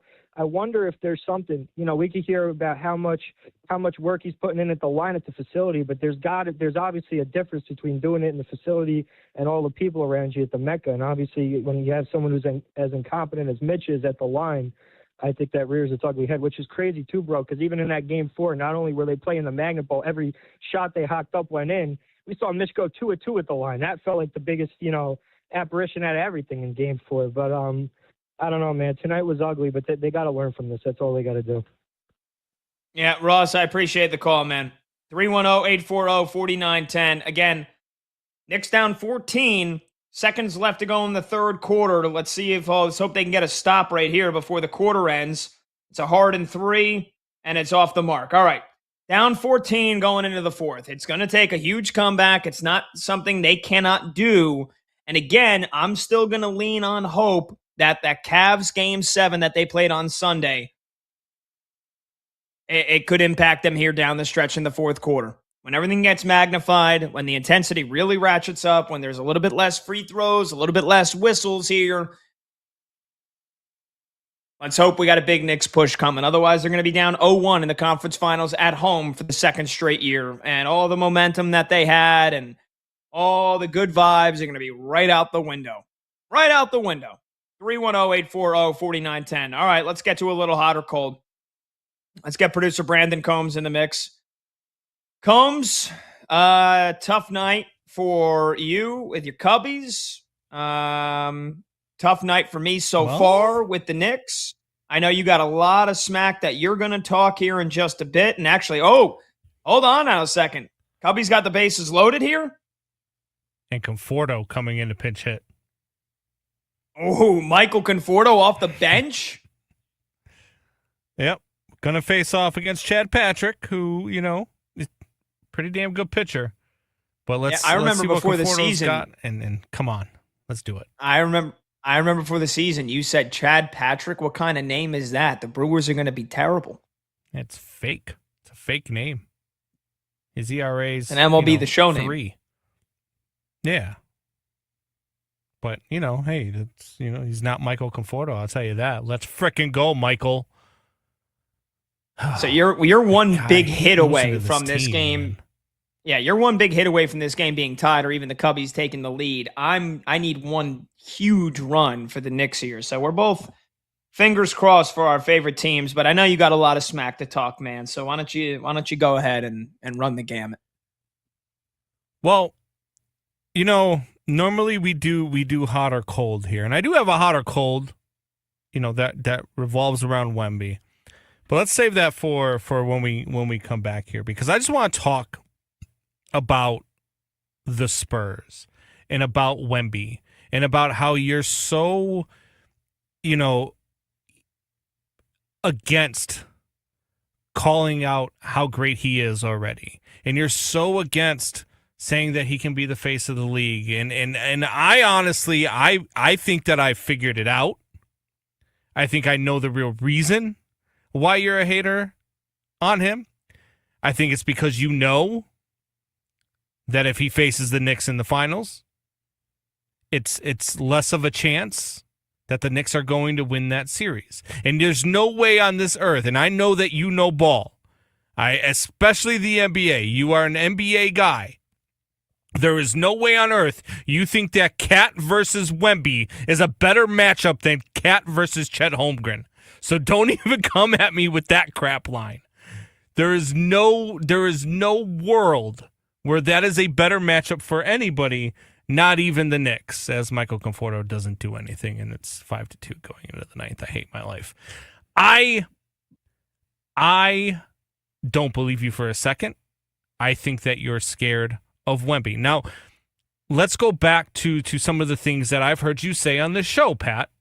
Can I jump in? Can I jump in real quick to just absolutely. let you know that I am not afraid of Wemby, especially as a Knicks fan. I would welcome that challenge. I think the Knicks can wear him down. I think OG Anunoby can guard him, much like Alex Caruso could for a couple of possessions, but not multiple possessions. And Mark Daigneault, it was a moronic coaching decision to have Alex Caruso continue to guard him. No, I think the Spurs are a better matchup for the Knicks if that's the NBA Finals, because the double bigs that the Thunder have in Holmgren and Hartenstein, I think present a really bad matchup for the Knicks. And I thought that, again, Isaiah Hartenstein would play more than 12 freaking minutes last night, and he didn't, because I think he's one of the guys that can at least slow Wemby down, physically wear him down. The Thunder have to treat this like a heavyweight boxing match, right? It was never going to be a short series. I think it's going to be 7. They need to wear Wemby down game by game, possession by possession, quarter by quarter. Kind of like how Tyson Fury weighed down, I'm blanking on his name off the top of my head, but when they fought each other and he just clinched him. Just clinched him over and over. Hugged him. Wore him down. Weighed on him. That's how the Knicks, that's how the Thunder need to defend Victor Wembanyama. They need to try to physically wear him down. And I know he's not 35, he's 22, but still 7'5", having his first 2 seasons cut short. This being his first full season in the NBA. He's never played this amount of games. I think it's going to be a factor. I think Oklahoma City can make it a factor, and yet they choose to put a guy that's 6'5" on him yesterday. They're not going to be able to, because Wemby is that guy, and I had a buddy say the same thing today. Wemby is the guy that can guard anybody in the NBA, and nobody can guard him. There's not a good matchup in the league for Victor Wembanyama. There's just not. I think that the way, and I said this yesterday, I think that the way that you attack the Spurs is you let Wemby eat. You let Wemby eat, and you got to guard everybody else. Let Wemby get 40, let him get 50. But if you hold everybody else down to 30 or 40, how teams attack Giannis? Yes, and that's how you beat Spurs. But that's not the way that they've taken that, and it's not how they've taken that approach all year. And that's why the Spurs have had such good success against Oklahoma City.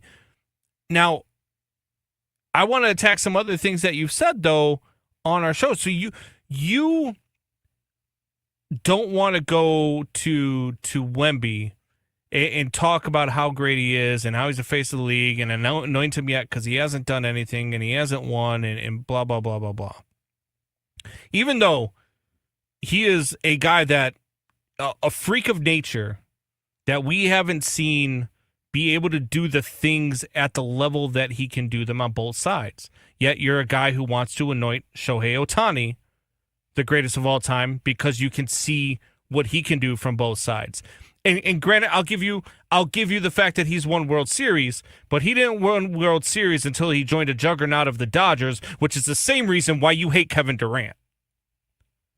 So when we look at Shohei Ohtani and when we look at Kevin Durant and when we look at what Wemby is doing with this Spurs team, and again, I think that this Spurs team, I think if De'Aaron Fox is on the court last night, I think that game ends in regulation, and I think it's a minimum 10-point victory for the San Antonio Spurs. De'Aaron Fox makes that much of a difference for the San Antonio Spurs team. And to get him back, which I agree with you, don't even bring him back for Game 2. Let him rest and bring him back for Game 3 at home in San Antonio. Because even if you go back to San Antonio 1-1, you've still got home court advantage. I think that makes all the difference in the world, and I think that what you're talking about with Wemby, the things that we've seen him do already in his career, and the things that we're watching him do in this playoffs, which you said you needed to see, and now you're seeing it, and you're still like, hold on, I don't want to admit it yet. He's doing everything that I've been talking about since November, and he is doing it in the playoffs. And the Spurs team is the best team in the Western Conference. And the Spurs team is going to hoist the NBA trophy at the end of the year. No. It's one game. First of all, it's one game. Second of all, your comparison to why I love Shohei Ohtani, not love, just revere and respect him. Shohei Ohtani won 2 MVPs with the Angels. The Dodgers were not some juggernaut that were repeating World Series champions and getting to the... They weren't even getting to the World Series. I mean, they won it in the COVID year in 2020. And all right, they got there in 2017 and 2018. But to say the Dodgers were a juggernaut, like they were like rattling off World Series every other year, World Series appearances every year before he got there is ridiculous. He got there to bring them another World Series title, and he delivered that back-to-back times, and he won the MVP back-to-back years. He already had 2 MVPs on the Angels. I think you could probably make the argument Shohei Ohtani is one of the greatest players that has ever played the game of baseball before he even gets to the Dodgers. So I think that's a bad comparison. Ohtani they spent over $1 billion on that roster when they went and got Shohei Ohtani. They went and signed like 5 of the top 5 pitchers on the market. They went out and got like 3 different closers. They spent a ton of money on that roster. Now, granted, most of that money they were deferring, and that's why we're going to have a lockout at the end of this year and all this other stuff. But they spent a ton of money on that roster, and they were already a team that was not, every single year going to the World Series, but they were going to the World Series quite a bit. They had already had Mookie Betts. They had already had all of these players that were in place to go and win. They went out and got Freddie Freeman. They already had Mookie Betts, Freddie Freeman. They already had all of these other players, pieces in place, and spent all this money on the roster. It's the same damn thing that Kevin Durant did. And it's the same damn thing when you talk about what he is able to do, what you're talking about, what Wemby is able to do on both ends of the court. And you chastised me for this earlier. When I say this, I'm not comparing him to those players, clearly, but this is the best way to put it. He can guard like Shaq and defend like Shaq, and he can shoot like Steph. Now, don't get me wrong, he can't shoot for the percentage that Steph can shoot from, but he's got the range of Steph Curry. He's got the range, and he's got the height, and he's got the dominance in the paint of Shaquille O'Neal. You've never seen this in your life. None of us have. Also, let me rewind you a little bit here. That is not the same as Kevin Durant. Kevin Durant blew a 3-1 lead to the team that he couldn't beat and then went and joined them immediately after blowing a 3-1 lead. Shohei Ohtani was not playing the Dodgers in the playoffs and was on the mound or went, it hit 138 in the World Series against them, or if there was a world where the Angels and the Dodgers faced each other before the World Series and he hit 138 or he gave an ERA of over 6 and then joined them. And that's not even to say, Durant didn't play terribly in that series, but still, it's not like Ohtani couldn't beat the Dodgers and had to join them. Kevin Durant had a 3-1 lead against the Warriors, who already had an all-time great roster, and he blew it and then went and joined them so he could win a ring. Ohtani joined the Los Angeles Dodgers because they are the premier franchise in baseball in the western half of the United States, and they offered him $700 million. Now, he deferred most of that, as we know, but still, it made all the sense in the world for a guy from Japan. The closest thing in terms of the time zone is Los Angeles. The Dodgers are the Dodgers, and the Angels were never going to pay him that kind of money. So there's no way, shape, or form that it's like Kevin Durant. And also, yes, he is the best defensive player in the NBA right now. For you to even say, though, he can shoot like Steph, because he hit one logo three. Yeah, he hit one logo three. I'm sure that half the entire NBA can hit a logo three. He just decided he had the stones to take that shot, and it went in. I give him credit for it, right? It's an all-time moment that we're going to remember no matter how this series goes. He's a 35% three-point shooter for his career. Don't say he can shoot like Steph. He made one logo three. If he makes another shot like that the rest of this series, you can say whatever the hell you want.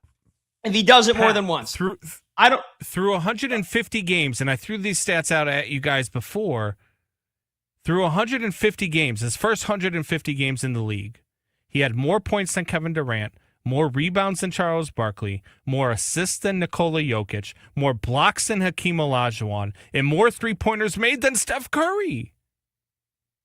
This kid is a freak, and I know that you don't want to admit it, and I know that you've got this haterade for the kid for some reason. Like, I don't know if you got some like bad French food one time, or you don't like French fries, or I don't know what the deal is. But to not see this kid and not be able to say, like, look, what we're witnessing is greatness. The same way you talk about Shohei Ohtani, the same way that we talked about when we see Nikola Jokic, when we started watching Giannis. When we saw Giannis do the thing, like, we were in awe. We're like, oh my God, how is anybody going to stop this guy? This is what we're seeing right now with Wemby. And I got to be honest with you. I'm not a big, nobody has dethroned Michael Jordan. Nobody. But if Wemby stays on this same trajectory and you get another 10 to 15 years of this from Wemby, we're talking about the greatest player of all time. We just are. That is so absurd for you to actually even say that. It's a trajectory. What are you talking about, sir? We talk about it all the time. A trajectory. You're talking about, we say all these things for Giannis. We said this for Jokic, or we said this for whoever. Yeah, after the guy wins MVPs and or titles. Giannis, MVPs and a title. He was the Jokic, MVP this year. MVPs and a title. Wemby hasn't won anything. He had a great Wemby was the MVP this year. Game one. I'll give it to you. It was otherworldly. It's one of the great performances I've seen in years. One game. It was one game. No, it's been the entire playoffs, Pat. He's dominated the entire playoffs. Robert Williams on him. Come on. You just got, he did this. Oh, he just did this. It was just this team. It was just that team. It's just one game. He's been doing it the entire time. He's been doing it all year. He's done it to Oklahoma City 5 times now. They are 5-1 against the Thunder this season, Pat. He has done this all season. It's not just one game. He continues to do this. The guy had a double-double with blocks. Say that again. I mean, come on. He had a double-double with blocks. Look, he struggled in some of those games against OKC. You're very quick to not point out the one time Oklahoma City did beat Wemby in the regular season, and he had 17 and 7, was largely a non-factor in that game. Okay. So, Just look, he could easily in game 2. Let's talk about the MVP, SGA. How effective was he yesterday? He was terrible. He's the MVP. He was terrible. No, he wasn't the MVP. Wemby was the MVP. Wemby can, and he wasn't the MVP. Stop it. He can just as easily. He could just as easily put together another brutal performance like he did in game 1 against Minnesota, where he had 11 points and he shot 5 for 17. I didn't hear you saying anything about Wemby then. Again, he has one great game, and you and all the other Wemby lovers, you guys are so quick to act like this series is over, like these playoffs are over, like he already has a title, like he already has an MVP. He's got nothing. He's got one tremendous game 1 under his belt. I'd like to see it again in game 2. And I'd like to actually, and again, I don't want to be the guy that says, well, until this happens in 2 months from now, or until this happens next year, we can't say anything. We can't have the conversation. No, he was unbelievable last night. Unbelievable. But again, you're literally just mentioned that he's going to take Michael Jordan's spot as the GOAT on the trajectory that he's on. Come on. Absurd. We got a break. We can get more into this on the other side. 310-840-4910. I'll get you a scoreboard update, although arguing with Combs is better than actually even paying a lick of attention to this freaking Knicks game right now. I'm Pat Boyle. This is BetMGM Tonight, Westwood One Sports.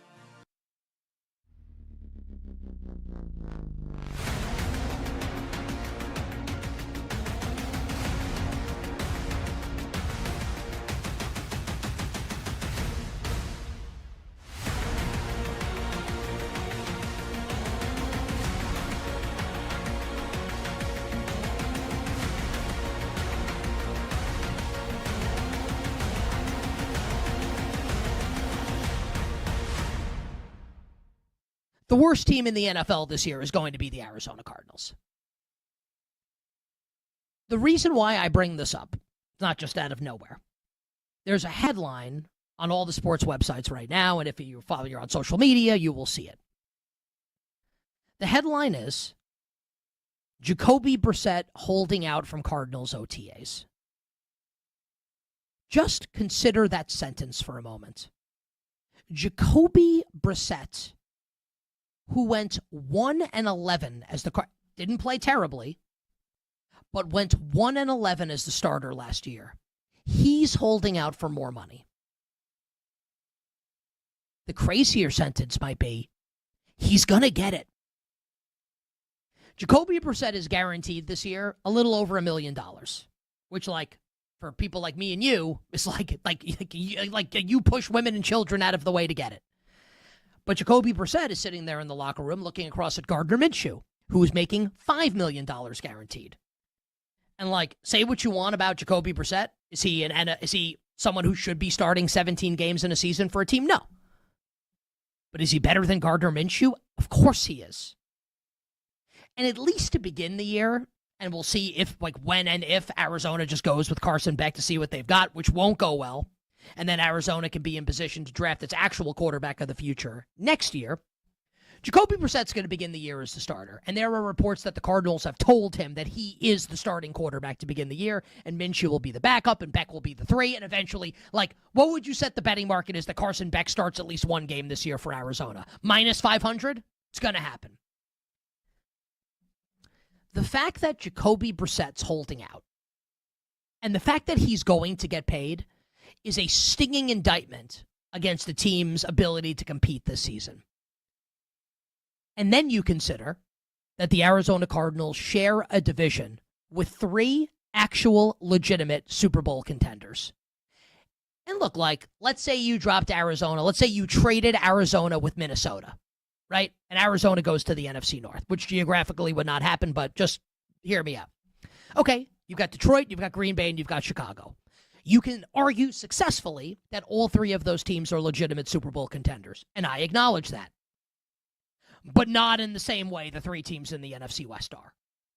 And you understand the difference.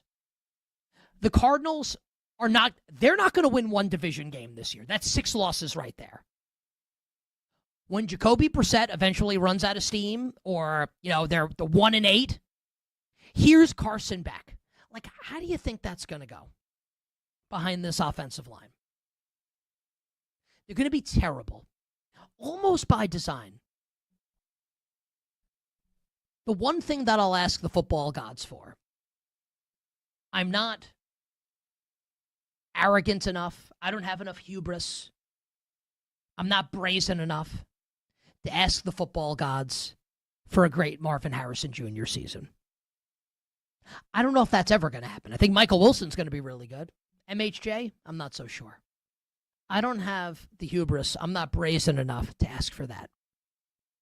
But what I will ask for, I will beg and plead and implore the football gods to please, please, please, please,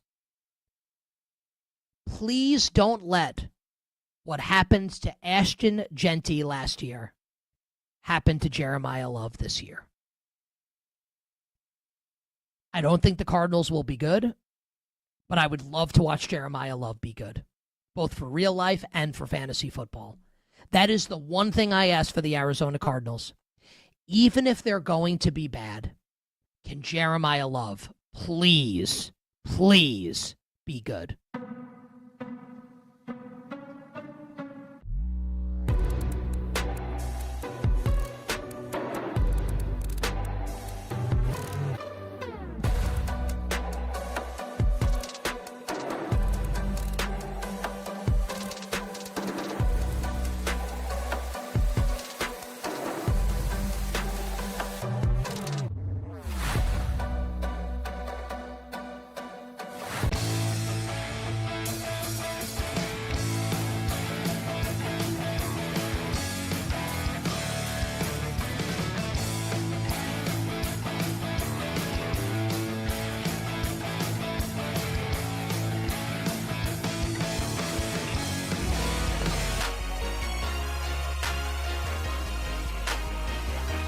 Late games, loud opinions, and money time moments. BetMGM Tonight rolls on.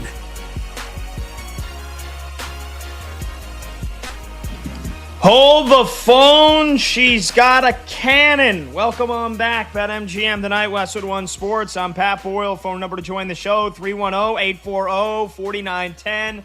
I just fired off in a couple of my group chats. Where the bleep was this in the third quarter? The Knicks are not dead yet. Down by as many as 22 points 5 minutes ago. An 18-1 run has the Knicks down by 5 with 3:30 left to go in the fourth quarter. Game 1, Eastern Conference Finals. Jalen Brunson is on fire right now. The Cavaliers keep putting James Harden on him, and he just keeps cooking him. 34 points for Brunson. Again, literally, we went to commercial break after I was, arguing with Brandon Combs, our producer here, about Wembanyama and Wemby, and he thinks he's going to be the next GOAT. Literally, he's mentioning him in the same conversation as Michael Jordan. Just lunacy. And I'm not sure what's worse, arguing with Combs or then peeking over and seeing the Knicks down 15, down 18, down 20. Down 22. Down by as many as 22 points. Couldn't hit shots. Can't stop the Cavs. And all of us, it's all flipped here. They have life. They're getting my hopes up. I know I'm going to be let down brutally here. But with 3:30 left to go, the Knicks are down by just 5. They were down by 22 when we went to commercial break. Donovan Mitchell is having an incredible game. He's got 29 points, 6 steals, and a block. James Harden only has 13 points. Evan Mobley's got 12 points and 13 rebounds. It's basically just been Donovan Mitchell and Jalen Brunson carrying their respective teams. Karl Anthony Towns has 13 points, 13 rebounds, and 5 assists, but he's got 6 turnovers. Again, needs to be much more of a presence. He's playing that point center role. He needs to start scoring the basketball. Josh Hart has 13 points. But the Knicks are rolling with Landry Shamet right now during this run, and they've caught fire. They've caught fire. Mikal Bridges has 12 points, but again, this has basically just been Jalen Brunson playing hero ball here in the last 4 minutes and trying to bring the Knicks back from the freaking dead. It's an 18-1 run, and if I had to guess, at least 14 of those points have come from Jalen Brunson here. So they're in a TV timeout. Keep you posted on that game. It's 94-89, Cavs lead. Combs, do we have an update on your Cubbies? Did they make a big comeback, or are the Brewers now in No. first place in the NL Central? Brewers are now in first place in the NL Central. Two 10-game winning streaks doesn't even matter. Jeez. I don't know what to say. I hate this team. I hate their fans. I hate their stupid uniforms. I want to punch Jacob Mizorowski right in his face. Stupid face. I know you love their manager. I know you love Pat Murphy. Oh, God. Yeah. Yep. Like a hole in the head. Well, I hate everything about I that can team, hold Pat. on. I can hold on to some hope, baseball-wise, because the New York Yankees have come back not once, but 2 consecutive nights against the Blue Jays. They gave the Mets some life. I'm glad to see that the Yankees aren't giving the Blue Jays life. They were down by 2 runs last night, had a pair of 2-run bombs in the 7th inning to win 7-6, and then down 3-0 tonight. How about freaking Ryan McMahon with a 3-run shot, and then the MVP, Ben Rice, with a 2-run bomb, and then the Yankees hold on as the Blue Jays nearly with another furious comeback in the 9th. The Yankees win at 5-4, and they have 30 wins. It is the Yankees, it is the Rays, and it is the Braves. The only 3 teams with 30 wins in baseball, although that could change by the end of tonight with either the Padres or the Dodgers. One of them is going to have to win that game. So Ohtani's already got a hit, by the way, right? I think I saw Monty say in our show chat first at bat he hit a double. So that pushes my streak, and let's go streaking up to 4. But Yordan Alvarez, no dice for you, Combs, tonight, right? No. Yordan went 0 for 4 with 2 Ks. So no hit for me tonight. No going to number 5. So I will go on my vacation with no streak to attend to. So clean slate when I come back on Tuesday, and we'll have some fun with it starting then.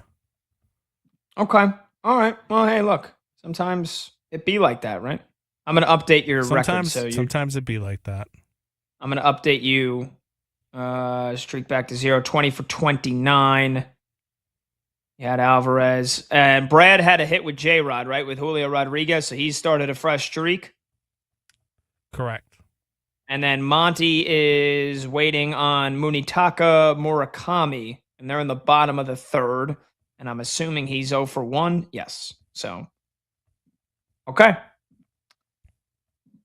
All right. Very good. Monty says, I think saying MVP Ben Rice is more outlandish than Combs saying Wemby is the GOAT. I didn't say Wemby is the GOAT. I said if Wemby continues on this trajectory, we could be looking at the greatest of all time. It was the same thing people were saying about Patrick Mahomes after his first season in the league.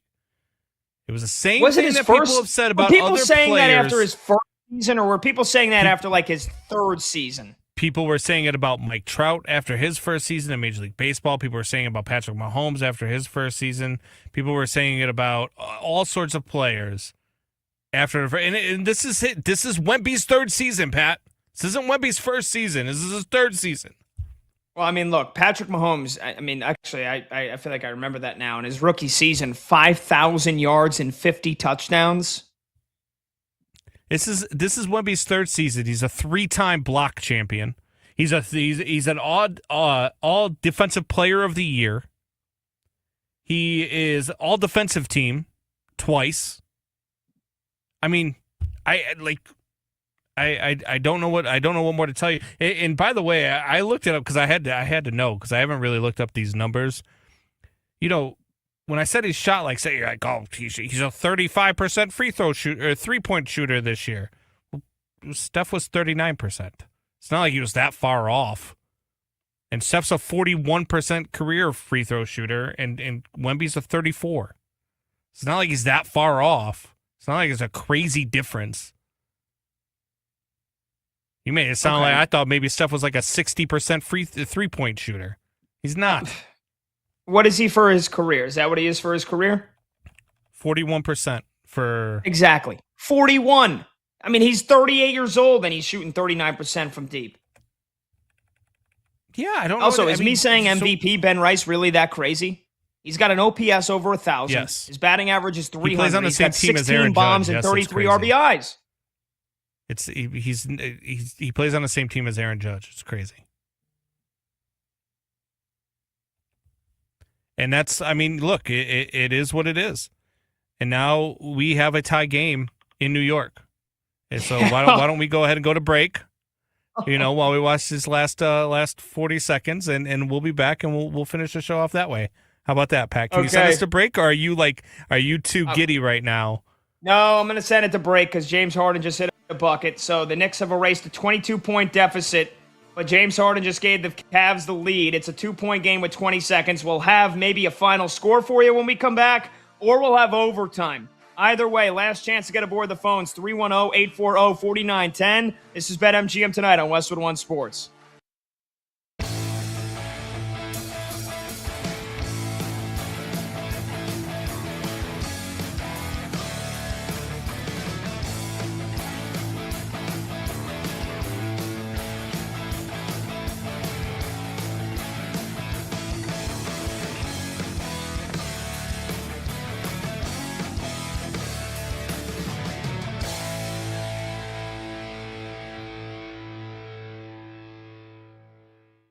Victor Wembanyama is the best player in the world. Does anyone want to argue with me that Wemby is the best player in the world right now? It does not mean that the Spurs are going to win this series. Doesn't mean that. The Thunder are awesome. I actually still think the Thunder are going to win the series. I think they'll come out with adjustments. I would imagine SGA will play better. We'll get to him. It does not mean the Spurs will win the series. But how can you argue? I'm being serious. What is a legitimate, good faith argument that Victor Wembanyama is not the best player in the world already? What is it? What's the argument that SGA is better than Wemby? That Jokic is better than Wemby? That Giannis is better than Wemby? That Luka is better than Wemby? Someone construct the argument for me. The reason why you can't make the argument, and again, it doesn't mean the Spurs are going to win the title, but the reason why you can't make this argument is because Victor Wembanyama is a creative player in a video game. Like, he's not real, except he is.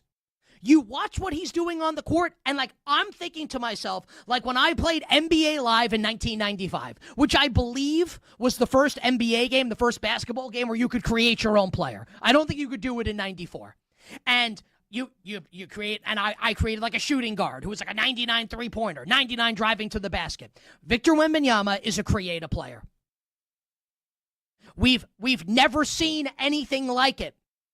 And everybody says it. And everybody has said it, and yet it's still, when you watch it, you still can't believe it, even though you know it's true. You know it's true, you see it happen, and you're still shocked by it. There's no way that you can tell me, you the person that watched the game last night, there's no way you can tell me that you're just watching this being oh yeah, no big deal. Even though you know he's capable of it, you can't tell me that it's not jarring to watch this. And the reason why he's already the best player is because, SGA's awesome. Victor Wembanyama's 7'4". And you can't teach that. You can't teach height. And it's not just the height, because we've seen tall-ass, lanky-ass basketball players in the past. Here's 7'7" Manute Bol. Here's George Murasan. Yao Ming was a great player at 7'6". We have seen really tall players in the NBA. We have seen excellent outside shooters. We saw Steph Curry a decade ago bang a shot home in OKC from the logo, eliciting the rare double bang from Mike Breen, one of the most famous shots in the history of the NBA regular season. Victor Wembanyama made one last night in overtime to tie the game at 108. When it looked like the Thunder were going to escape with the win in the first overtime period. All good. 7'4". Could you imagine George Murasan pulling up from the logo and drilling one? Could you imagine it? In a million years, that ever happening? No. 7'4". can shoot from the outside, dominates down low. The impact that this dude has defensively, and I know that you all know this, but it's still, when you watch it, you can't even process it. The fact that he sits there in the lane like a boss in a video game that you're trying to avoid. And every time someone drives into the lane, you have to change your shot and take a worse shot, because if you don't, Wemby's going to send the ball into the front row. How many layups last night does OKC attempt where here's like Jalen Williams, J-Dub, who's really good last night. He's a really good player. But top 20 player in the league when he's totally healthy. When he's driving to the basket and like Wemby's there, so Jalen Williams has to take and misses a layup. Do you know who misses layups? Me. When I play basketball in my backyard, I miss layups. You know who doesn't miss layups? Jalen Williams. Do you know who misses layups when Victor Wembanyama's around? Everybody, including Jalen Williams.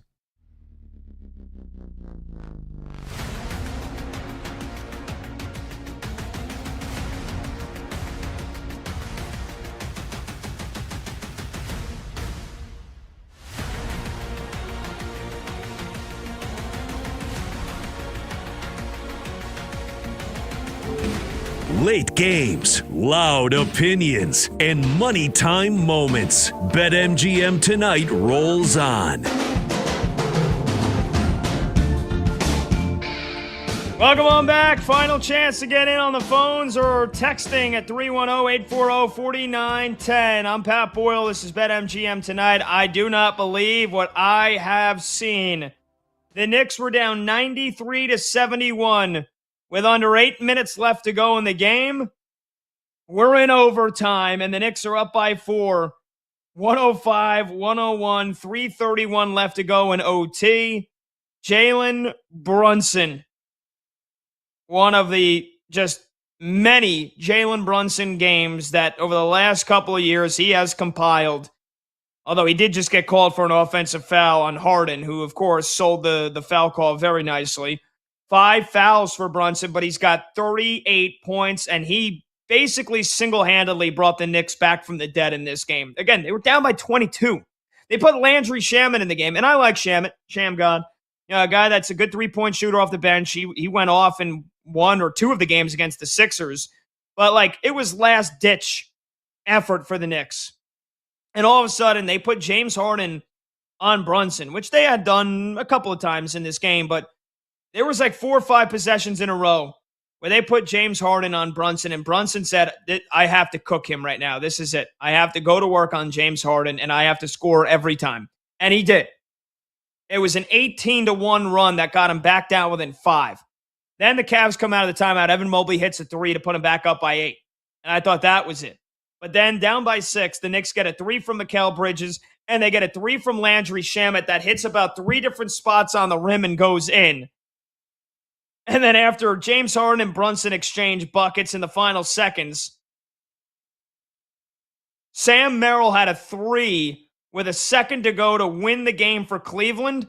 And it was basically a year ago to the date where the Knicks blew, a 16-point lead in the fourth quarter to the Pacers. And Tyrese Halliburton hits one of the most devastating shots I've ever seen. Off the back rim, straight up in the air, drops in at the buzzer, and the Knicks lose. You got the exact opposite of that a year later with Sam Merrill at the buzzer to win it for the Cavs. The ball literally rolls around the entire rim and falls off. And now the Knicks are up by 6 with 2 minutes left to go in OT. Just absolutely remarkable. Remarkable. And the NBA playoffs and the conference finals, I should say, I don't know if you could have had 2 greater games in back-to-back nights where the Thunder and the Spurs, Landry Shamet with a 3. It's a 9-point game. Oh, my goodness. The Spurs and the Thunder basically go back and forth the entire game. The Spurs were in front for most of it, but the Thunder, again, it was basically single-digit game the entire time. And then it goes to OT, and you've got breathtaking plays on defense, breathtaking plays on offense. Wemby with the logo 3, Wemby dominating. And Chet Holmgren with a buzzer-beating block in regulation. And then tonight, you have a game that wasn't all that great. It was a blowout. And all of a sudden, the Knicks erase a 22-point deficit in the fourth freaking quarter. And they're up by 9 points right now with under 2 minutes to go in overtime. They're in a TV timeout. So, Combs, we got a couple of minutes. Let's get one more hot or cold in here. I cannot believe what I'm seeing right now, man. This is actually, it's insane. It is insane. It's incredible. It's been fun to watch. When you've got such a big lead with like 5 minutes to go in a game, you think that there's, you're going to see it come through, and then the Knicks just go on this incredible run, and then overtime hits, and they just take over the damn game. But yeah, it's been fun to watch here down the stretch for sure. Look, I got an old man take. I'm going to get your hot or cold on this real quick. Hot or cold, fans sit way too close on an NBA court.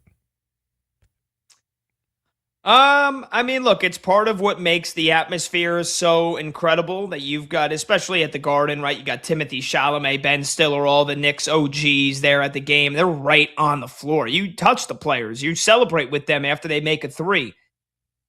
Should they be maybe a half a foot more back? Probably. Because they're kind of in. They're not in the field of play.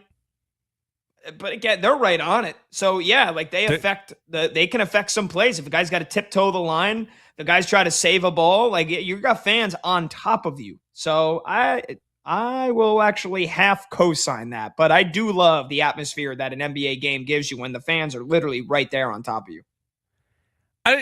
I do love the atmosphere, but you would have that same atmosphere if you were the row behind the players' bench. Like, you shouldn't be even with the players' bench is where I'm at with it. Like, if you're the row behind, you're doing all that, you're still close enough to shake hands with players as they go. There's no reason why when James Harden or Cat or anybody else are inbounding a ball, the ref has to scoot a fan back so that they're not in the way of the inbound pass. Like, that's just, it's stupid. It's way too close. I've said this for a long time. It's my old man take. Maybe it's because I'm not rich enough to ever afford a seat like that. Whatever. I think it's way too close. And then this is why, you see things happen between players and fans at some of these places, like just happened with PCA with the White Sox, because the White Sox have ground level seats with a freaking chain link fence that separates them from the players at field level.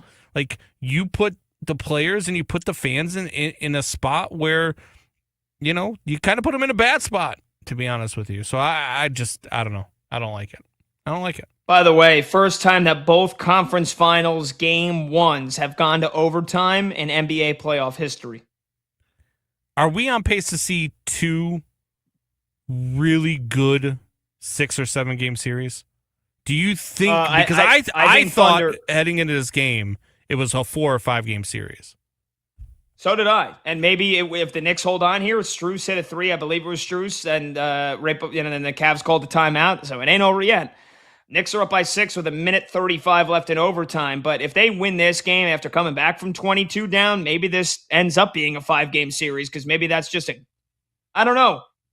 It's actually hard to tell. I thought this was going to be a big win for the Knicks because of the Game 7 that the Cavs just played 48 hours ago, but I'm not sure now after this, honestly. I do think Thunder Spurs are going 7. I think that's going to be one of the great series in a long, long time. But look, after this Game 1, you could convince me otherwise with Knicks Cavs. I think if the Spurs, real quick before we get out of here, I think that if the Spurs win Game 2, that is a 5-game series as well. All right, we'll see. We'll turn it over to Linnell Willingham, Westwood One Sports Night. Hopefully it's a Knicks W in the next 2 minutes or so. But thanks to everybody on the show. Producer Brandon Combs, VP Michael Montgomery. Thanks to Chloe Pratt, Max Sheedy, Zach Kroll, my co-host Brad Evans. I'm Pat Boyle. Hopefully the Knicks finish this off. I'll be in a great mood tomorrow, 6 p.m. Eastern. BetMGM tonight, Westwood One Sports.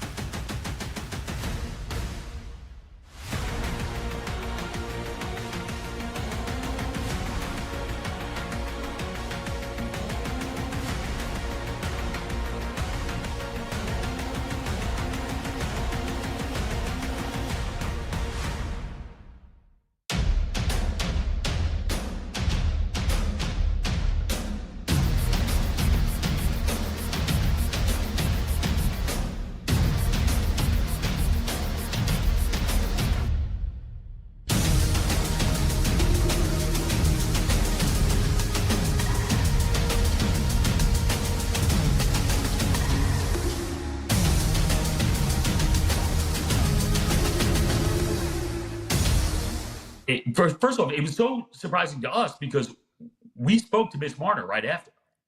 We got him right on. So we had this conversation with him. He was joking around a bit. He was in a great mood. I mean, why not? He'd been such a dynamic force throughout. And John Tortorella actually walked in front of the camera while he was like, oh, that was torts. He's like, so I was like, he's probably in a good mood. He's kidding around with people. And then to find that out after, I was blown away. And then you realize they've been warned, they've been through this, and now you're losing a draft pick. But beyond that, here's my thing. You have built up so much goodwill in a short amount of time. If you're John Tortorella with that team, right? You came on, they were floundering. You righted the ship. You've been winning with them. You've got them into the Western Conference Final. And now people at home in Vegas believe we can make another run. And then all of a sudden, you kind of threw that away. And people are wondering, what exactly are you doing? Why would you do this right now? Why would you create a distraction? Now, Torts knows better than I, and maybe he knows his team, and he thinks that this is the best thing for them. But it seemed odd because the story was so good before that moment, and then it changed dramatically. And then this is really all people were talking about with Vegas.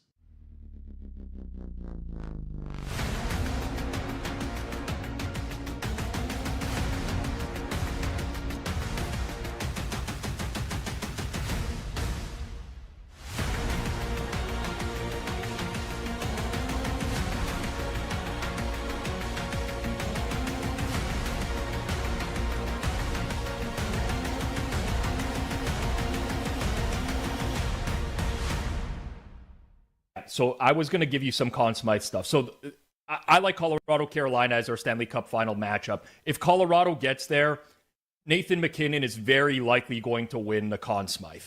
It's priced that way right now, but there's no one down that depth chart that's really going to gain ground on McKinnon because the guys that could, like Martin Necas, they play with McKinnon regularly. So every time they score a goal, McKinnon's probably going to get an assist.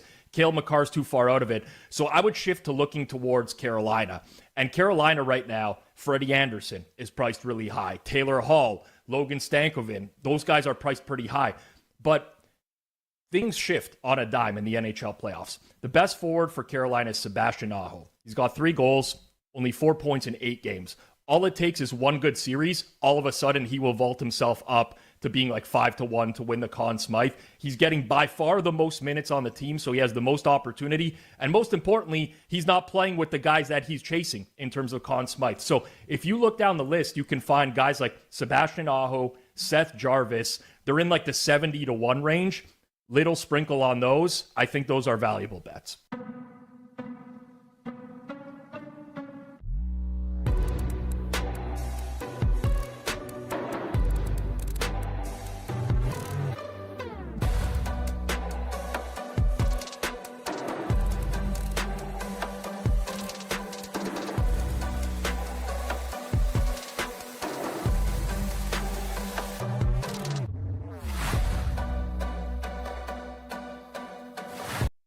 About the New York Mets making history that we haven't seen in Major League Baseball in 107 years, literally. So last night, the Mets go into extra innings against the Washington Nationals and score 10 runs in the 10th inning, which is the first time since the Cincinnati